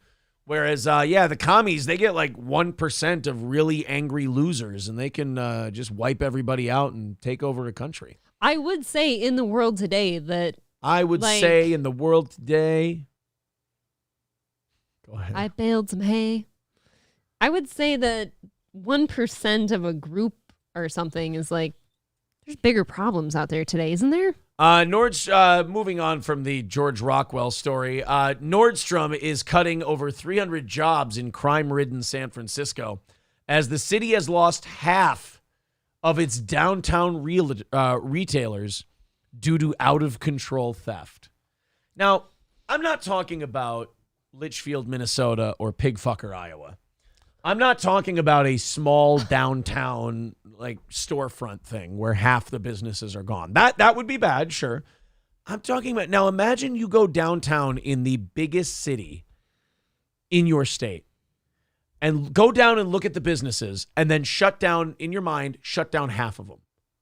And understand what a blight and cancerous scene that would be. Dude, I'm even thinking about shutting down half of our shopping mall here. Yeah. That sounds bad. It would look real bad. really, really bad. And all of it due to simply theft. Just letting people getting away with stealing shit. And that's what's going on in San Francisco to the point where Nordstrom is cutting 400 jobs. And if Nordstrom is cutting 400 jobs, there's nowhere left to go. The next step is shutting her down. Absolutely. That is horrendous. And that's your government's fault. Yeah. The next step is you lose Nordstrom's. You've been let down. For God's sake. Nordstrom's is like one of the pillars, one of the 4 pillars at the Mall of America here. Can you imagine if it shut down? I mean, it's one of the 4. Half of the businesses being gone. Indiz Buzz is here. Hey, buddy. Buzz. He's letting us know that we're not good. He's giving us the thumbs down.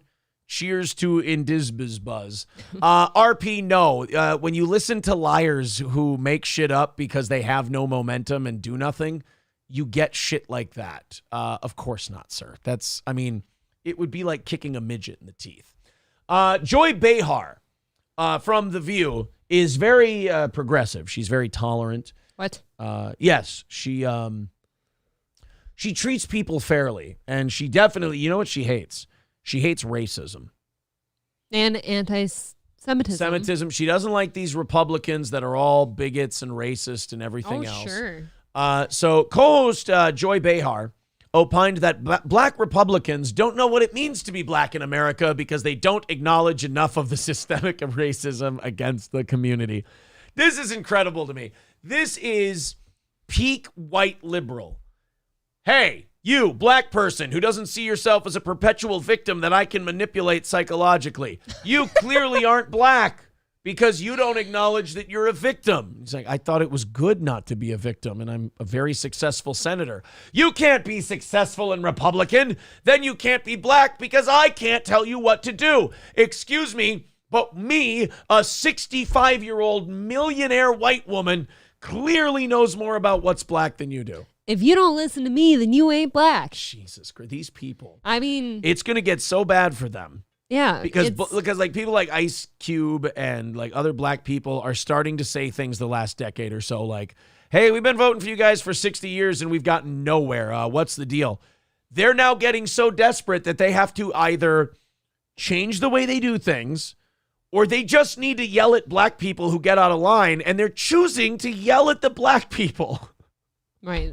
So creating victims, really. The white people in their 60s and 70s have to tell people they aren't black because they won't let them tell them what to do. Wow. Yeah, if you don't feel oppressed, you can't be a true black person, right? Yes. If you're happy and independent and successful, I can't call you black because it's devastating to my case. Behar made the comments while the women discussed the entry of Republican Senator Tim Scott of South Carolina into the 2024 presidential primary race. He's one of these guys who, he's like Clarence Thomas, black Republic. Oh, God, please tell me there's a fucking clip of this. There's Tim Scott. Oh, it's 7 minutes and 31 seconds long. What if it's awesome? Let's hear. So they show a clip of his interview. All right, let's go to Joy Behar talking about a black guy. Full of joy, right? Oh, I mean, it's in her name. Happy, for God's uplifting. Sake. All right, Tim let's go Scott yesterday formally announced his campaign. In America, things are fabulous. And he's also hedging his bets. He doesn't really go out and say he's not pro-choice exactly. Although he did say, when he say that he would vote for anything they put on the table, the Republicans. So he is not pro-choice. And he's one of these guys who, he's like Clarence Thomas, black Republican who believes in pulling yourself by your bootstraps. What a piece of shit! Fuck that guy, right? Right in his ass. I mean, right in his black sphincter. When did this happen? Like, people that want to do good things for themselves and they do those good things without the help of, white Joy Behar here. Yeah. Like, God forbid, you're a terrible person. You shouldn't do that. That's exactly what it is, No, too. I didn't help you. That means it's not real. White progressives didn't help you do that. It doesn't count. That is mental illness at its finest. Black Republican who believes in pulling yourself by your bootstraps, rather than, to me, understanding the systemic racism that African Americans face in this country and other minorities. He doesn't. Yeah, like Asians who do the top 17 earners in this country, the top 17 racial groups by income are from Asian countries. Okay. That's white people rank, I believe, 17th. White Americans do. So just below the Nepalese is where we're at in this country. Sometimes I do find it very hard to laugh at something like that. You guys because they get to, I don't know how much she makes, but she gets to sit on national TV and people just eat this shit up. Liberals who play the victimization card remind me of like a right fielder tracking a fly ball as it drifts back, and their backs are getting closer and closer to the wall, and they just can't admit it's going to be a home run. They're like, I almost got this one. I don't think I'm going to grab this one. What the fuck do I do? Black people. Get it? Neither does Clarence. Right. And that's why they're Republicans. Yeah. They're Republicans because as black people, they refuse to believe that they're being held down and the whole system is racist, and they had the nerve to become successful on their own. Okay. Clearly, they can't be black. There's a minimum of 2 black women surrounding her right now, and they have nothing to say about this. You're a nasty person. I know. I like like Tim Scott. I could vote for Tim Scott. I like the optimism. It's such a juxtaposition to Trump. Just to be. What's an Alyssa Farah Griffin? Do you know? I thought she was the one who joined this show that they all kind of shit on at first because she's just a little more right-leaning than they are. Oh, so Remember? she's like the token, like moderate Republican she's a token. that they get. She replaced that Abby blonde, Huntsman? No, the blonde chick. McCain or whatever. Oh, Meghan McCain? Yeah. Okay. Be realistic though, Trump is polling at 50%. If you combine everyone in the field right now, their collective polling still doesn't beat Donald Trump's. And that was before the Twitter space debacle. And now they all hate her just for saying that. To beat him, I would suggest is that you need to take him on directly without alienating his voters. So that means he's scared of DeSantis still. So she moved on. I guarantee, here's what I'm thinking, because she didn't say anything else about black, or she moved on from race pretty quick. I'm thinking what might have happened here okay.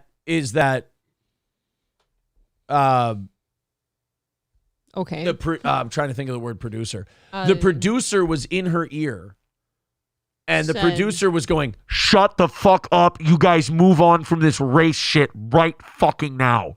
We don't need a 70-year-old white millionaire telling us what's black. Shut the fuck up and move on. Because isn't that offensive? There was no further discussion of it. There was no further talk of anything going on. Her two black co-hosts did not say anything to address it. Yeah, I'm thinking the producers had to had to have had some kind of issue there. It just... Oh, yeah, boy. If you're in a quote-unquote minority or oppressed group here, it is upsetting to me that white liberals like Joy Behar get to sit there and put you down and make sure you feel put down all the time. Citizen M says, Aaron just implied it wasn't him. No, I overtly stated that it was a retarded thing to say, and it's not me. As somebody's just begging for attention because their numbers are down. If nothing else, no one was swatted this morning. So don't go spreading vile accusations when you don't know shit. I think some of you like RP and stuff are going to become big fans of this show. And I think what you're going to understand is that the people you listen to are attention-seeking pieces of shit who lie constantly. And that you guys keep believing the shit they say. And then you move outside of that bubble and you realize, holy shit, I'm a retard who just believes absolute nonsense. So... don't worry about it. I'm sure that somebody's just needing daddy's attention and they're not getting it. And it's another desperate ploy. It's too bad. I don't know what either of you were talking about. Yeah, don't worry about it. It's just... I have no idea. I missed it, apparently. That is rough. Wood Chippy says, Aaron calling it straight 100. Yeah, exactly. They want a gay feud so badly. They need it. They absolutely crave it, and it didn't work. So now they're trying to move on to other things, and it's not drawing the numbers. And it worked. I'm sorry, but my whole approach worked really, really well, and now there's desperation. It's perfect. No, I didn't. Yeah, see, Jason Smith. Yeah, I did not do that. I'm sorry, buddy. If it's more of the same. But that did not happen. Like, coming from that source, you can go back and check the notes. Like, nothing that person has ever said has come to fruition. Nothing has ever been true. Yeah, it's all horseshit. It's just funny to me. It's just like, you guys, I don't think you realize that you're in a kindergartner thing. And you think it's a grown-ass man thing. And when you finally realize it, oh, boy, are you going to be embarrassed. We have another creepy Chris D'Elia thing. Okay.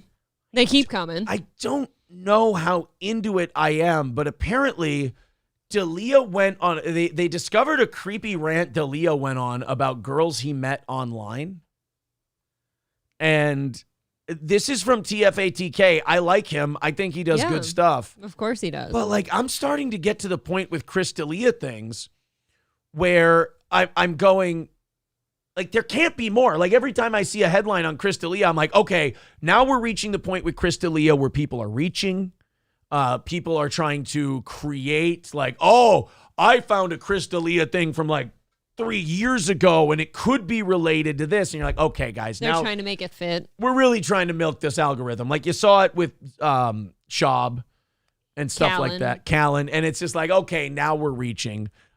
Fortunately, it never really got there with Crowder. People kind of got into that and got out of it. And It's pretty responsible. So I'm skeptical of this clip. We already know D'Elia is a creepy dude, right? You don't need to really shove it down our throat about how creepy he is. But if there's more creepy, that would actually surprise me a little bit that we're still getting more creepiness. And I trust TFATK. He usually does a good job. So let's check it out. This was fucking 7 years ago. When people try to make you uncomfortable, it looks 30. Oh, wow. Weirdo attempt to come off as a tough guy, but the only thing we can see is a 40-year-old creepy man. Don't believe me? Well, check it out yourself. Bobby Lee, roll the goddamn footage. You wet? You ever see a fucking 14-year-old? She looks 30. I've heard this. There's no such thing as a 14-year-old girl anymore. Oh, yeah. Like when somebody, one time, this was fucking 7 years ago. When people try to make you uncomfortable with some shit that they're going to bring up. I was wondering who that was next to him. Ted Bundy. They put Ted Bundy next to Chris. Oh, you didn't know that? Yeah, that's absolutely Ted Bundy. Oh, I love this. So this is like an old podcast that they The whole up. joke was that Chris looks like his son or something. Oh, man. Yeah. I fucking love that. I fucking eat that shit for breakfast, bro. I eat it up. I love it. One time I was at the Laugh Factory, this was fucking years ago, and this girl came up to me in front of other people and said to me, "Hey, you asked me to hang out on,"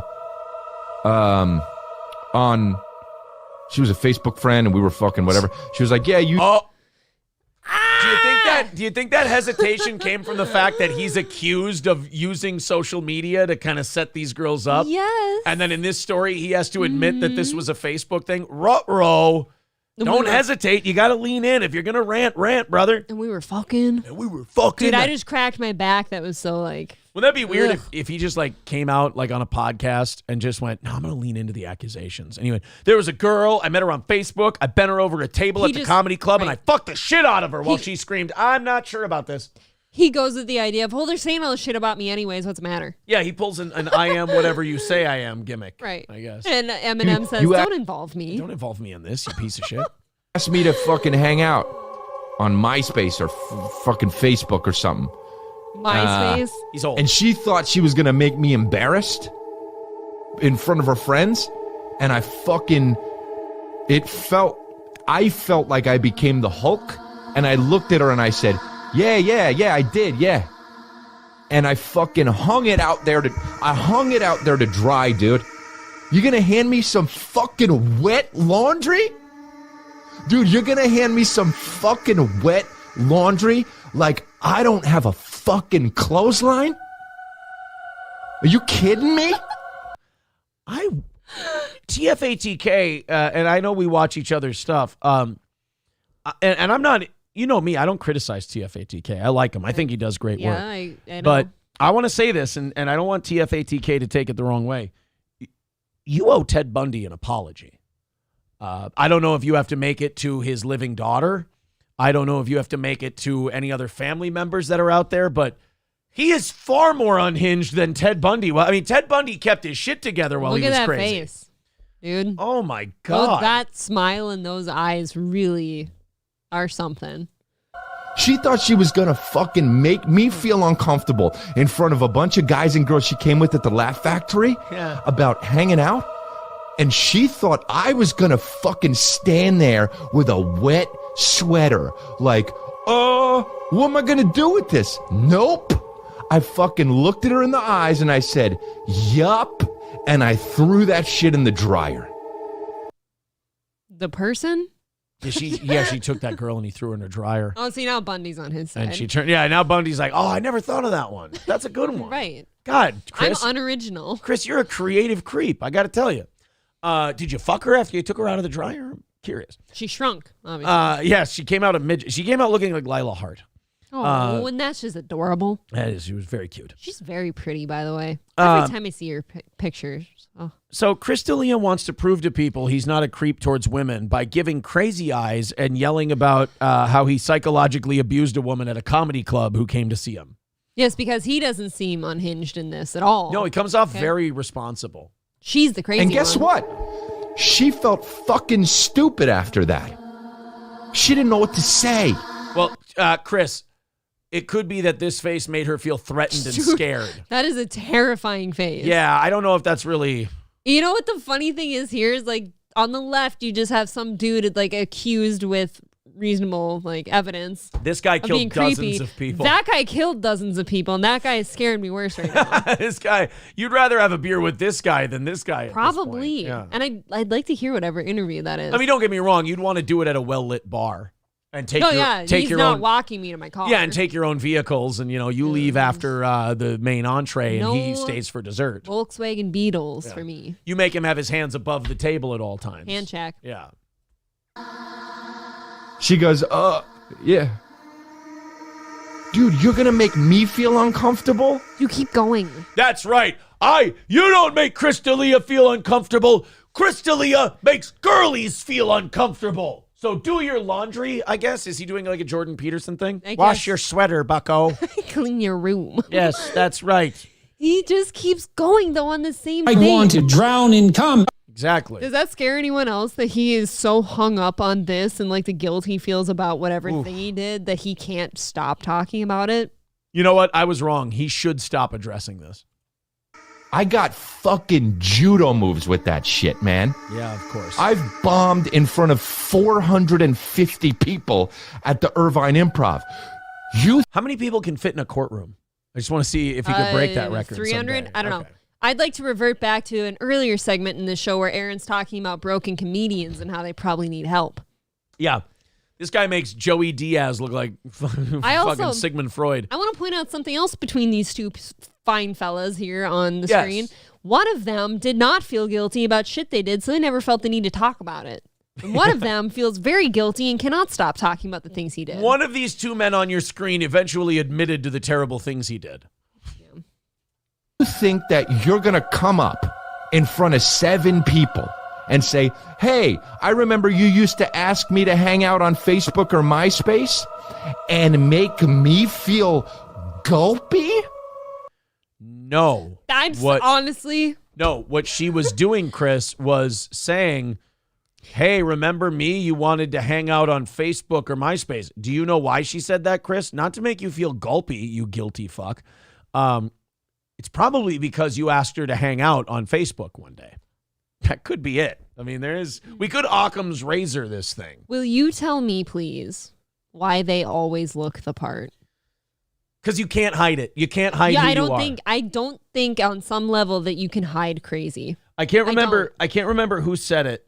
Was it Mark Twain who said, if you always tell the truth, you never have to remember anything? Yeah, you don't have to remember it. You're fine. This guy's got a big memory. This guy has files. Yeah. Okay. You think I'm going to do a hard swallow for that? No, you want her to. Never mind. Give me all the laundry. I'll dry it fucking all. You're like me, Chris. You need to do some underarm Okay, but work. did you wash it yet? Because I have a feeling you have a lot of dirty laundry. There could be some period blood stains on there. They go from 6 to 25. Is this the Red Bar song? They go from 6 to 25. Yeah, it is. They go from 6. Tapping skins. You're fast. I mean, hell, it sounds like the girl was just trying to point out that they knew each other. Right. The girl just came up to him and was like, yeah, we talked on Facebook and you said we could hang out sometime. How about You want to wash my sweater, cunt? Did we just glaze over the fact, too, that he thought that was really cool and fun that he looks like Ted Bundy?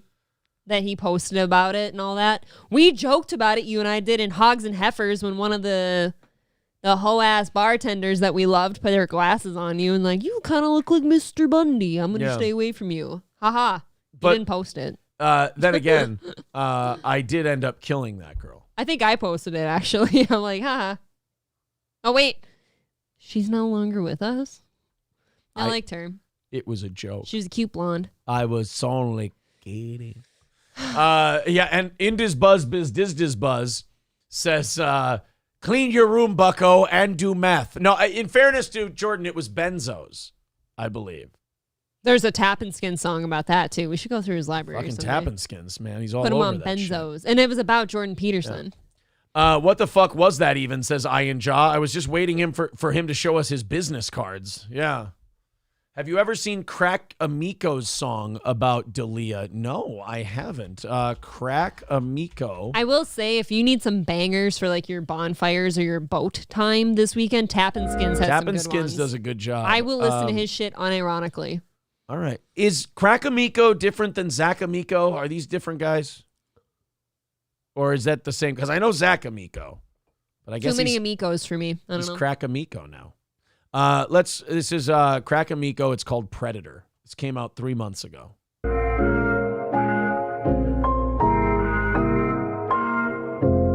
Oh, really, dude? Oh, there's a ring of pedophilia that the top producers know about and confide in each other in and keep kids and pass them around and fuck them? Oh, really, dude? Yeah, I mean, there is. I mean, that is scary. I mean, just because your dad worked in the business and you feel the need to protect him, I mean, Chris D'Elia has one of the guiltiest consciences. Consciences.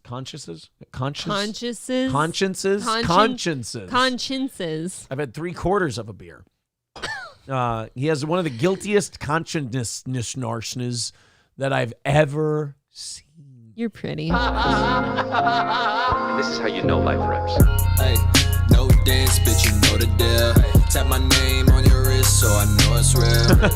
Bitches over 20, there's just no appeal. Beat the box young like I'm Holyfield. I feel like a predator, a predator, a predator. Fuck the money and the fame, I'm a predator, a predator, a predator.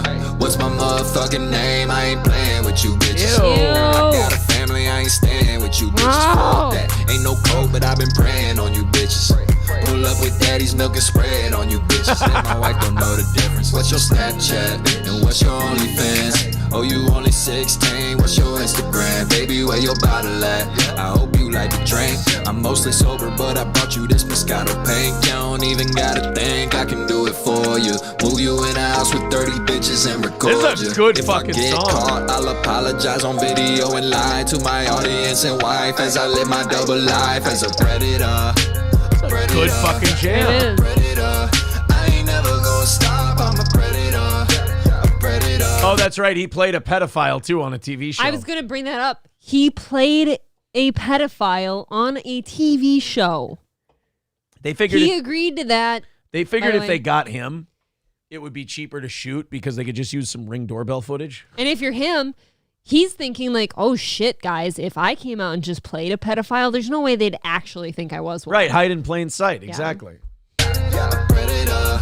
To the day I drop, all I do is pray, pray, pray. All I do is pray, pray, pray. All I do is pray, pray, pray.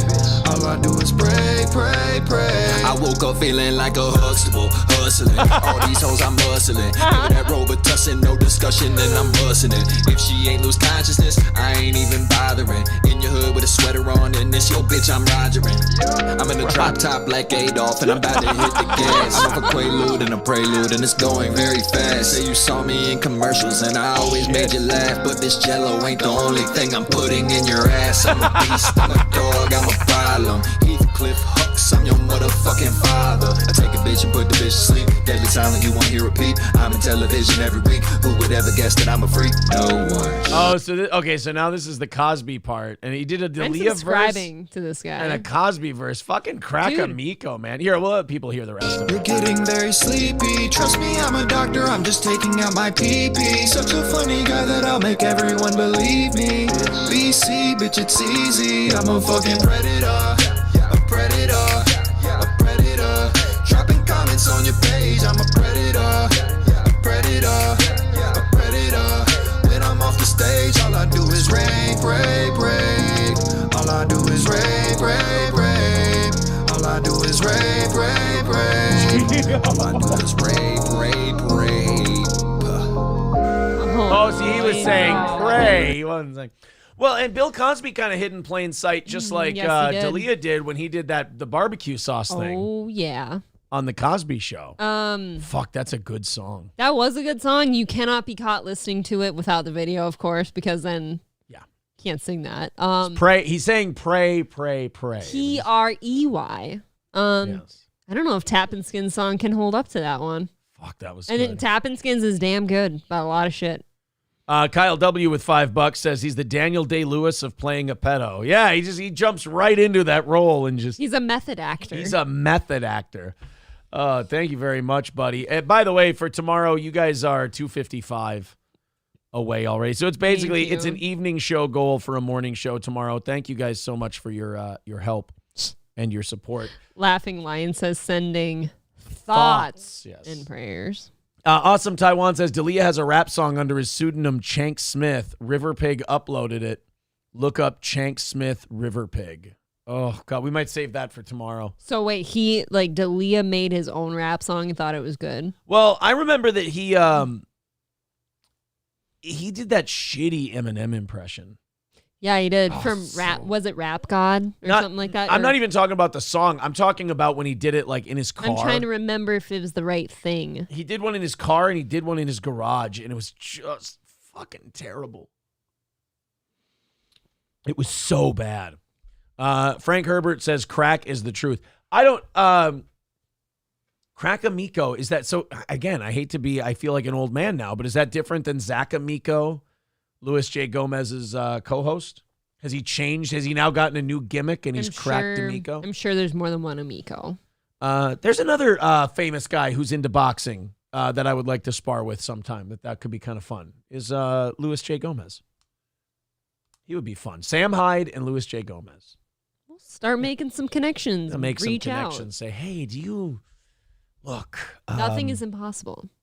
I don't want to go to Rhode Island, Sam. Do you care to come to the big city of Minnesota and perhaps get a little sparring done? Are you saying that Minnesota is a city? You want to come to the big city of Most Minnesota? people think that Minnesota, it's like Africa being a country. You know, a lot of people think that Minnesota is just one city. Cerberus with $2 says it was Homicide by Logic, April. That was the Eminem song that he did. Oh, okay. Frank Herbert says he's in the Gas Digital universe and he's based off the name Zach Amico. So it's not, okay, Crack Amico, Zach Amico, two different people.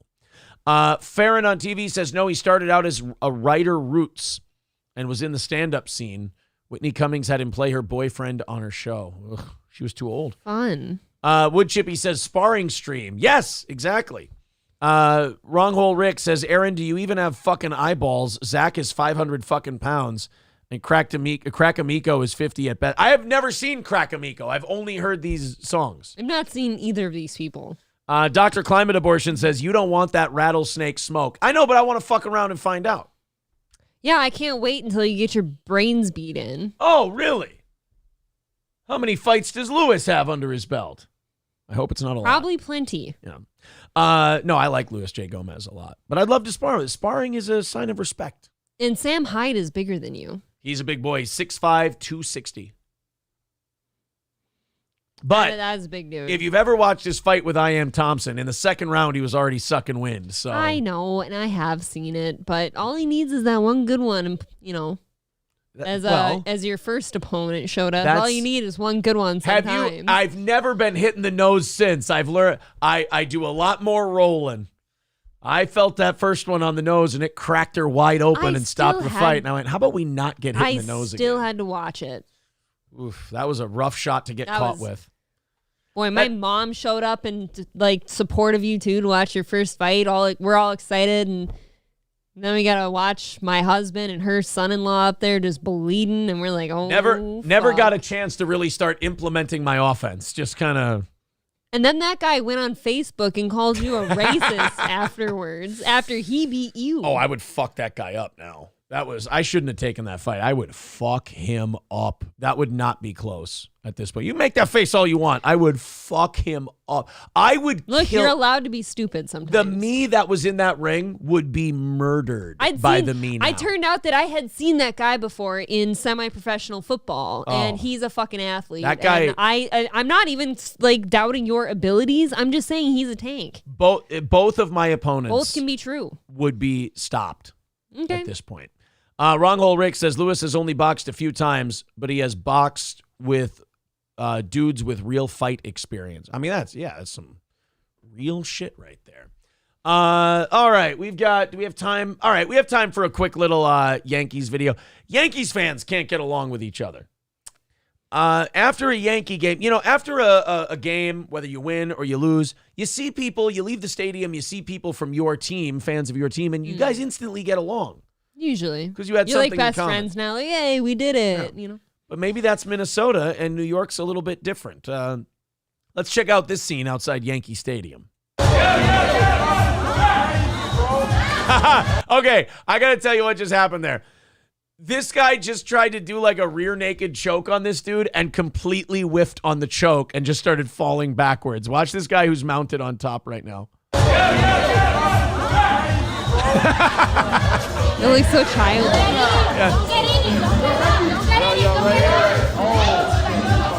This is one thing that sucks about a lot more people watching UFC now is everyone thinks they know the moves.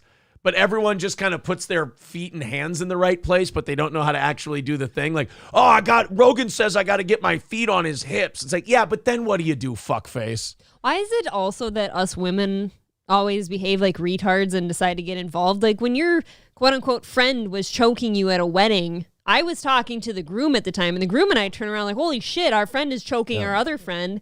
And we try to break it up and stuff. Like, why do we get in the middle of things? It's a costly freestyle battle that I won. But now we're little one, you're gonna get hurt. Wait, is that a new guy now? Is these two different guys fighting? Is it? That guy got back to his feet. Oh, knock her out. Knock her out. That's what I'm saying. Why do women get involved? You don't belong here. Let them just be stupid. This guy and I have the same problem areas. This guy and I need to hit the same machines. Oh, this guy's showing a lot of restraint.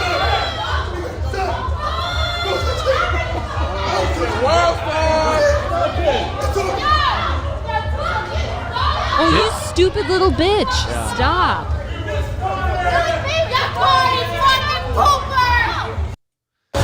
That guy showed a nice amount of restraint because yes, he did. He didn't see who hit him at first. Someone behind him hit him in the head. And he did. Farron says, what's with New York City and chokeholds lately? No, like people in general in fights, they all think they're UFC fighters now, so they all just keep trying to choke each other out. Maybe we should stop. Just a thought. Yeah. Guys, that's going to do it for today. We are all done. Today's show is over. April, thank you very much. Thank you, boss. I got a lot more work to do. I'm on with Husey today at noon. I think that'll be out later. And then Johnny and I are doing the Compound Show today with Alex Stein. That will be up tomorrow on compoundmedia.com. And then we've got a morning show tomorrow at 6 a.m. April, again, thank you very much. Thank you. Subscribe. Yes, subscribe because we are this close to 10K. And we will talk to you again tomorrow morning.